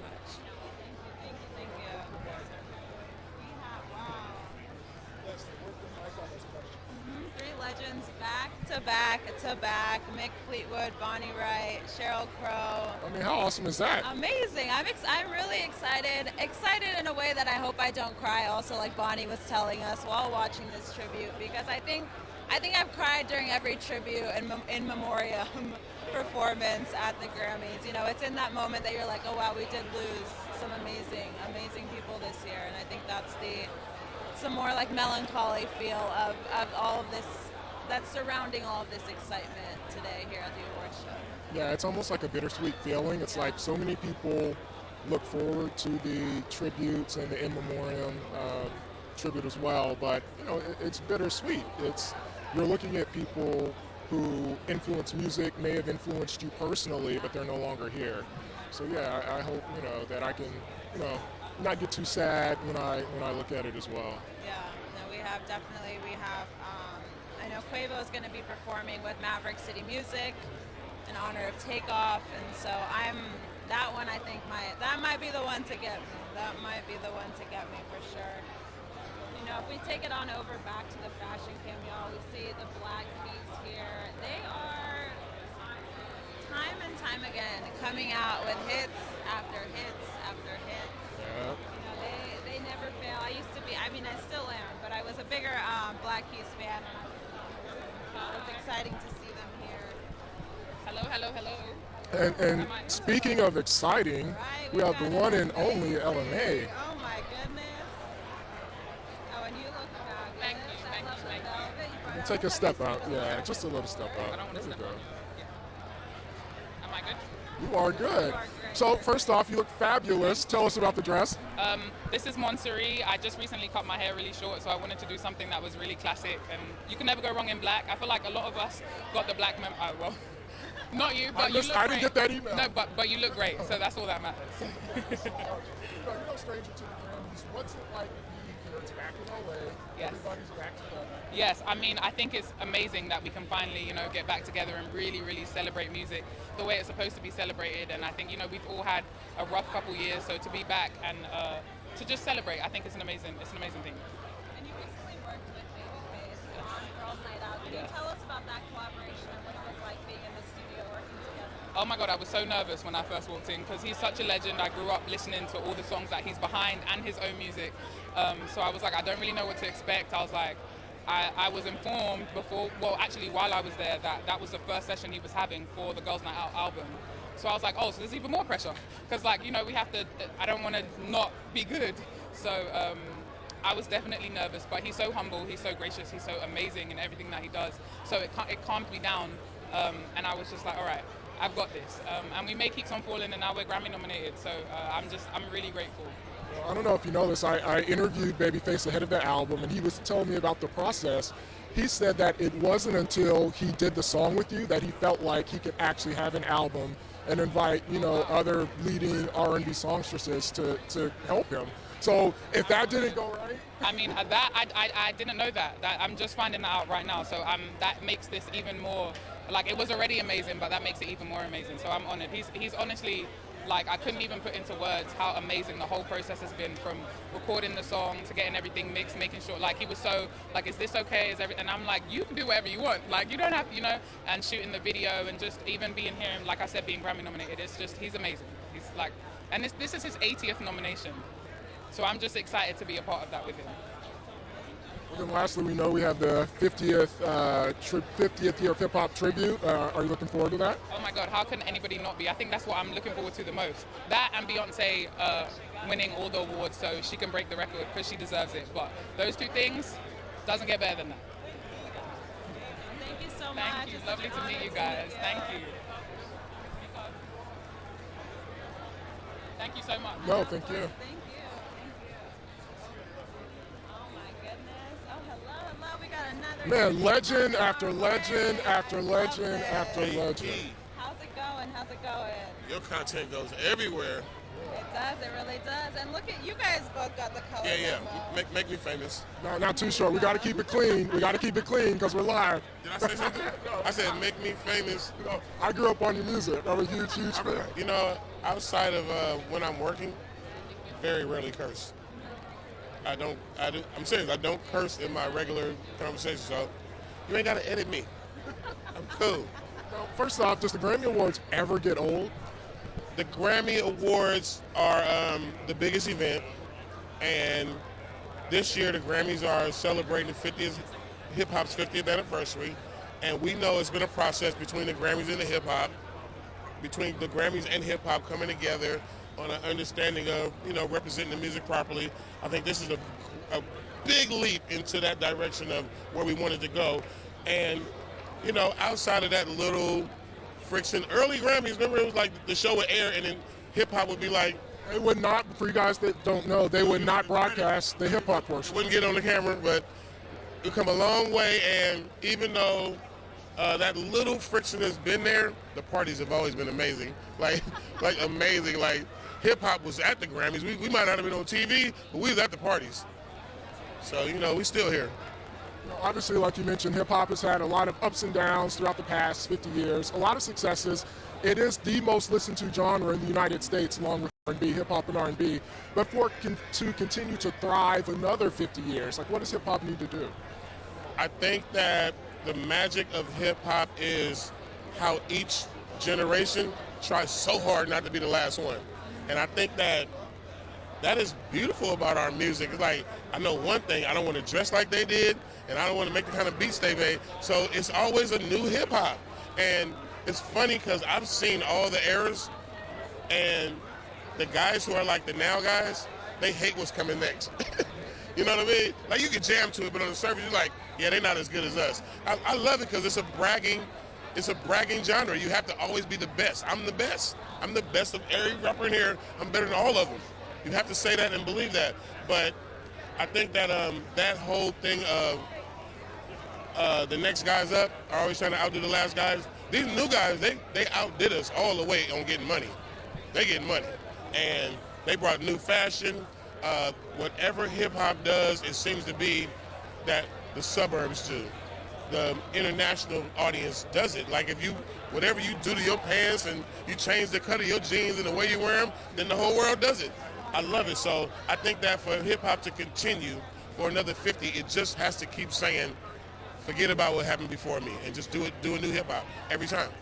And I think that hip-hop is a genre of music that is being disrespected because you got soft rock, classical rock, hard rock, heavy metal, but you just got hip-hop, and hip-hop has always been multiple categories. We don't do our subgenres of hip-hop any justice. We just go hip-hop, and there's so many different kinds. I bet you if we went to all three of our hip-hop collection, it would be a vast amount of different, beautiful music, but I wouldn't like some of yours, you wouldn't like some of mine, and we wouldn't like some of yours. But that's what I love about it. I love it. Well, man, you are a living legend. I can't tell you how many times, I played Blow the Whistle, The Ghetto. I mean, just so many, man. I really appreciate your time. It's truly an honor. 50 years, man. I've been rapping for 40 years, so, hey. Thank you so much. Thank you so much for your time, sir. Oh, wow. We got another, again, Gary, we're interviewing all the best of the best. We are live. Hello. You look wow, you look so pretty. I love this. Every time I saw you at the People's Choice Awards, every time I see you, you have a new outfit that just blows my mind. But I want to ask you, we're in a new era of Shania. How did you and your team come up together with, these are the looks we're gonna do, this is the new pop direction we're going in? What made you want to make this switch? Well, it starts with the music. I wrote an album that I wanted to use as my cheer me up inspiration. I call it my happy album. COVID was so dark and heavy on all of us, and I just really wanted to change my mood, write happy lyrics, happy songs, write about positivity, optimism. So it puts me in a very dancey, cheery kind of fun mood, So it really does translate into real life when you put music out there. It just has vibrations. So here I am with all my new fun things to wear, color and cheer. Oh, I love it, Ella. Can you tell us a little bit about the story behind this specific look today? Absolutely. So when I saw this outfit, obviously it's black and white, very black and white. So hence the hair color, I wanted to add some pop of fun and cheer. But the outfit itself is just very fun. So I thought it would be, especially since I'm not up for an award tonight, I'm here to celebrate other artists. I don't want to take myself too seriously. I just want to have some fun and celebrate everybody else. It's a British designer. His name is Harris Reed, young guy. So I want to, give young up-and-coming people some exposure and have some fun doing it. Definitely having fun, and you look gorgeous. So it was a great choice. Thank you so much. Thank you. Thank you so much for taking the time to speak with us. Thank you.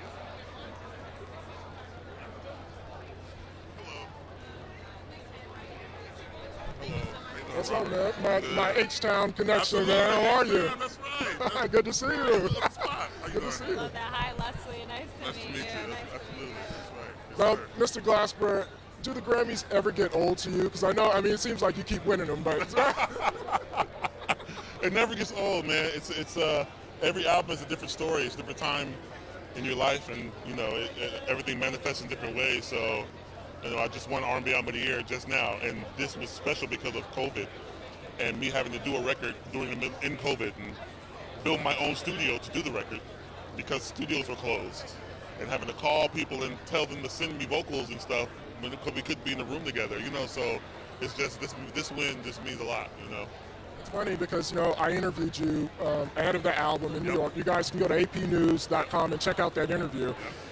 and you were talking about all of the kind of strains that COVID put on the music making process. So when you go from that, just being happy to put something out, to now taking home a Grammy, what does that feel like? It's like anything's possible, you know what I mean? When you really put your heart and your soul and you're just honest and about what you're doing, and it was honest music, it was what I was feeling, and it was what everybody was feeling, and we just did it, and I think that when you have that mentality, just the right mentality, everything manifests itself, and everything's in its right place, as Radiohead says.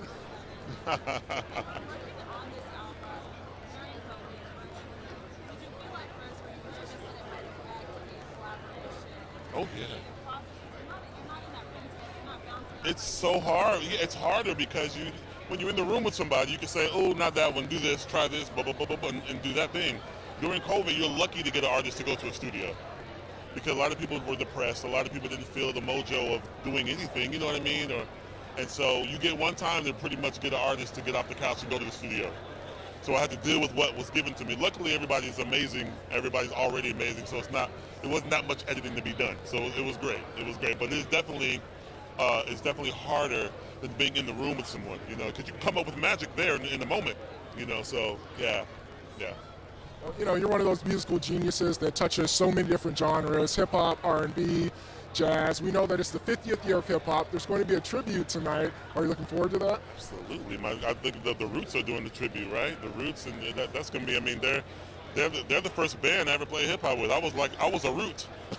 In the early 2000s, Questlove just called me all the time to do shows with them and things. So they're in the thread, in that thread of hip hop, and they really know how to present the history in the right way and with the right music and the right things to make it just.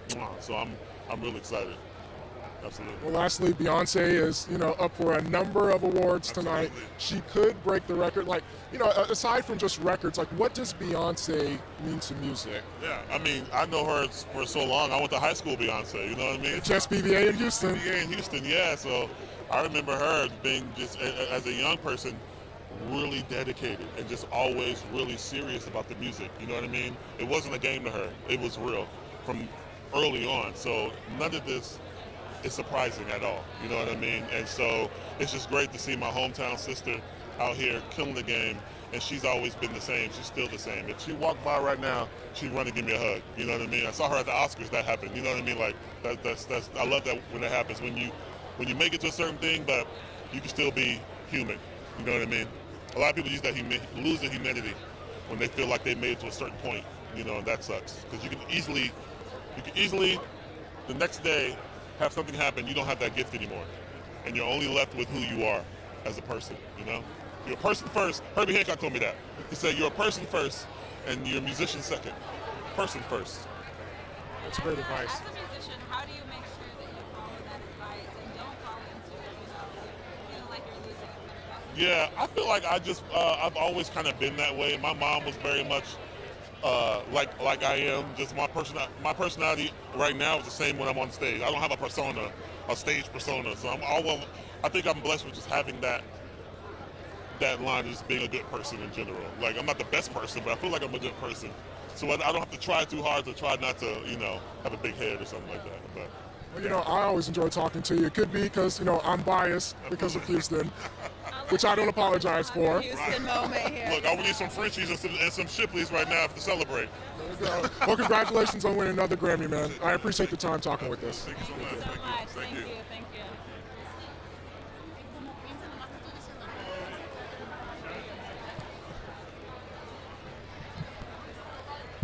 Well, just back to back to back.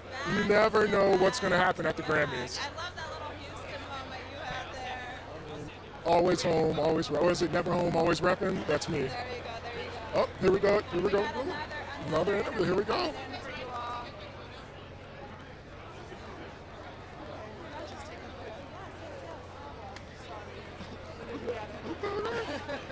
You can take your photo if you want. I'll get it. Okay, perfect. Well, thank you so much for sitting here with us and chatting. You know, you've had an amazing week. We saw you yesterday at Clive David. Yes.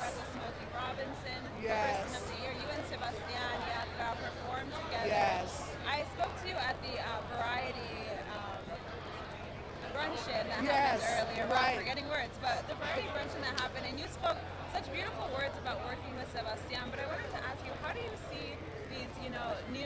next artists that they're not necessarily new, but they're new to the mainstream coming up and, you know, making this music that's expanding languages and expanding global reach? I love that question because the truth is, even though I don't speak Spanish, I respond a lot to the music because it's melodic, it's got a fantastic beat, you're responding to the energy. So even though maybe if you don't understand it, you understand it because you can feel it.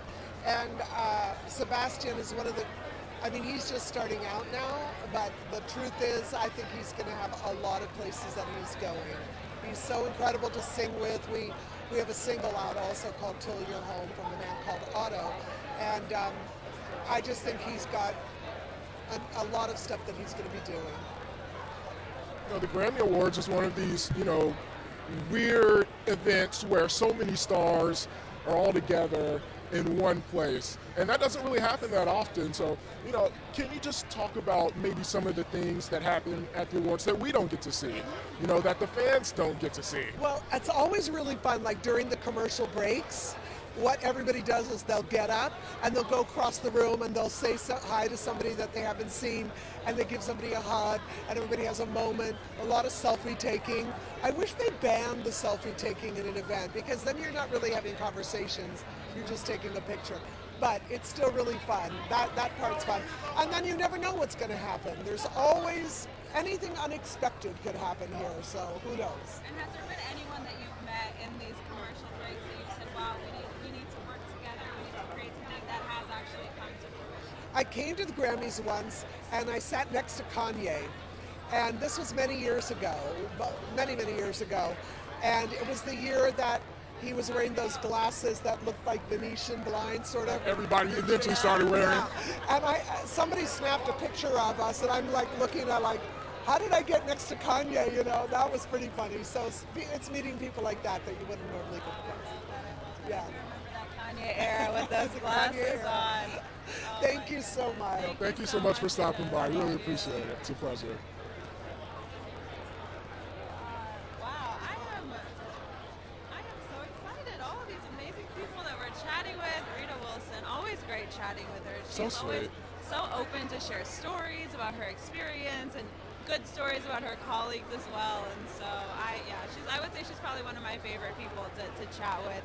And one of the things that you kept asking, that you've asked recently about in the last few interviews you've done, is about the hip hop tribute. But I wanted to ask you specifically, like, what are you most excited to see from that performance? Is there a specific artist that maybe it's a Houston artist that you grew up listening to that you can't wait to see in this mass of people that have created such amazing music? Yeah, I think I'm looking forward to the hip hop tribute probably the most, but I'm also interested to see if Beyonce breaks the Grammys record. You know, it's one of those things you never really know. We know that eventually, because she is Beyonce, she will break the record, but will it be at this Grammys or will it be at the next one or the one after? And so that's kind of what I have my eyes on. Okay. I gotta say, I am a big Beyonce fan, but I am on the other side of hoping Bad Bunny wins some of these awards. So. Yeah, I feel like with this year's album of the year, like there are no losers if you're a fan. Like we got Mary J. Blige, we got Beyonce, we got ABBA, we got Bad Bunny, we have Kendrick Lamar, we have Harry Styles. Like, you can't go wrong. No, you really can't go wrong. I'm interested to see what the internet discourse will be once these top big four categories are announced today. Twitter's gonna be interesting in a good way, in a bad way, in a fun way. It always is that huge amass. I mean, there's obviously going to be some people who don't win. There are going to be some fans that aren't happy. But I think as far as music overall is concerned, like music wins, right? Like all of the albums nominated for Album of the Year are like tremendous albums. And so if you're a music fan, then I think you won no matter who takes home the Grammy. I like this positive outlook on the trying to be. Hey, it's a fun time. We're here. We're back in Los Angeles. Last year we were in Vegas, which was fun, but we're back in LA. So, you know, I'm excited. I'm happy, and we're co-hosting this live here with all of you all. I mean, and to give you more of an insight on Album of the Year, as Gary just mentioned, you know, there's also Lizzo, there's also Coldplay nominated for Music of the Spheres. They also did a collaboration with BTS on that album, so that's exciting to see Coldplay kind of expanding into that global reach with K-pop.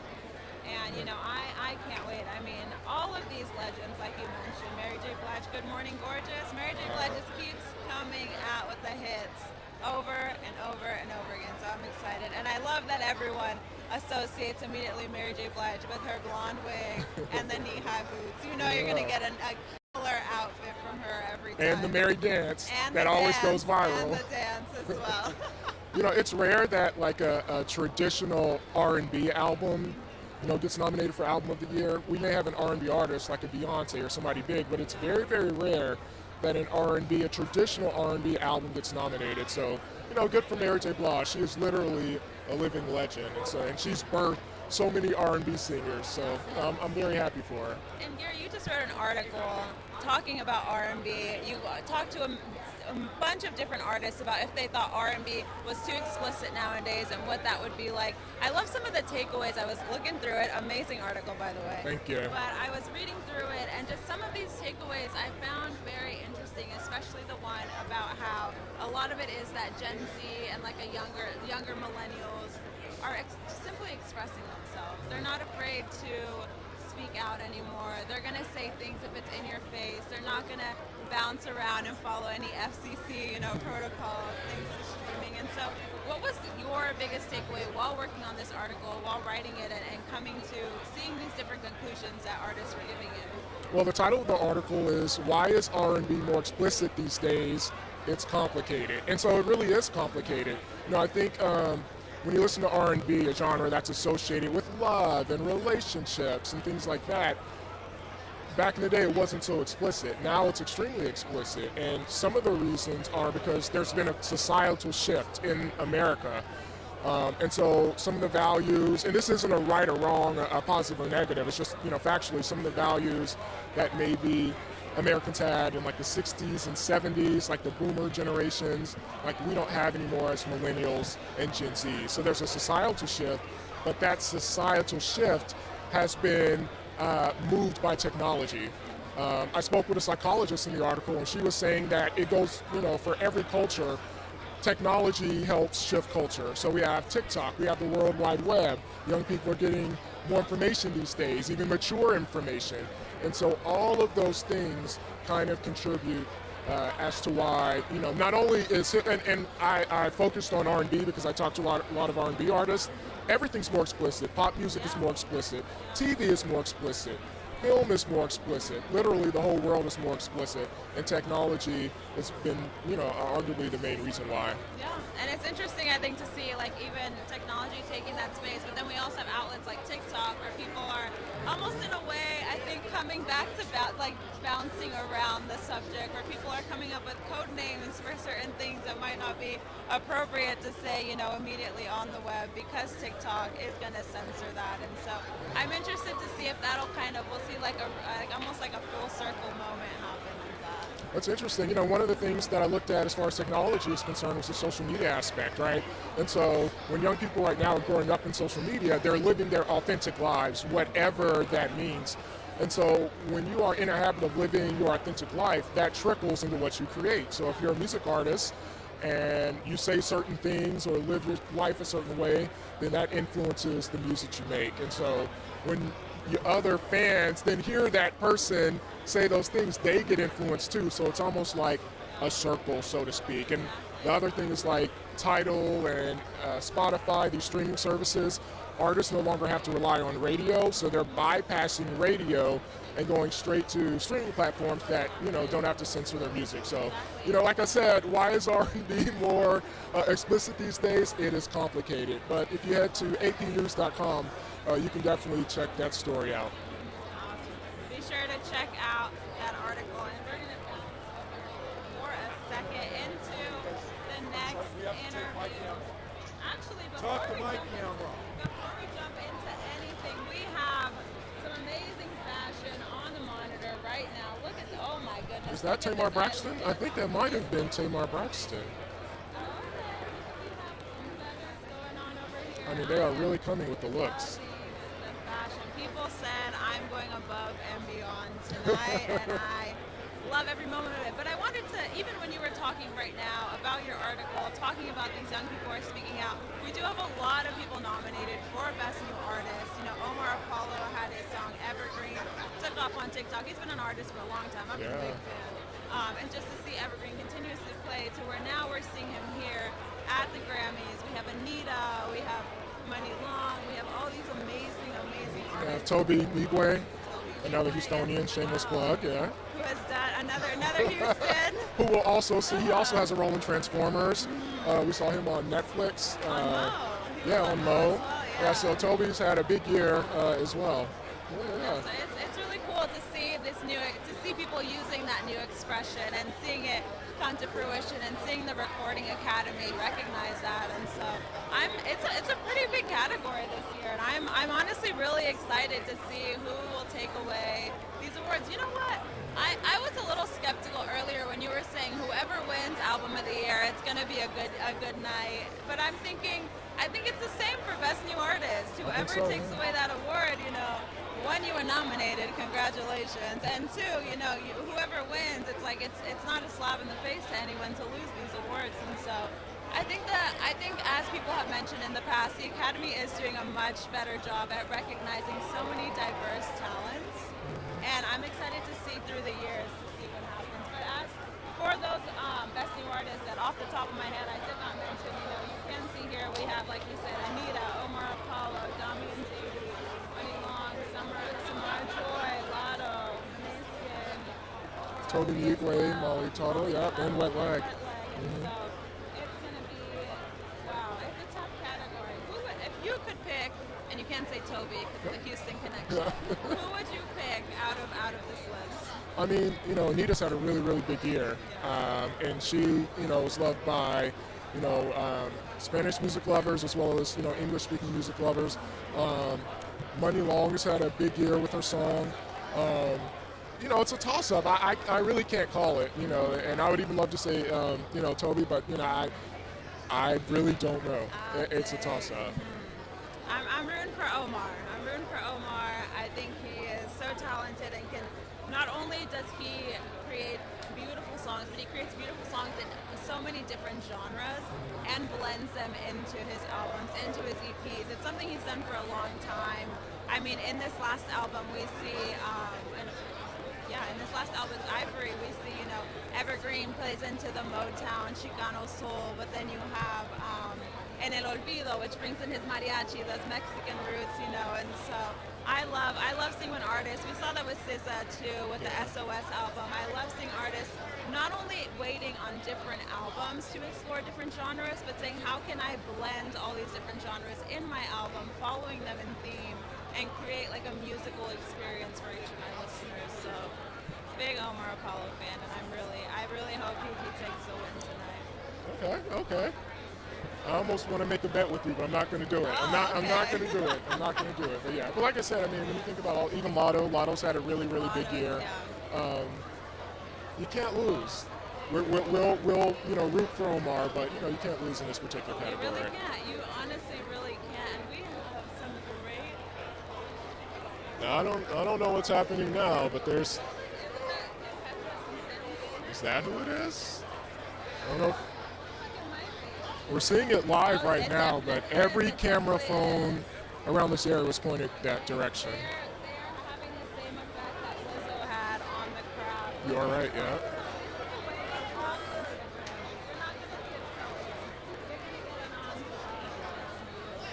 If you're at the Grammys, you have to make a statement. You gotta make a statement.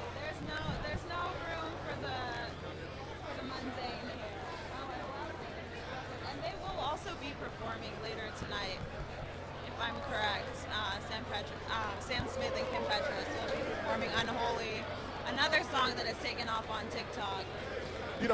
It's almost like TikTok has become one of the other big streaming platforms, even though it's not necessarily, a music platform. It seems like all of the music is kind of going on TikTok and blowing up on TikTok. And then that makes other people then actually want to stream the music on digital streaming services. Yeah. It's interesting. I don't think that anybody predicted TikTok would have that, but it's interesting that it does have that effect. No, it definitely is. I mean, we saw that with Doja Cat in 2020, and we're continuing to see it with so many different artists. So I am really, honestly, really, really excited to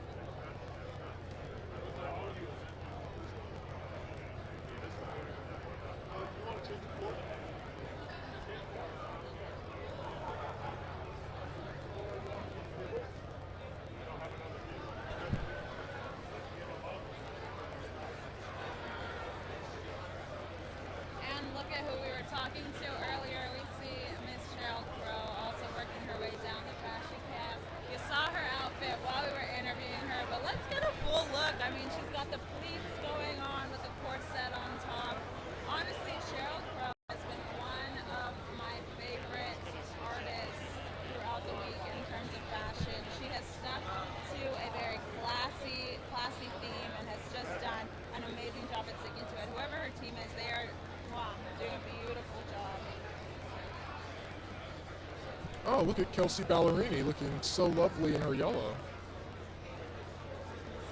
Very Grecian, almost that. Yeah, she's one of my favorite artists that I've talked to this year. Very sweet, very lovely. Last year she put out a poetry book. This year she put out a wonderful album. Obviously, she was going through a tough public, breakup / divorce with her husband, and a lot of that was, heard through the music. And when I asked her why she wanted to put so much of that in the music, really she just said that it's almost like therapy, her form of therapy. It's like a release. So, I really, really enjoyed her album, and it kind of leans more on the pop side. I mean, there was some traditional country as well, but I would say that might be my personal favorite country album this year.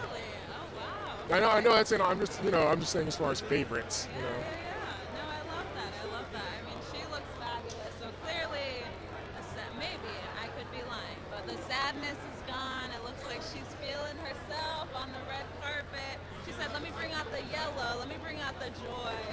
She said, "I'm going to be seen. I'm single and I'm living." Yeah, she said, "I'm single." Listen, people are talking about networking, but all right, don't start anything on this red carpet. they could also, do a different kind of networking. We'll let you play matchmaker tonight. How about that? I'll do that. I'll be in charge of that. I know you guys came to AP for matchmaking news tonight, right?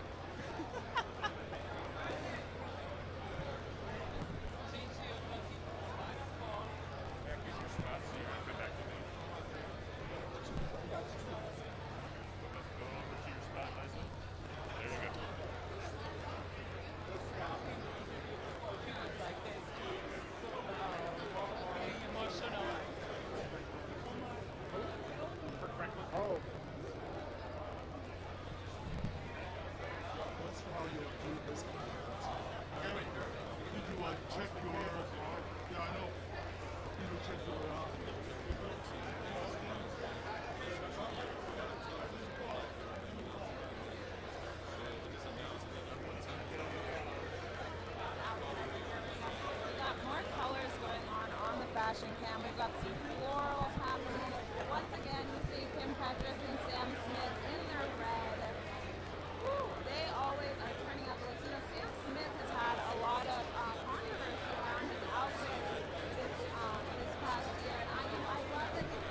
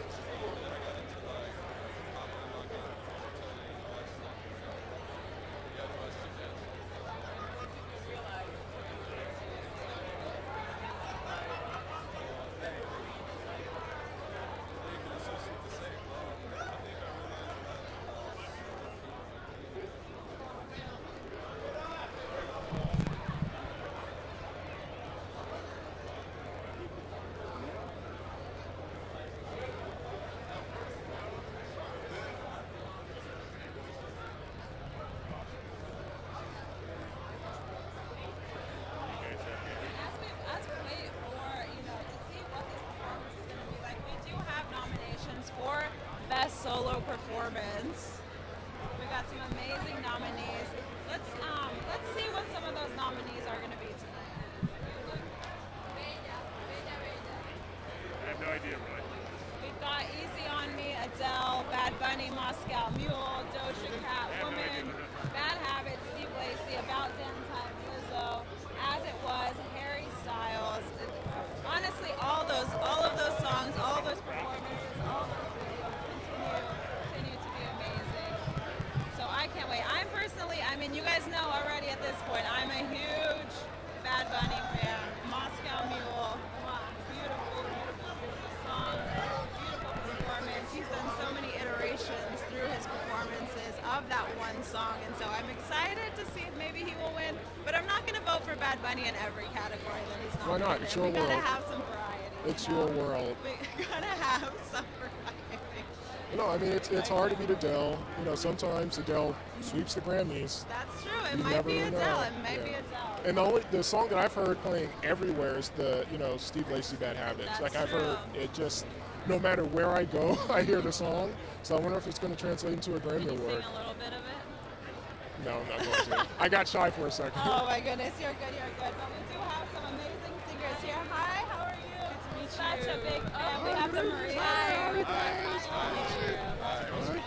Nice to meet you guys. We were just talking about Bad Bunny. You collaborated with him on this last album, Verano Sin Ti. Can you tell me what that collaboration was like?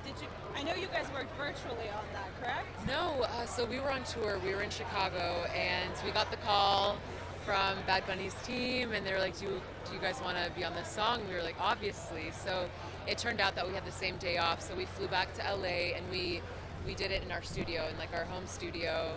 And yeah, it was great. Now it's the first Spanish language album nominated as Album of the Year, so it's pretty iconic, and I'm just proud to be a part of it. And you were at that legendary performance of him when he first opened up the tour in Puerto Rico. Yes. Massive amounts of fans. We got everybody there. Can you tell me what it was like being on stage and you yourself being Puerto Rican, seeing all of this people right there? I mean, it was incredible. It was my first time performing in Puerto Rico, and so it was special for that. It was special to be there with Bad Bunny. He's so sweet, like made me feel so comfortable being up on stage, and the fans are all so sweet. So it was incredible. It was so, I'll always remember that moment. I see everybody has a similar theme. Everybody's dressed in black. Was that planned? How did you guys come up with that? We're colorblind, so this is the safest bet for us. Yeah. There's a joke, and like our fans have that, that we look like vampires, so we just kind of like run with that. Yeah. Oh, it looks great. It looks great. I think one of the cool things about the Grammys is that so many big stars are all together at once. And, it's one of those rare events that really doesn't happen. And so what's one of the coolest things that we may not know that happens at the Grammys? Because we're fans sitting at home and we can't see it. Totally. Watching Sam Smith walk by was pretty crazy. I don't know if you saw his outfit, but looking crazy. Really crazy in person. Love it. And it was weird because everybody had their camera phones out, and it was like the Red Sea's parted, and he just walked by. There was a team of like 10 people carrying his dress, the hat, and the whole thing. Seeing that in person is pretty wild. You'll see it on TV, but in person it's not the same. It's pretty crazy. There aren't bathrooms on the red carpet. I had to walk pretty far to use the bathroom. I don't know. That's a little behind the scenes moment.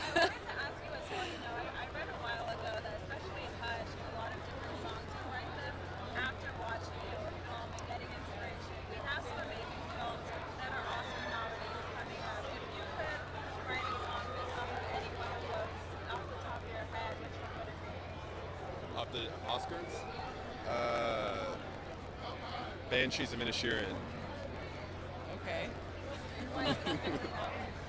Oh, just because it made me feel something very deeply.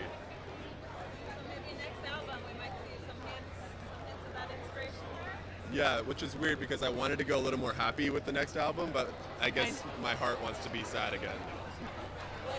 The EPs, the albums, every time I listen to them, y'all put me in a nice, vibey, romantic mood. Every time, doesn't matter what the song is, even the sad ones. I'm still let me fall in love. So thank you so much for music, and thank you so much for chatting with us. Thank you so much for having us. Thanks for the opportunity. Thank you. Yeah, take Thank care. you. Thank you. Bye. Nice to meet you. Oh my God, the Marias. I've seen them live 3 times. I'm They're a fangirl awesome. for a hot second. Yeah.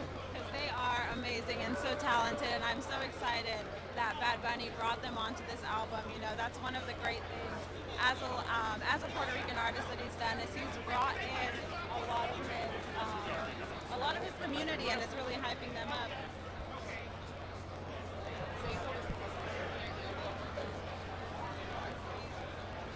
Hello.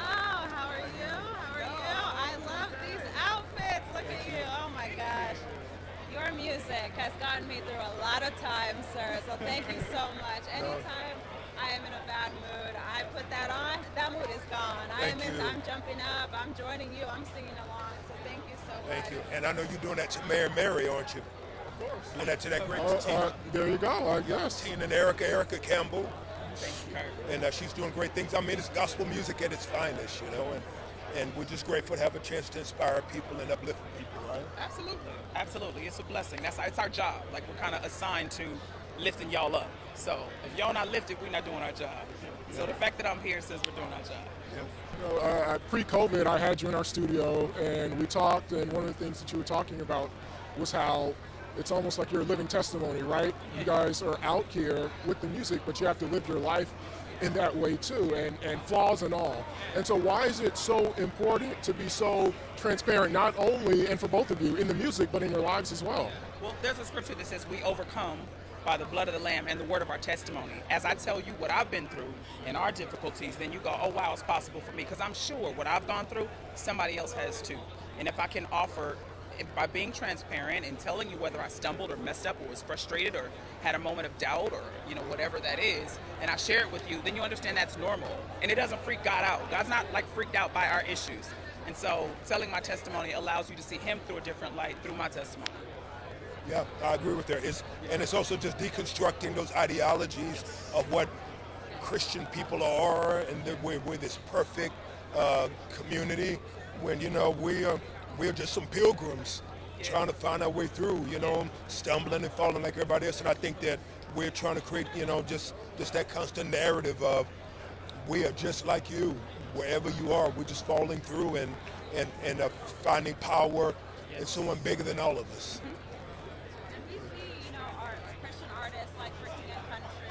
Like gospel artists like yourself as well, who follow this religion. What is it like to see that recognized here by the reporting you had me continuously year after year after year at the Grammys to see, Christianity being at the forefront?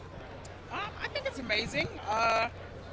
It's not, we're not always recognized, so the times that we are is really, really cool. You know, our genre takes some blows sometimes, if I can just keep it 100 with y'all, you know, because I am singing about Jesus, because I am talking about God. But I believe since I have that higher power, he's opening the door, and so I'm always honored when he opens the door and allows me to share who he is with the world. One of the things I appreciate about both of you all is that you don't try to limit your audience, right? Like, I mean, I was in middle school when Stomp came out, and the whole, no matter what you believed, everybody was stomping. And so it's almost like, you know, you guys don't limit well, I guess I'm asking you, do you guys purposefully try to reach as big of an audience as you can? Yes. Yeah, oh yeah. Why wouldn't we? Right. but at the same time, I do align with probably the overall idea is that it shouldn't be the main intent. Is that the main intent is that we're just trying to tell a story. And we're very grateful if people want to hear, and we would love for as many people to hear. Yeah. So the agenda is not quantity, you know, but it's always a quality of not just the music, but also the hearts we try to have. The transformations. Yeah. It's about transformations. Yeah. If my music can transform somebody, then that means I need to meet and sing to someone who doesn't get it, doesn't know, doesn't understand, sometimes doesn't even care. And then if I'm able to share something that makes you go, let me consider God, you know what I mean? Then that's when I feel like that's what we're supposed to be doing. Like, I love singing to church people, and I love when they get it, you know, and I say praise the Lord, and they say praise the Lord back. But sometimes you have audience, you say praise the Lord, and they go, oh, that's what's up. You know what I'm saying? So that's fine too. I like singing to all of those folks. Yeah. Like I was walking down the street several months ago downtown, and this young man came up to me and he yelled. He said, "Kirk Franklin," and he said, "I F's with you." Yeah. And he said it loud, and because I'm hood, I said, "And I F's with you too." You know? That's right. I said it. I said it. Probably did. Well, it's such a pleasure talking with you all. I'm a big fan, so many blessings to both of you. Thank you. Dope suit. Thank you.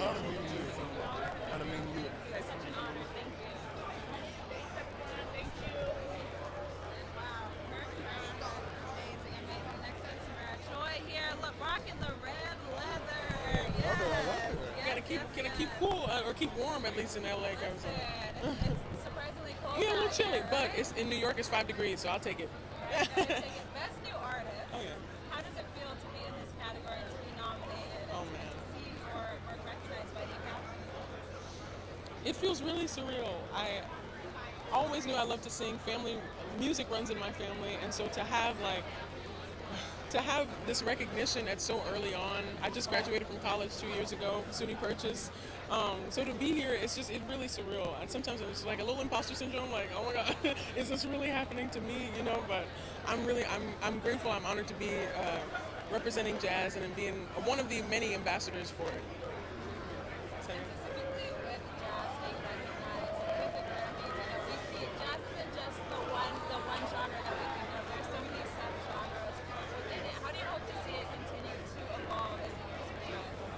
as the years progress, I hope that musicians and audience members alike understand that the nature of the music is to grow. The nature of the music is to progress with each individual artist adding their own flavor and adding their own, voice to the music based on the foundation that's already been laid by, Ella Fitzgerald, Charlie Parker, Dizzy Gillespie, all of these greats. So yeah, that's what I hope, is that everybody is with us as we change. Audience grows with us, and hopefully we welcome in new people who, it's like they don't really hear jazz on the radio as much. I'm sorry, I'm rambling. But there are like wonderful, already radio outlets, but it's not mainstream. So hopefully this nomination and all these wonderful artists, it encourages people to add jazz to their playlist.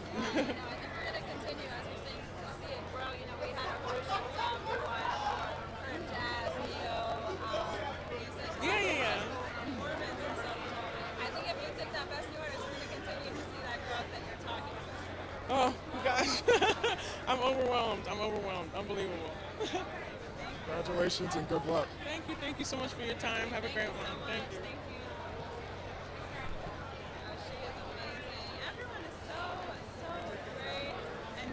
I love being able to just chat and hear the stories behind the heart and the work that they've done. Next we have Omar Apollo. Omar. Hello. Yeah, let's get you on the X. Right here. Right there on the X, right there. Here you go. Ready to get down on it? A little dance here. How you guys doing? Doing great. I was actually just fangirling about you earlier. Don't lie. I was saying you're my top choice for best new artist. We went through the whole list, and she said, it's a lot of great people, but I know who I want. And it's you. Oh, you guys are so sweet. Thank you so much for saying that. Yo.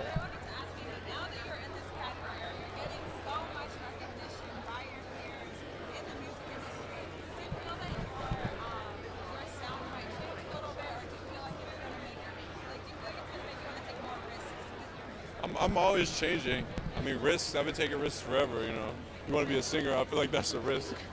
But, I mean, as far as sonically and how things sound, of course, I'm always changing. I'm always going to try new things. I've always been, like, rapping and singing and, making ballads and, saying vulgar shit, What I mean? It's like, God dang, can I cuss? My fault.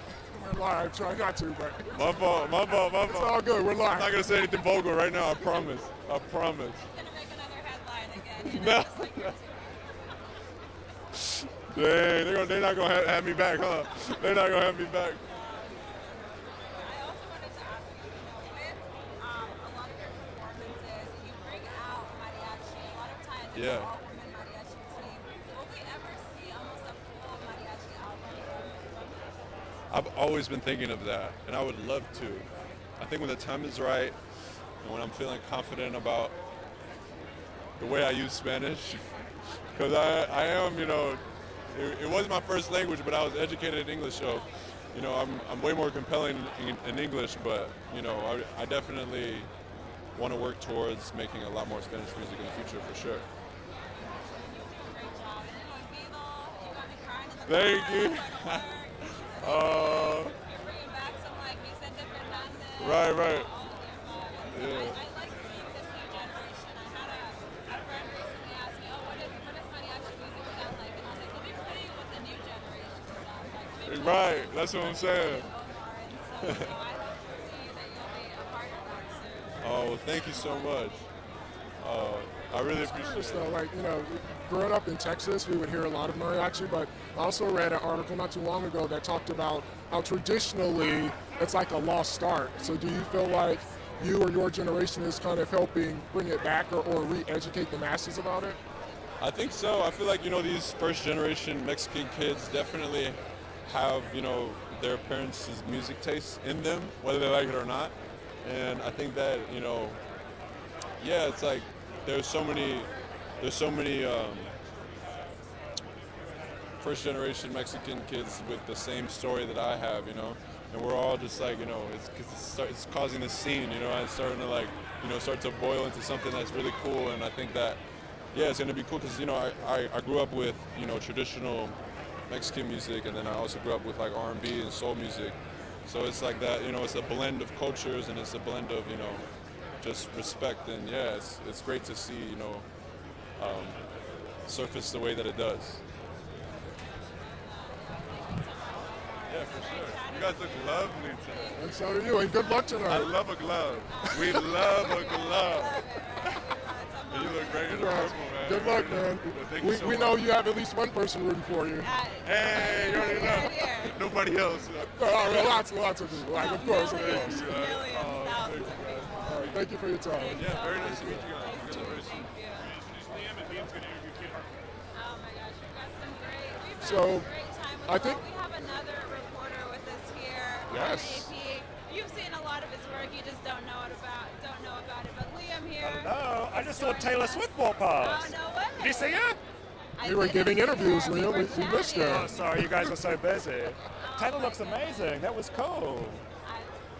You know what? I'm gonna go take a step over and see if I can see Taylor. And see if you can see Taylor And I'm Swift. gonna hand the mic over to you. Oh, thank you. Oh, well, I mean, she's had a huge year, hasn't she?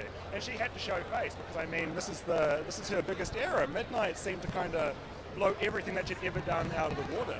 It was a pleasant surprise. A very pleasant surprise. A much needed surprise. Anyway, I've got an interview coming out right now with a guy who needs no introduction. This is Kid Harpoon, ladies and gentlemen. Let's do a little mic swap.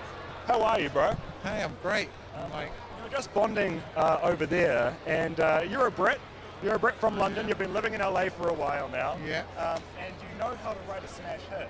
Yeah, well, thanks. I mean, it seems to be turning out like that. I mean, I don't know if, it seems to be going quite well. I mean, for me personally, and for a lot of people I know, as it was their top song on Spotify, when you saw all of that love coming in for that song, you know, everyone was getting the Spotify Wrapped, that's the name of it. Yeah. It was at #1 for everyone. What was that like? That was your song, those were your words.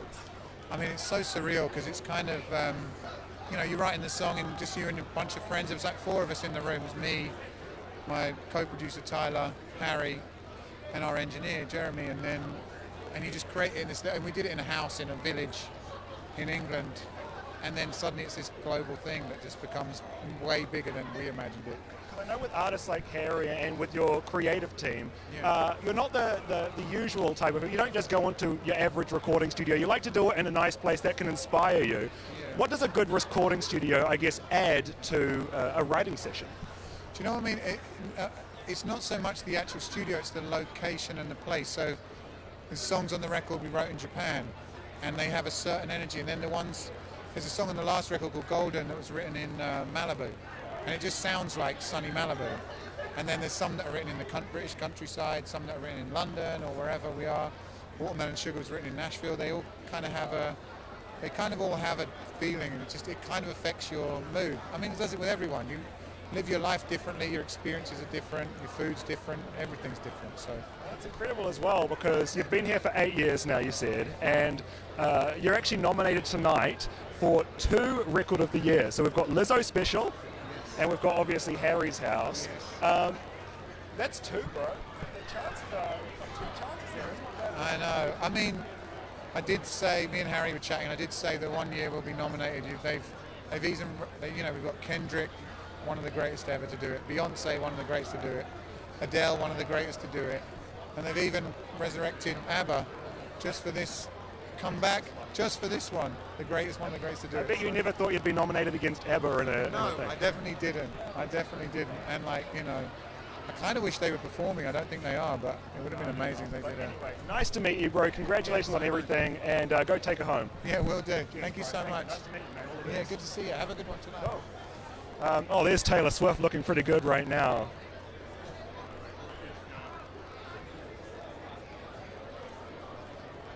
How's the news from De La Soul? Come on up. The trio back together again. We're looking at Taylor Swift right now. Oh, that's the look. You know that when Taylor was... I actually spotted her publicist earlier. I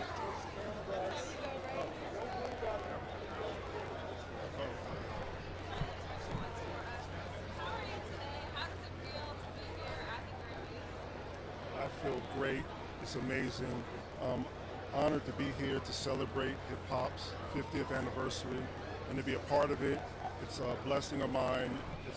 You're a fan of a music that you become a part of, and I've lived to be at this point to see it get to this stage in my life. So it's a blessing, you know, definitely.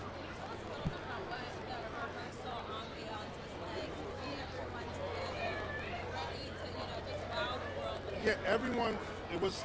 It's being fans in the moment. Believe it or not, we all know each other, but to see each other and to see everyone moving, to hear songs you see in this person you love do, it was just energy in the air that's just really hard to speak on. Yeah. And obviously so many amazing artists taking part in this tribute to hip hop.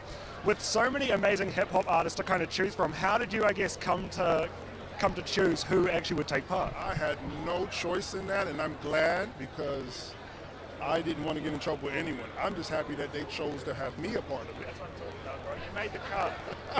It's such a big genre as well. Making the cut is such an honor, you know what I mean? And I'm like, hey, but it just makes me feel honored that what my group De La Soul has done, it's really revered as something new and life-changing within the art and the creativeness of hip-hop.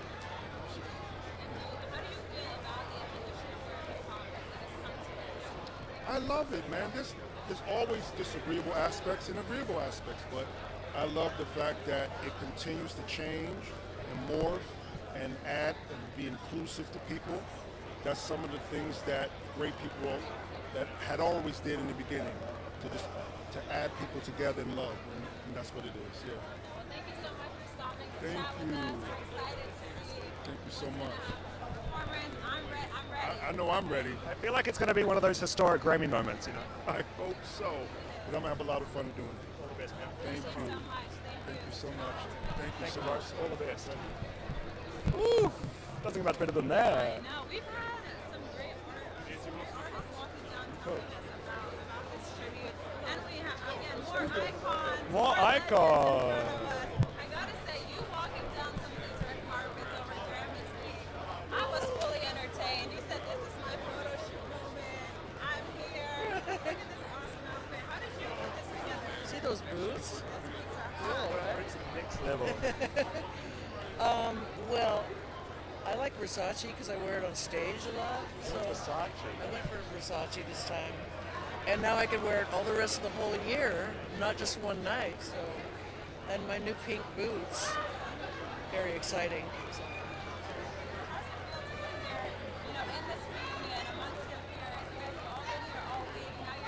Yeah.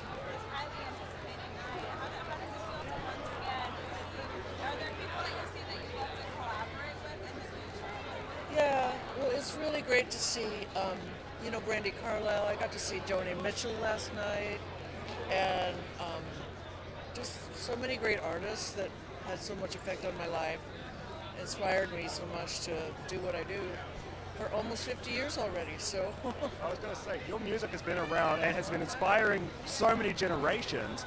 The fact that people are still listening to it, still playing it like it just came out. I mean, you would have had no idea when you were writing some of these songs that people would still be playing them today. It's true, a lot of younger people are just now sort of discovering heart, and I think the classic rock is kind of coming back in a certain way because it's so different from what a lot of the modern stuff is about. So it's more kind of there's more character to it, I guess. And, but I like the new stuff too. I like Muna, and I love, Boy Genius, and all these new women that are coming up, and, Angel Olsen. I was listening to that today, and I posted a thing about stuff I'm listening to, like War on Drugs a lot lately, and they DM'd me back. I was like, oh, how cool. I love how you still get excited by people DMing you back, I'm a fan, foremost.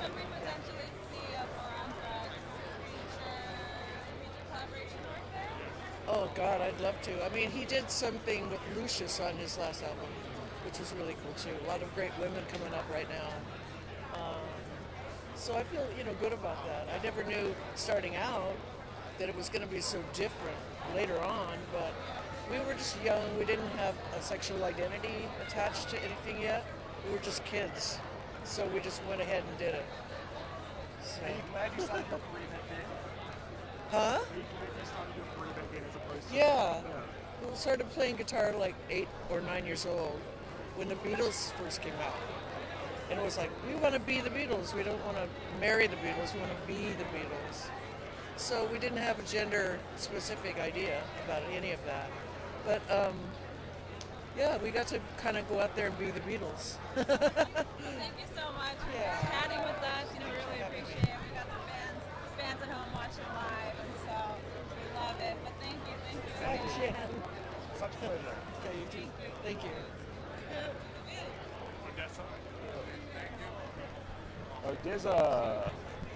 Odessa, welcome to the party. This is what I'm talking about, guys. Sunglasses inside, that's what I'm talking about. I feel like the Grammys is one of those only times that you can do that, We're from Seattle, so we're not used to this much bright weather. Well, there's a lot of lighting. There's a lot of light going on here. I mean, y'all are pretty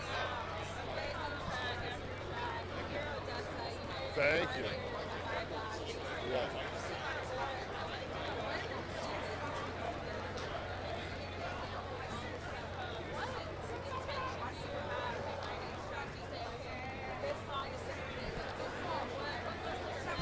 Great question. I mean, you kind of just fail a lot until you find something that you really enjoy. And it's the things that stick after 1,000 tries are, you have to follow that and know that it means something. So you're getting a reaction from you or the person you're working with. And so, yeah, you just kind of got to follow that. I think that's... Try to make something that you just want to hear, Yeah. If it's not out there, go create it. That's kind of what we try to go do. And you guys are all around the world, touring, doing festivals, doing everything under the sun. Is it inspiring, I guess, to be on the road when creating songs? Are you just sometimes cooped up in your hotel room and writing a smash? Do you know what I mean? Yeah, touring creatively can be pretty hard. So it's pretty draining. That's why we kind of like to, really take some time off before we start writing again. But every once in a while, you're seeing new people, especially at festivals. You're seeing all these new acts. It's a nice way to kind of expose yourself to a lot of new music, which is pretty fun and interesting. Meet some cool people as well. Yeah.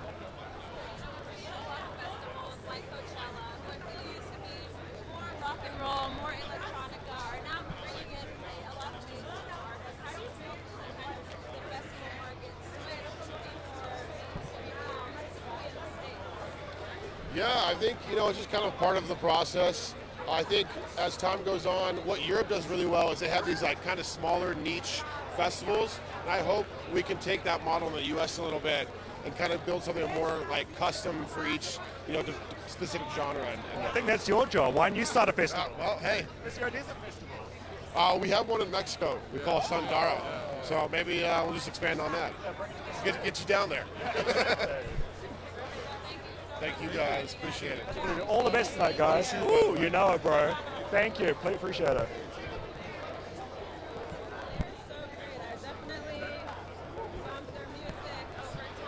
Yes, definitely had some fun listening to their tunes. Yeah, they do. Like I said, they put out some great tracks, and you're gonna get a little bit of everything every time. Whether you want to party, whether you want to vibe, like I said. Liam, the audience is meeting you for the first time. Ooh, hello. I want them to get to know you a little bit. All right. We've got some great artists nominated. Out of this year, out of these nominees, what is your favorite album that is nominated for Album of the Year? Ooh, well, it's interesting because my favorite album of last year probably would have been An Evening with Silk Sonic, the Bruno Mars Anderson .Paak album. But they withdrew their nomination because last year they swept. They won all 4 that they were nominated for. So this year they gracefully bowed out and said, hey, you know what? Let's let someone else take the shine this time. Big fan of Harry's House. I think Harry's House was definitely a top contender this year. It was nice being to Kid Harpoon just then, obviously, who was behind a lot of those tracks. Dawn FM by The Weeknd is obviously a huge record. Saw him at Coachella with Swedish House Mafia. And I mean, that's just a party record. You know what I mean? Everything The Weeknd kind of touches turns to gold. And obviously tonight, it's the night of Beyonce, isn't it? So Cupid's one of those songs that you just can't help but groove to. You know what I mean? What about you? Top 3 albums. Give it to me. What are we talking? Yeah. It's not album of the year, not this year, but SZA, SOS. Oh, cute. Kill Bill's amazing. So amazing. And then I gotta say, Beyonce, Renaissance. You were not giving me a high Oh, I was hyping up the party, but I'm more than happy to take a high five. Always down for a high five. So I'm guessing you're going to Coachella then. You're mentioning the Bad Bunny. You're excited for that. What do you think of the lineup? I would like to go to Coachella, and we'll see if that happens. And it's definitely going to be a huge party. But I'm a little torn this year where I want Beyonce to win. I want her to break all these records. Right. I want Bad Bunny to win and break some records for the Latinx community. So Beyonce only needs 4 wins to be the most awarded Grammy artist of all time, which is pretty incredible. And something tells me that I feel like she's going to do that tonight. Do you know what I mean? Like, what do you think of the competition between Beyonce and Adele? The competition that they keep putting them up against each other. There's a lot of competition, but there's also a lot of competition with the fashion. You know, we just saw Casey Musgraves walk down the fashion camp over here. We also have, some people are bringing out the neutrals, keeping it toned down, and so I'm excited to see. I mean, it's not a real fashion competition, but... Oh, this is the fashion. I don't know what you're talking about. This is the fashion competition. That's what a red carpet's for, is it not? Look at that. Stunning. Absolutely stunning.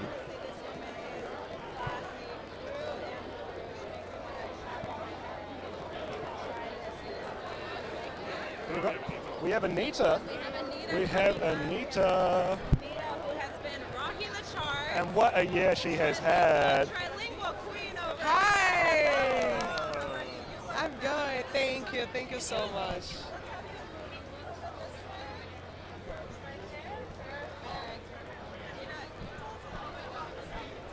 I'm wearing Atelier Versace 2003 Spring Summer, and it's a vintage piece, very unique, a little Tiffany tone to it. I'm feeling really special, really happy. When you wear a vintage piece like that, do you feel that extra little bit of nerves to like not give it a little tear or not move it the wrong way? Yeah, I mean, it's mine, so I actually can do whatever I want, to be honest, but I don't want to cause any troubles to my own dress, so I'm just going to keep it very beautiful. It's an art piece. It is, as I'm feeling right now, a piece of history. For Brazil, yes.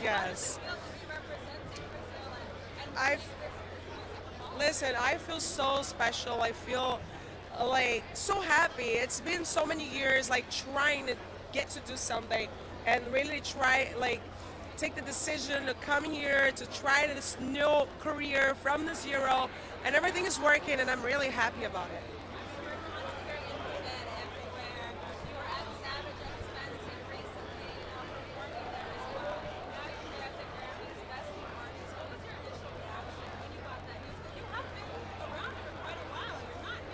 I mean, for this audience, I am new. I see myself as new, even more like the way I'm building my career here. When I go to the places, I know I'm a new artist, and there's no problem in that.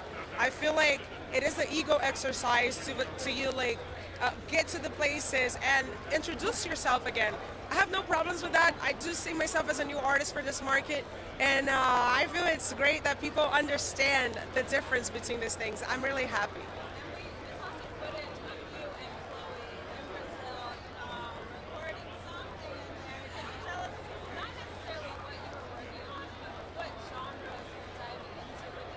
So right now I'm working on funk music, Brazilian funk music, from the type of music that I worked in the beginning of my career in Brazil.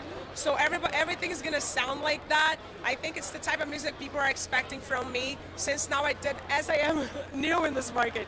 I think I played the game as people are used to, so they can know me.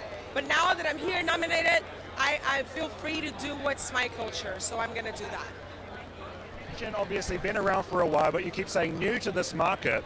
Now that this market is kind of taking you and running with you and really enjoying what you do, is that going to change the way I guess you write, or are we all going to see the same Anita through and through always? Not the lyrics But right now, as I feel free, like now that I feel like people got to know me, I feel free to bring my culture for real, like my sounds, my real Brazilian funk thing. So that's what I'm working. That's what the sound with Chloe brings. It's a lot of like Brazilian flavors. Thank you.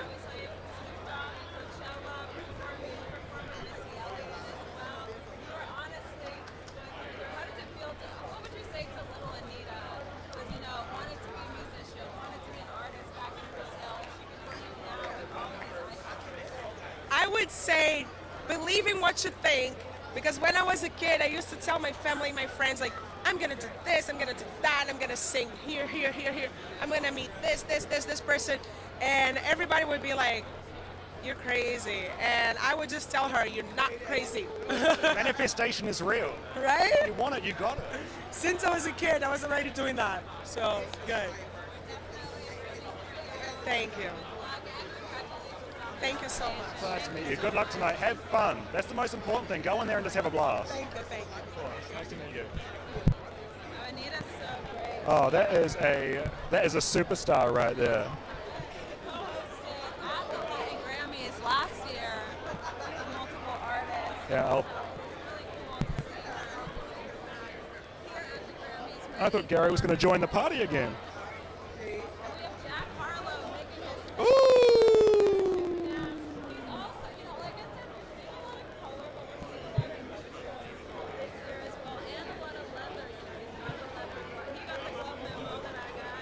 Oh yeah, you both are on the same thing. I hope he comes up.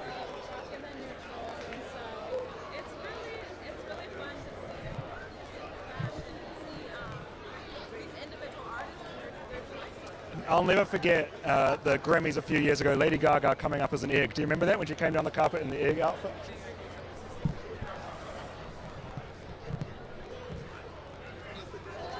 Hi, hello. I know, I'm more like, oh, come this way.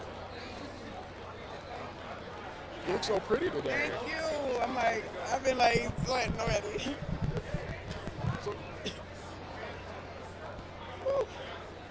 All right, so we are here with Hip Hop Royalty. First off, you look so pretty. How did you choose this dress? Oh my gosh, well, I have my lovely designers.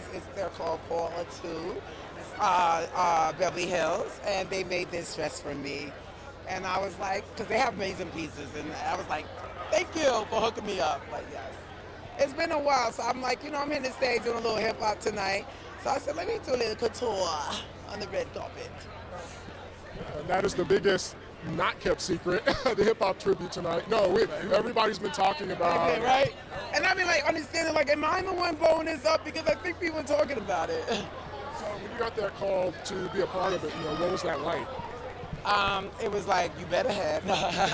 Right, Hip Hop Royalty, yes. That's right. We knocked down and pushed down some doors and pushed some boundaries. But of course, getting that call, it was amazing to just have that call, to know that this is what they're doing, like, especially like the Grammys, because there was a time that that hip hop wasn't being televised, and just to come, we were winning, we're selling as much as other music, and we showed our stamp, our mark in culture and histories, and just to recognize that worth right now in such a big level on this platform is amazing.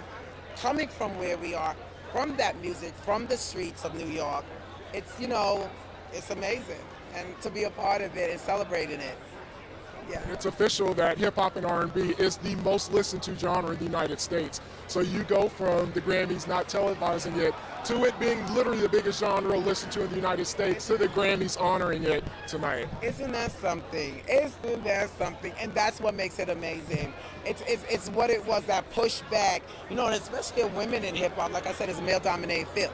We had to like prove ourselves constantly, even though we were doing just as well as the other male rapper. We didn't get just the same just due, but we had to stay pushing it, stay focused, and our sales didn't lie. But it's great. It's great to be recognized.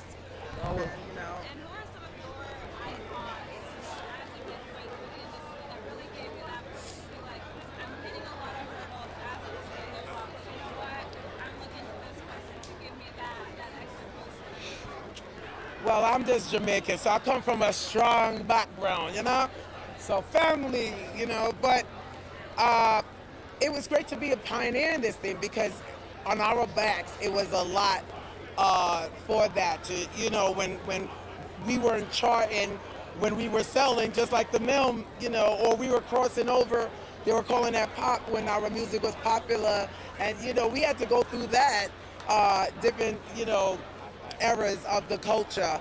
And just to be at this point, to be at this popular music, it's just amazing. And I'm here to celebrate it. Yeah, period. I'm happy. And when you look at artists like Megan Thee Stallion, Cardi B, Nicki Minaj, Lotto is nominated for Best New Artist tonight. Do you think that hip-hop is in a good place as far as women are concerned now? I think it's an amazing place because it's right now hip-hop is a voice. You know, before it was censored way back in the days, you know, and now that you have your own voice, and these women are, like I said, in front of the cameras, behind the cameras now, running their own company, production, and taking care of their business and on top of their business. And I love that because that's the one thing, sadly, that we all like to create, but unfortunately, you can't just do that. You have to cross your T, you have to dot your I's, you have to stay on top of your lawyers. Sorry, you become a lawyer too in this business. You learn a few words here and there.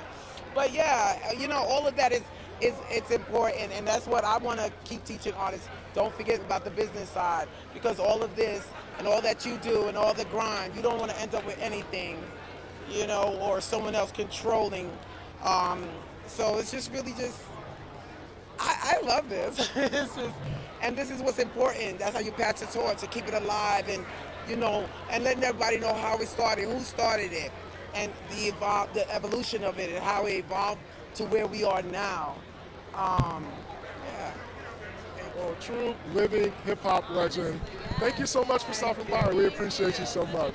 Thank you. Thank you. Thank you.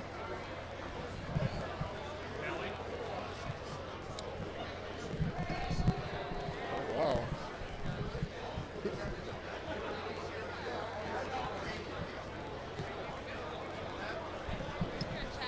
Yeah. Mr. Pimp Juice himself, man. I almost wore my Air Force Ones, man. I almost wish I would have put them on. These things hurt. Man, we are talking to one of the biggest hip-hop stars of the 2000s, 2010s, man, and you are here at the Grammys. You know, what does it feel like being here? Is everybody stopping to get a picture with you? I know I would, because I'm talking to Nelly. Well, I mean, you know, first of all, it's an honor to be performing today. Definitely with the 50th anniversary of hip-hop, ironically at a place that didn't even recognize hip-hop in the beginning. You know, didn't even recognize us as a genre of music, didn't take the time to get to know us right away, but just like in our music and just like the people that do our music, we're resilient. And when we get a chance to take over and show what we're made of, we take over. You know what I mean? So I'm just honored to be gracing the stage with so many great people.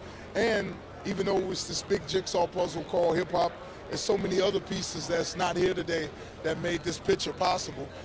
So we want to say what's up to them and show them nothing but love too as well. There's so many. So I'm just thankful, bro. Loving it. Yeah. Yes.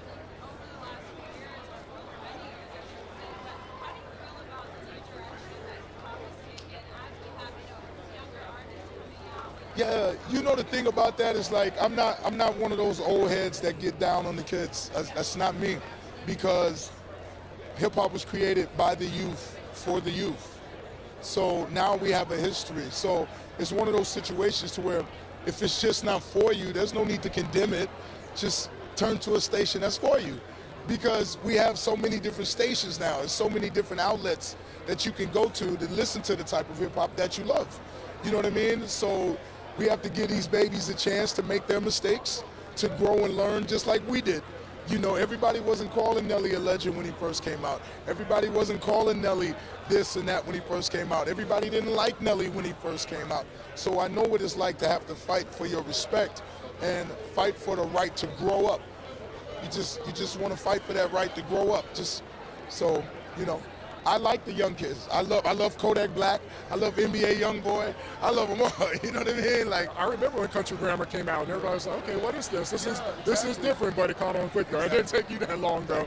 But you know, I always think about the Jay-Z line, "Only dudes moving units, pimp juice, and us." And I wonder, you know, do you feel like you get the respect that you deserve? Because you had a monster run. It's a hard thing, you know. When you're from like a city like St. Louis, you're not going to get it. Like, it would be different if I was from LA, if I was from New York. You're talking about major media outlets. You know what I mean? That probably would have took hold. But that's not why I did it. I do it just to show people from where I'm from that you can do it. And as long as I get that recognition and inspiring, you know, people where I'm from, it's all worth it. Yeah. Thank you. Yeah. I appreciate the time. I can't tell you how many parties got jumping because of you. I'm going to leave that in my college days. But thank you. I'm thanking you. Such an honor. Thank you. Take it easy. Enjoy yourself. Thank you. Wow, Public Enemy. Oh, and this is a great moment. I do not believe we got Public Enemy. We got Nelly. This is an honor.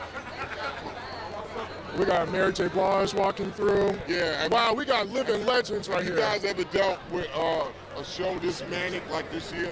No, this is... The pandemic was 3 years ago, and now here you are when everything is full tilt. But now in hip hop's 50th year, I know y'all seeing the different Grammys this year than ever before. Am I interviewing y'all or you interviewing us? Well, I know how gifted you are with your words and your writing, so you might be interviewing us. Well, it goes both ways, so yeah, thank you for having us. And let me tell you, tonight is like the culmination of many years and experiences and trials, tribulations, fun, joy, happiness, peace, love, unity, and having fun, all tonight. You know? Come on, Mr. Ness. Here we go. What's up, y'all? Scorpio. You know, we don't just have heroes, we have superheroes. Oh, man, it's a blessing, man.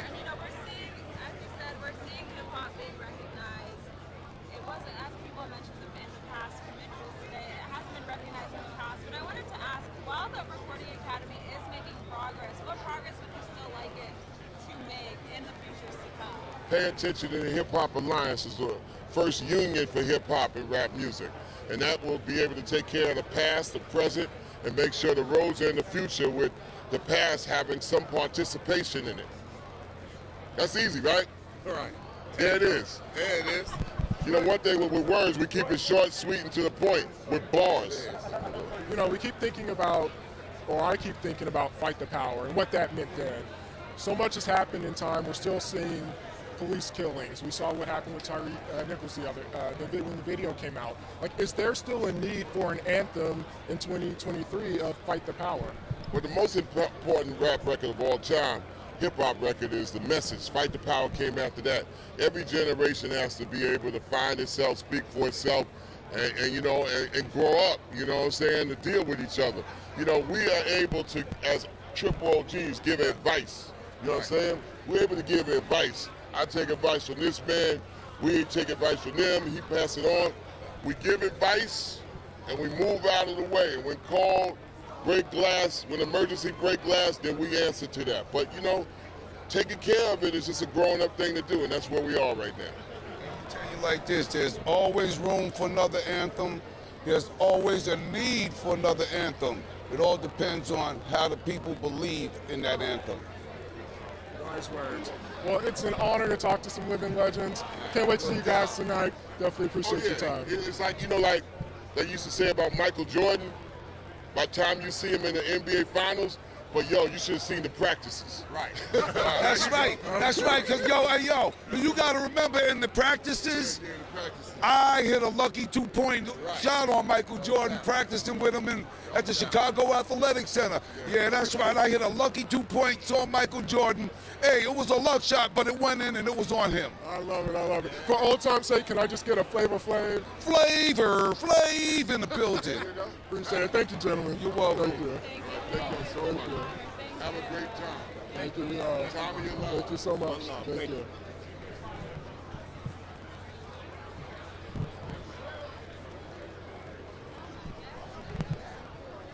was cool.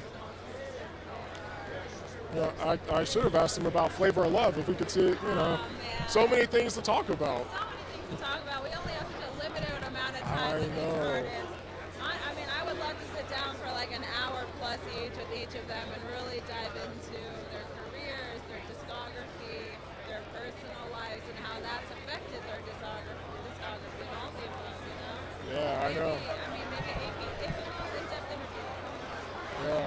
I mean, when we first started, there was a light flow of the carpet, and now it's just bananas. Like, it's so, and it's all big stars, all of the biggest stars in the world. It's not just a crowd of fans, it's not just a crowd of publicists, it is literally crowds and crowds of artists. As they mentioned throughout the night, reconnecting with one another.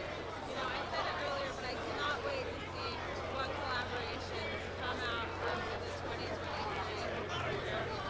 Next year we're going to be talking to people and say, well, during a commercial break, I was talking to so-and-so, and now we're here nominated for a song. I think that's going to be really, really exciting. No, I think so too. I'm just trying to figure out who we're going to interview next. Like, I keep getting surprised, but it's Beyonce?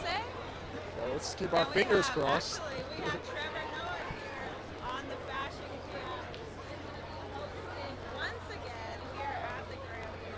He is an amazing host, hilarious.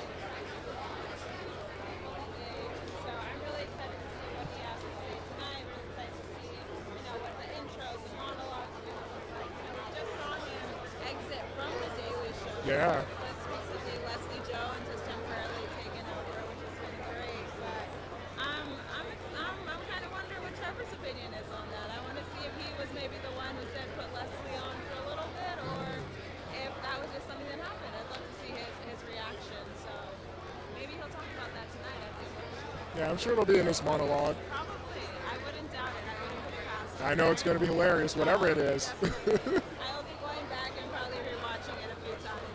I know, me too. So I just saw DJ Khaled walk by. And yeah, for anyone who does, DJ Khaled just walked by. Yeah. Look at me, I'm like a fan. I need to stay on task. I keep seeing stars and I keep turning like, oh my goodness. and thank you again to everyone for joining us here. If you've been here for the entire time, you're the best. But make sure that you go and check out the actual award show that we've been talking about all night. Highly anticipated. It's going to be on at 8 p.m. Eastern Time. So I can't wait. Yeah, as soon as this carpet ends, it's going to start. I can't wait. I'm going straight. I need to find a TV. I know. Where can people watch it if they want to stream or if they want to watch it on TV? They should. It's streaming online, so they can watch it online, and they can also head to Paramount Plus as well as CBS. So, yeah, lots of different options. So be sure. So if you're here on YouTube, Paramount Plus, check that out. If you're at home with your family, CBS. Be sure 8 p.m. Eastern Time. That's where you're going to see this amazing hip hop tribute. That's where you're going to see the Mick Fleetwood performance with Sheryl Crow, with Bonnie Wright. We'll see also the Quavo. Music as well. And so, yeah, make sure you tune in CBS or Paramount Plus in order to watch the 65th Annual Grammy Awards at 8 p.m. Eastern Time. So I'm looking at the. Yeah, me too. I'm looking at this long carpet. I saw Toby Nigwe pass by. Yeah, Taylor Swift. She always looks great. She may take home a lot of awards tonight. She probably will. She probably will. Taylor has an amazing discography. And let's check out some of the other categories that we have going on for the night. I know we talked about album of the year. I know we talked about best solo performance. Let's see what's going on in pop music. We have best pop solo performance. Easy on Me, Adele, Moscow Mule, Bad Bunny, Woman, Doja Cat, Bad Habits, Lazy, About Damn Time by Lizzo, and As It Was by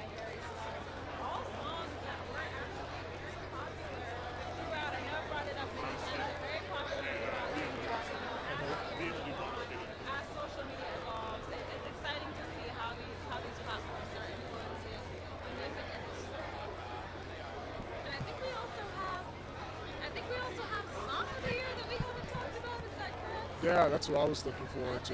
Yeah, I mean, so many big songs this year. Oh my God, so many great songs. I was, honestly, this year it's just been, I mean, immediately when it came out, Break My Soul, as you see here, everyone was ready. Beyonce had me ready to quit my job as well. You know, she was encouraging some bad habits. Well, Okay, Steve Lacy, yeah. Fitting everybody into a story here. No, but that's a song I heard over and over and over, and it kind of came out of nowhere.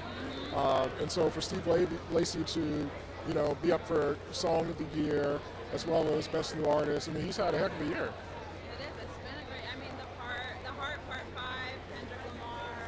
I was actually surprised to see that song nominated. I thought we would see some more of the songs that were on the actual album on Mr. Morale and the Big Steppers being nominated. But I'm glad the album is receiving some nominations as well. You know, we just talked to Bonnie Wright earlier. He said Just Like That. Yeah. There's that one coming up. We have All Too Well, Taylor Swift. You know, one of the things that I noticed as you're reading the names on the screen is that most of the nominees have a lot of different writers, but when you look at, you know, Bonnie Raitt, it was just her. And then let's see, that's it. You know, Easy on Me, just 2 writers. Same thing with All Too Well. But we look at like Breaking My Soul and God Did, and even The Heart Part 5, That Habit. Like all of these have a lot of different writers. So it's going to be interesting to see if Bonnie Raitt wins and she's the only writer, or if you know, Beyonce wins, where it's like, you know, 5, 6, or 7 different writers. I'll be curious to see how that happens. Yeah. That will be. That is obviously a good observation. That is interesting. I'm excited to see. And then we also have ABCD, EFU. We talked to Gail earlier, not on the live show, but earlier in the night. And so, you know, that'll be available soon on AP potentially. So I'm excited for people to kind of hear the story behind that, because it wasn't a song that I thought would be nominated for a Grammy. I thought, it's trendy, it's on TikTok, but no, we've seen it here recognized by the Academy. And so again, not only have we seen the Academy being diverse in terms of expanding the genres that it's recognizing, but also expanding on the if virality is going to kind of qualify someone for these awards. So yeah, it's a very interesting thing to see. I'd love to see maybe another Gary article on how social media is affecting another genre of music, right? Yeah, well, that R&B article took a lot out of me, so we'll see. All right, and we're going to pass it to our... Hello. Welcome back, team. Back in action. Oh, I am excited. I have got a band right here that I am a big fan of. Hello, Maneskin. Nice to see you. Nice to meet you. How are you? Look at you. Look, we all got the Velvet memo today. That's nice. We're matching. Looking hot. Now look, from busking in the streets of Rome to the Grammys, I mean, does that still just blow your mind? Look where you are. Yeah, that's very crazy. That's weird. but we're, of course, we're like very, very happy. How long ago was that you were busking in the streets of Rome? Like only a few years ago, right? Yeah, 5, 6 years ago. It was crazy. Like we were just thinking about it this morning, because it's just insane to think that all of this has happened in such a short amount of time, you know. So. You guys are rock stars through and through, bringing glam rock back. Thank you so much for that. When you go home, does the rock star life end, or are you just rock stars through and through? When the cameras and the lights... It's always rock star. Yeah. Rock is not a genre, it's an attitude. It's an attitude. In the heart. Yeah, in the heart. You see, your Italian heritage is incredibly important, and you don't shy away from that within your music. How important is it for you to, I guess, showcase your heritage and what it means to you on an international stage? I think that of course, being born and raised in Italy has influenced us a lot, like most of all culturally. So our music, it's a reflection of how we've grown up, and so like it's impossible for us to detach from Italy. And we're also very, very happy that we have the chance to spread like a new image of Italy, which is not just pizza, pasta, but it's also music. You're definitely doing that, absolutely. I recently bought your album on vinyl. I think music sounds better on vinyl anyway. And obviously the new single, Gossip, features one of your idols. Tell us a little bit about that. Thomas can tell you more. Yeah, of course. We met him because we played at the Roxy basically, and we met him, and after we spent like 3 months in our studio in LA. And so basically went in our studio, we just jamming all together on that track, and it was very nice because it was very natural. You know, he's a super nice guy, Tom. So we also grew up with his music. So you're at that stage now where your idols are becoming fans of you. Do you know what I mean? Like you recently as well had the I Want to Be a Slave version with Iggy Pop. Things like that must just blow your mind. I wouldn't be surprised tonight if some big stars come up to you and tell them that they're fans of you. Yeah, it's so nice. I think that's the biggest acknowledgement we can get because, you know, we grew up like listening to their music and started playing instruments, playing their covers and stuff. And now just to think that they know who we are and they enjoy our music, it's just priceless, I'd say. I recently saw you at the Palladium as well. You guys are true rock stars. Do you prefer the on-stage experience or the in-studio? I think I know your answer to this. Me on stage. Yeah. It depends. No, I'm the only one who prefers the studio. Yeah, I love the studio. I love not the recording, but the writing sessions because, like, creating music is my favorite part. But of course, live are amazing. Thank you so much for joining. Thank you so much. Sure. Thank you so much. Same. Have a good day. Have a good one. Take care. Thank you. I'm a fan.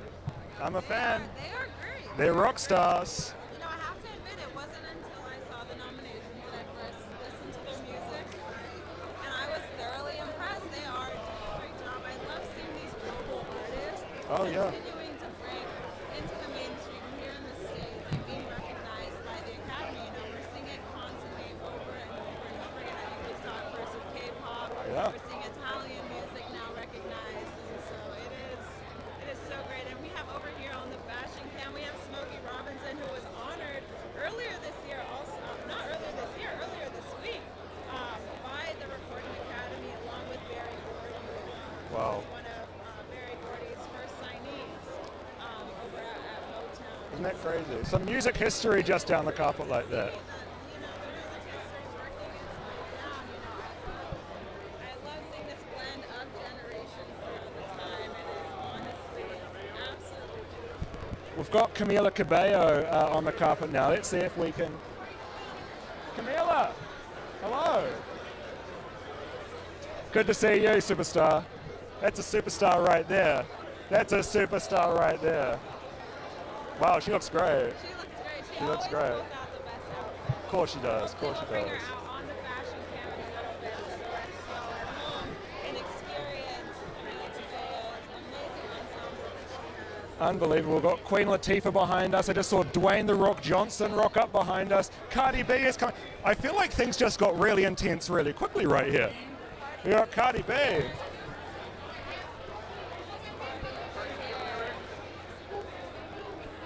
So you always expect something nice with Cardi B. She knows. She knows how to steal the show. Absolutely. Cardi always will wear a show-stopping outfit. I mean, we've seen Cardi, we've seen Lizzo, we've seen Sam Smith and Kim Petras. You know, they are pulling out Yeah. all of the stuff. And I like how you said earlier, a lot of difference in the color schemes chosen tonight. Obviously, we had Taylor Swift and then Cardi B, and I'm colorblind, so if I get this wrong, don't hate on me. Purple, right? Cardi B. What was Taylor Swift in? She was in a blue as well. Oh, okay. Well, both of them in blue. Both of them in blue. All right. Well, there you go. Justice for the colorblind people. Some representation on AP's live stream tonight for the colorblind folks. I'm sorry, you're off. No, that's okay. Okay, their outfits are still killer. Yeah, they're killer. And even pointing it back to the fashion cam again, we've got DJ Khaled rocking the off-rack, rocking the chain, you know, doing his thing. Look at that. I like actually how you mentioned as well K-pop a little bit earlier, because a big night for K-pop tonight, of course, BTS up for their collaboration with Coldplay, My Universe. And what I think is special about that collaboration, they're up for Best Pop Duo Group Performance. And, you know, Coldplay is a truly international band, but so is BTS, right? So when you get these two big forces together, I actually think they might have a chance of taking home their first Grammy tonight. Well, it's interesting. A lot of the predictions kind of either have Sam Smith and Kim Petras winning that award, or BTS and Coldplay. So it'll be really interesting to see where that goes. When I actually interviewed BTS a few years ago, they told me that, and this was just as they were starting to blow up, they told me that their next step was the Grammys. So I mean, I'm rooting for my boys tonight. I would love to see them take one home. I mean, listen, why not? Why not? Anything is possible here at the 2023 Grammys. And for those of you at home, again, be sure to check out the awards show at 8 p.m. Eastern Time on CBS, or you can head on over to Paramount Plus to check that out. You don't want to miss it. Listen, we've been talking about the incredible moments you're going to see tonight. You're going to want to be a part of that conversation as you're watching the show. And so I am, you know, as time goes on, I'm getting more and more antsy, but more and more excited. Oh, I'm gassed. To see what history is going to be made today. There's always, Grammys have always got a historic thing going on. If Beyonce up for numerous awards tonight, if she gets more than 8 wins tonight, she will break Michael Jackson's record for the most wins in one night. Of course, Michael Jackson doing that for Thriller. So it'll be interesting to see if she's able to do that. Oh, Rick Ross. Look at that. What's happening? Rick Ross. You already know. I'm happy to be here. Thank you.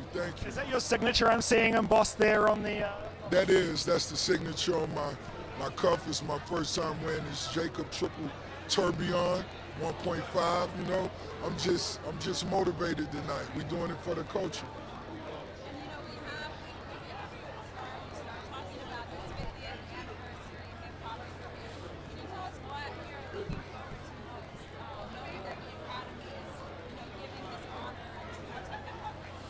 For me, it's really just seeing the streets mash with this prestigious award.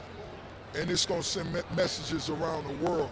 It's going to inspire artists around the world, because it was artists like myself who never felt I would be a part of this. And not only am I a part of it, but I'm performing tonight alongside my brother DJ Khaled, Jay-Z, Lil Wayne, and this will be historic.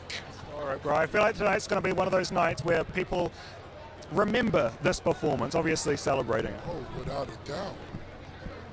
Well, thank you, bro. So nice to meet you. What a pleasure. Pleasure's all mine. Thank you. God bless you guys. Thank you. Appreciate it. Bros, just bros being bros on the carpet. But that's nice. Another thing that I enjoy about the Grammys is these celebrities are seeing each other for the first time in a while. So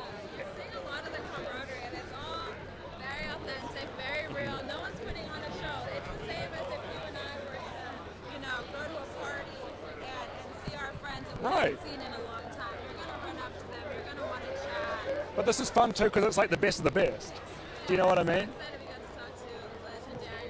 Oh, the legend, Rick Ross. There's been some good names. Who's been your favorite person that stopped by today? There's been some good ones. Oh my God, probably only because I'm a big fan of theirs, the Marias. Oh, nice. Okay, cool. We're probably one of my favorites. I've been wanting to interview them just solo for a long time, and so it's nice to finally have that moment and chat with them. I was pretty jealous when I saw you up here with Shania Twain. Oh, Shania Twain. I could see her hat. She was just walking down the carpet, and you could just see her hat, like as she was going down the carpet. Always pulling out the best outfits. I love this new era that she's entering into. She said, I mean, she's been a country pop diva for a long time, but she said fully pop now. I'm going to show you a new version of myself. She did talk to us about how she wanted to just be in this space of joy and happiness and see that reflected in her music.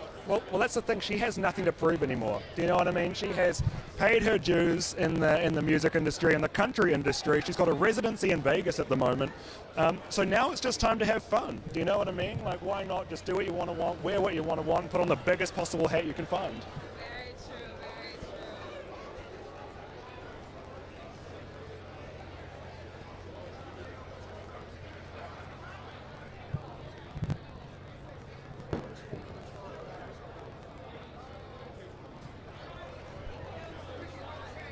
Amazing arrivals coming down the line. People are still making their way to the red carpet.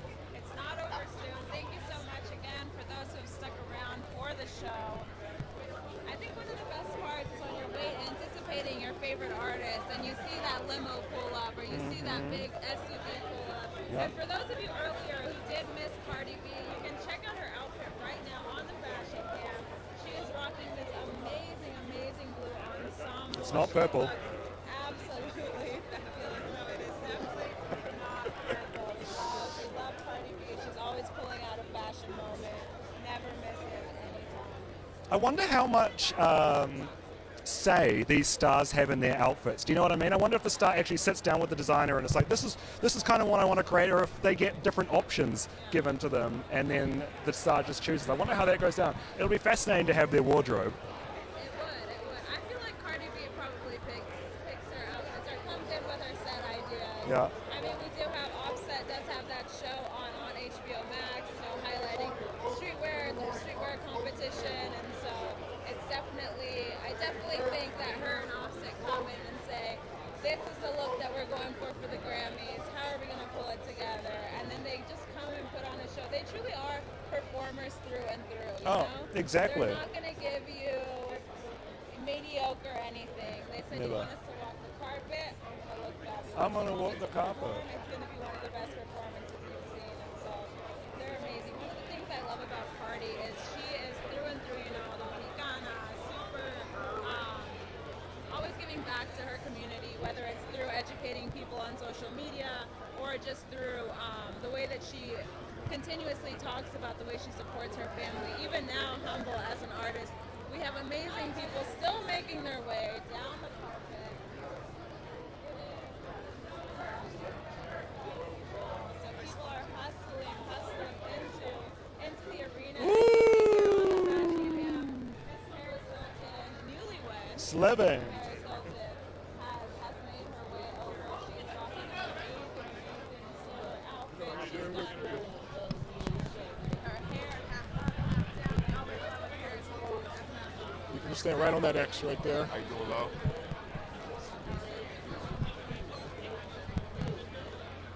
I don't have IFB, so you're going to have to. Okay. Thank you so much for joining us. We have a great interview with you coming up right now. Thank Yeah. you, Leslie. Nice to meet you. I love the bling. I love the leather. Thank you. Had to take it back, you know what I mean? Representing hip hop, the 50th year, so I had to do something a little hip hop, but Grammy acceptable too. When we talk about legends, you know, a lot of names are thrown out, but you are the legend's favorite legend, the one and only Rakim. So, you know, no, but it's the truth. How does it feel when you hear some of the biggest names in hip hop say you were their favorite rapper? Man, you know, as somebody that's supposed to be a man of many words, there's sometimes when I'm, you know, I don't have no words for that. You know what I mean? It's a blessing, man. Especially, you know, hip hop. It's a rough genre, you know what I mean? And to be able to get that love from my peers, man, you know, I can't find words for it, man. You know what I mean? It's so humbling, you know. So, you know, I appreciate the love and definitely appreciate being able to perform in the building tonight, man. Big deal for me. We've heard a lot of rappers who are involved talk about it. What can we expect? Because it seems like it's one of the most anticipated performances tonight. Wow. Well, it's going to be dope, man. We got a nice little medley.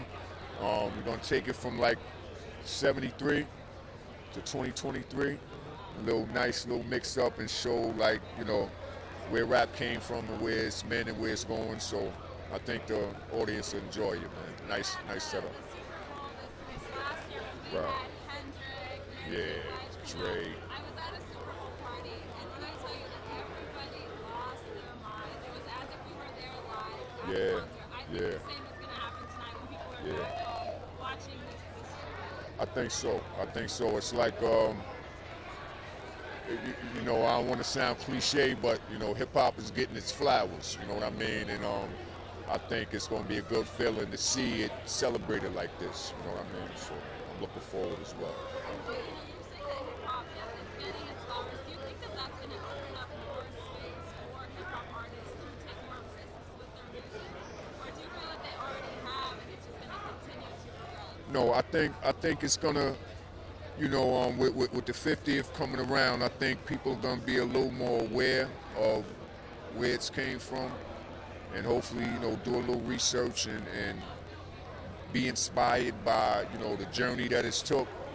And I think by it being celebrated like it is, I think it's going to inspire a lot of artists to want to create and be a part of, you know, like somebody was talking last night, they said, you know, 25 years from now, they want to be the one that's performing and getting the flowers for the, you know, the next anniversary of hip hop. So, yeah, I think it's going to inspire a lot of people, man. Well, lastly, while we have you here, obviously hip-hop has had a lot of successes throughout the past 50 years, ups and downs as well. At one point, the Grammys weren't even televising the performances. But for hip-hop to continue to thrive another 50 years, what needs to be done?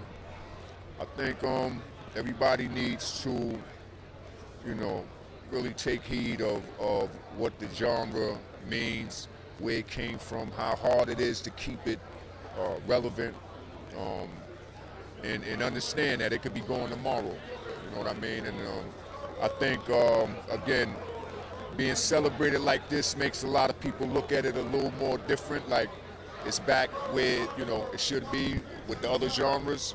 So hopefully people will honor that and put it into their work and show that. I mean, we've talked to a lot of legends and other living legends, so thank you so much for your time. Really appreciate it. Me, yo. Peace and love. Man, thank you all so much. Nice meeting you. Peace and love. Yes, sir. Peace and love, my brother. Speaking of a legend, on the fashion cam right now, we have Miss Queen Latifah. I want to throw it back for a little bit. I'm a huge Living Single fan. You and me both. Oh my God! No, I'm always singing the intro song. Oh my God! I thought that was Maxine Shaw getting her groove on for a long time until I saw someone on Twitter say it wasn't, and I was like, oh. Eric Alexander, that woman can kill it. I mean, Living Single was a breakthrough show, and a lot of people don't know that the inspiration from Friends came from Living Single. Inspiration stolen, just Stolen, allegedly stolen. stolen. Well, they've acknowledged it. Yeah, they've Oh, acknowledged it. confirmed it, so I can say it now and not feel bad. Great. But Living Single, honestly, was one of those shows. Queen Latifah was also one of the pioneers, of females in hip hop, in rap music. And people forget about that because she's do.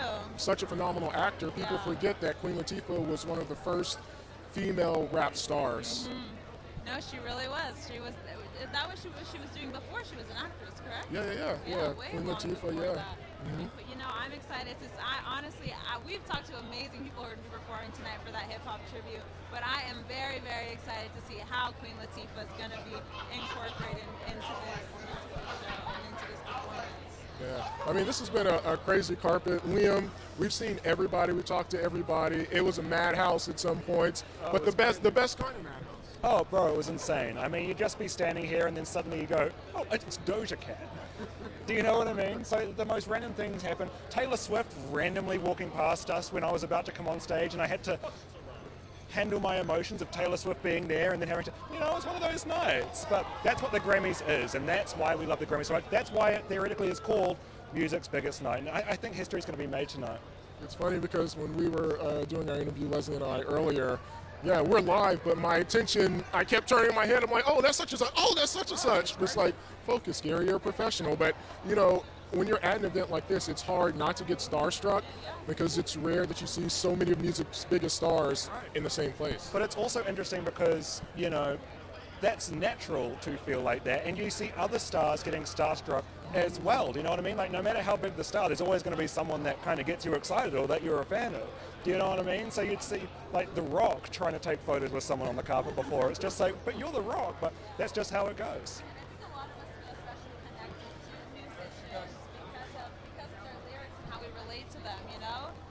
Exactly. It speaks to you. You see them and you're like, oh, look, this person that saw me indirectly is here in front of me now. And we got to chat with some of them, so that's exciting. But thank you all again. Thank you so much for joining us for the entire time. And one quick look. Oh, we got to look at Camila Cabello. I mean, look at so that. pretty, so pretty. That is what I'm talking about. A little zoom in there. Thank you for your hard work.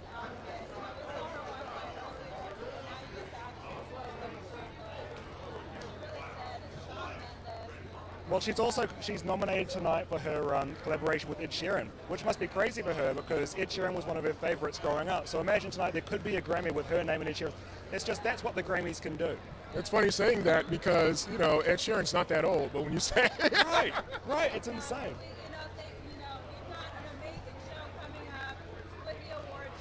Be sure to tune in on CBS, and you can also go to Paramount Plus. The show is about to start at 8 p.m. Eastern Time. It's the 65th annual Grammy Awards. I can't wait to see what history is going to be made tonight. Will It was a Beyonce make it? pleasure. We'll see. Will Beyonce make it? Will Beyonce make it? It And was also, great guys, it's been, I was about to say, so much fun working with you guys. I know, today. you guys are the best. You really are. It's been a What pleasure. Thank you for watching. And shout out to our crew. Oh, and our crew Everybody, as well. Jeff, Brian, Rick. Right here behind the scenes over in New York as well. Be sure to check out AP Entertainment, y'all, for all the latest and the factual news in entertainment.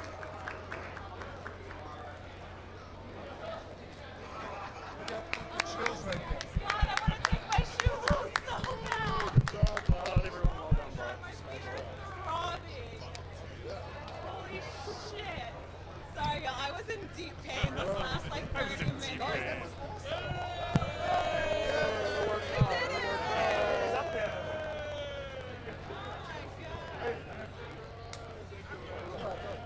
Oh my god, my feet. I can't feel them. Okay, I'm Are they? Oh, let's do it.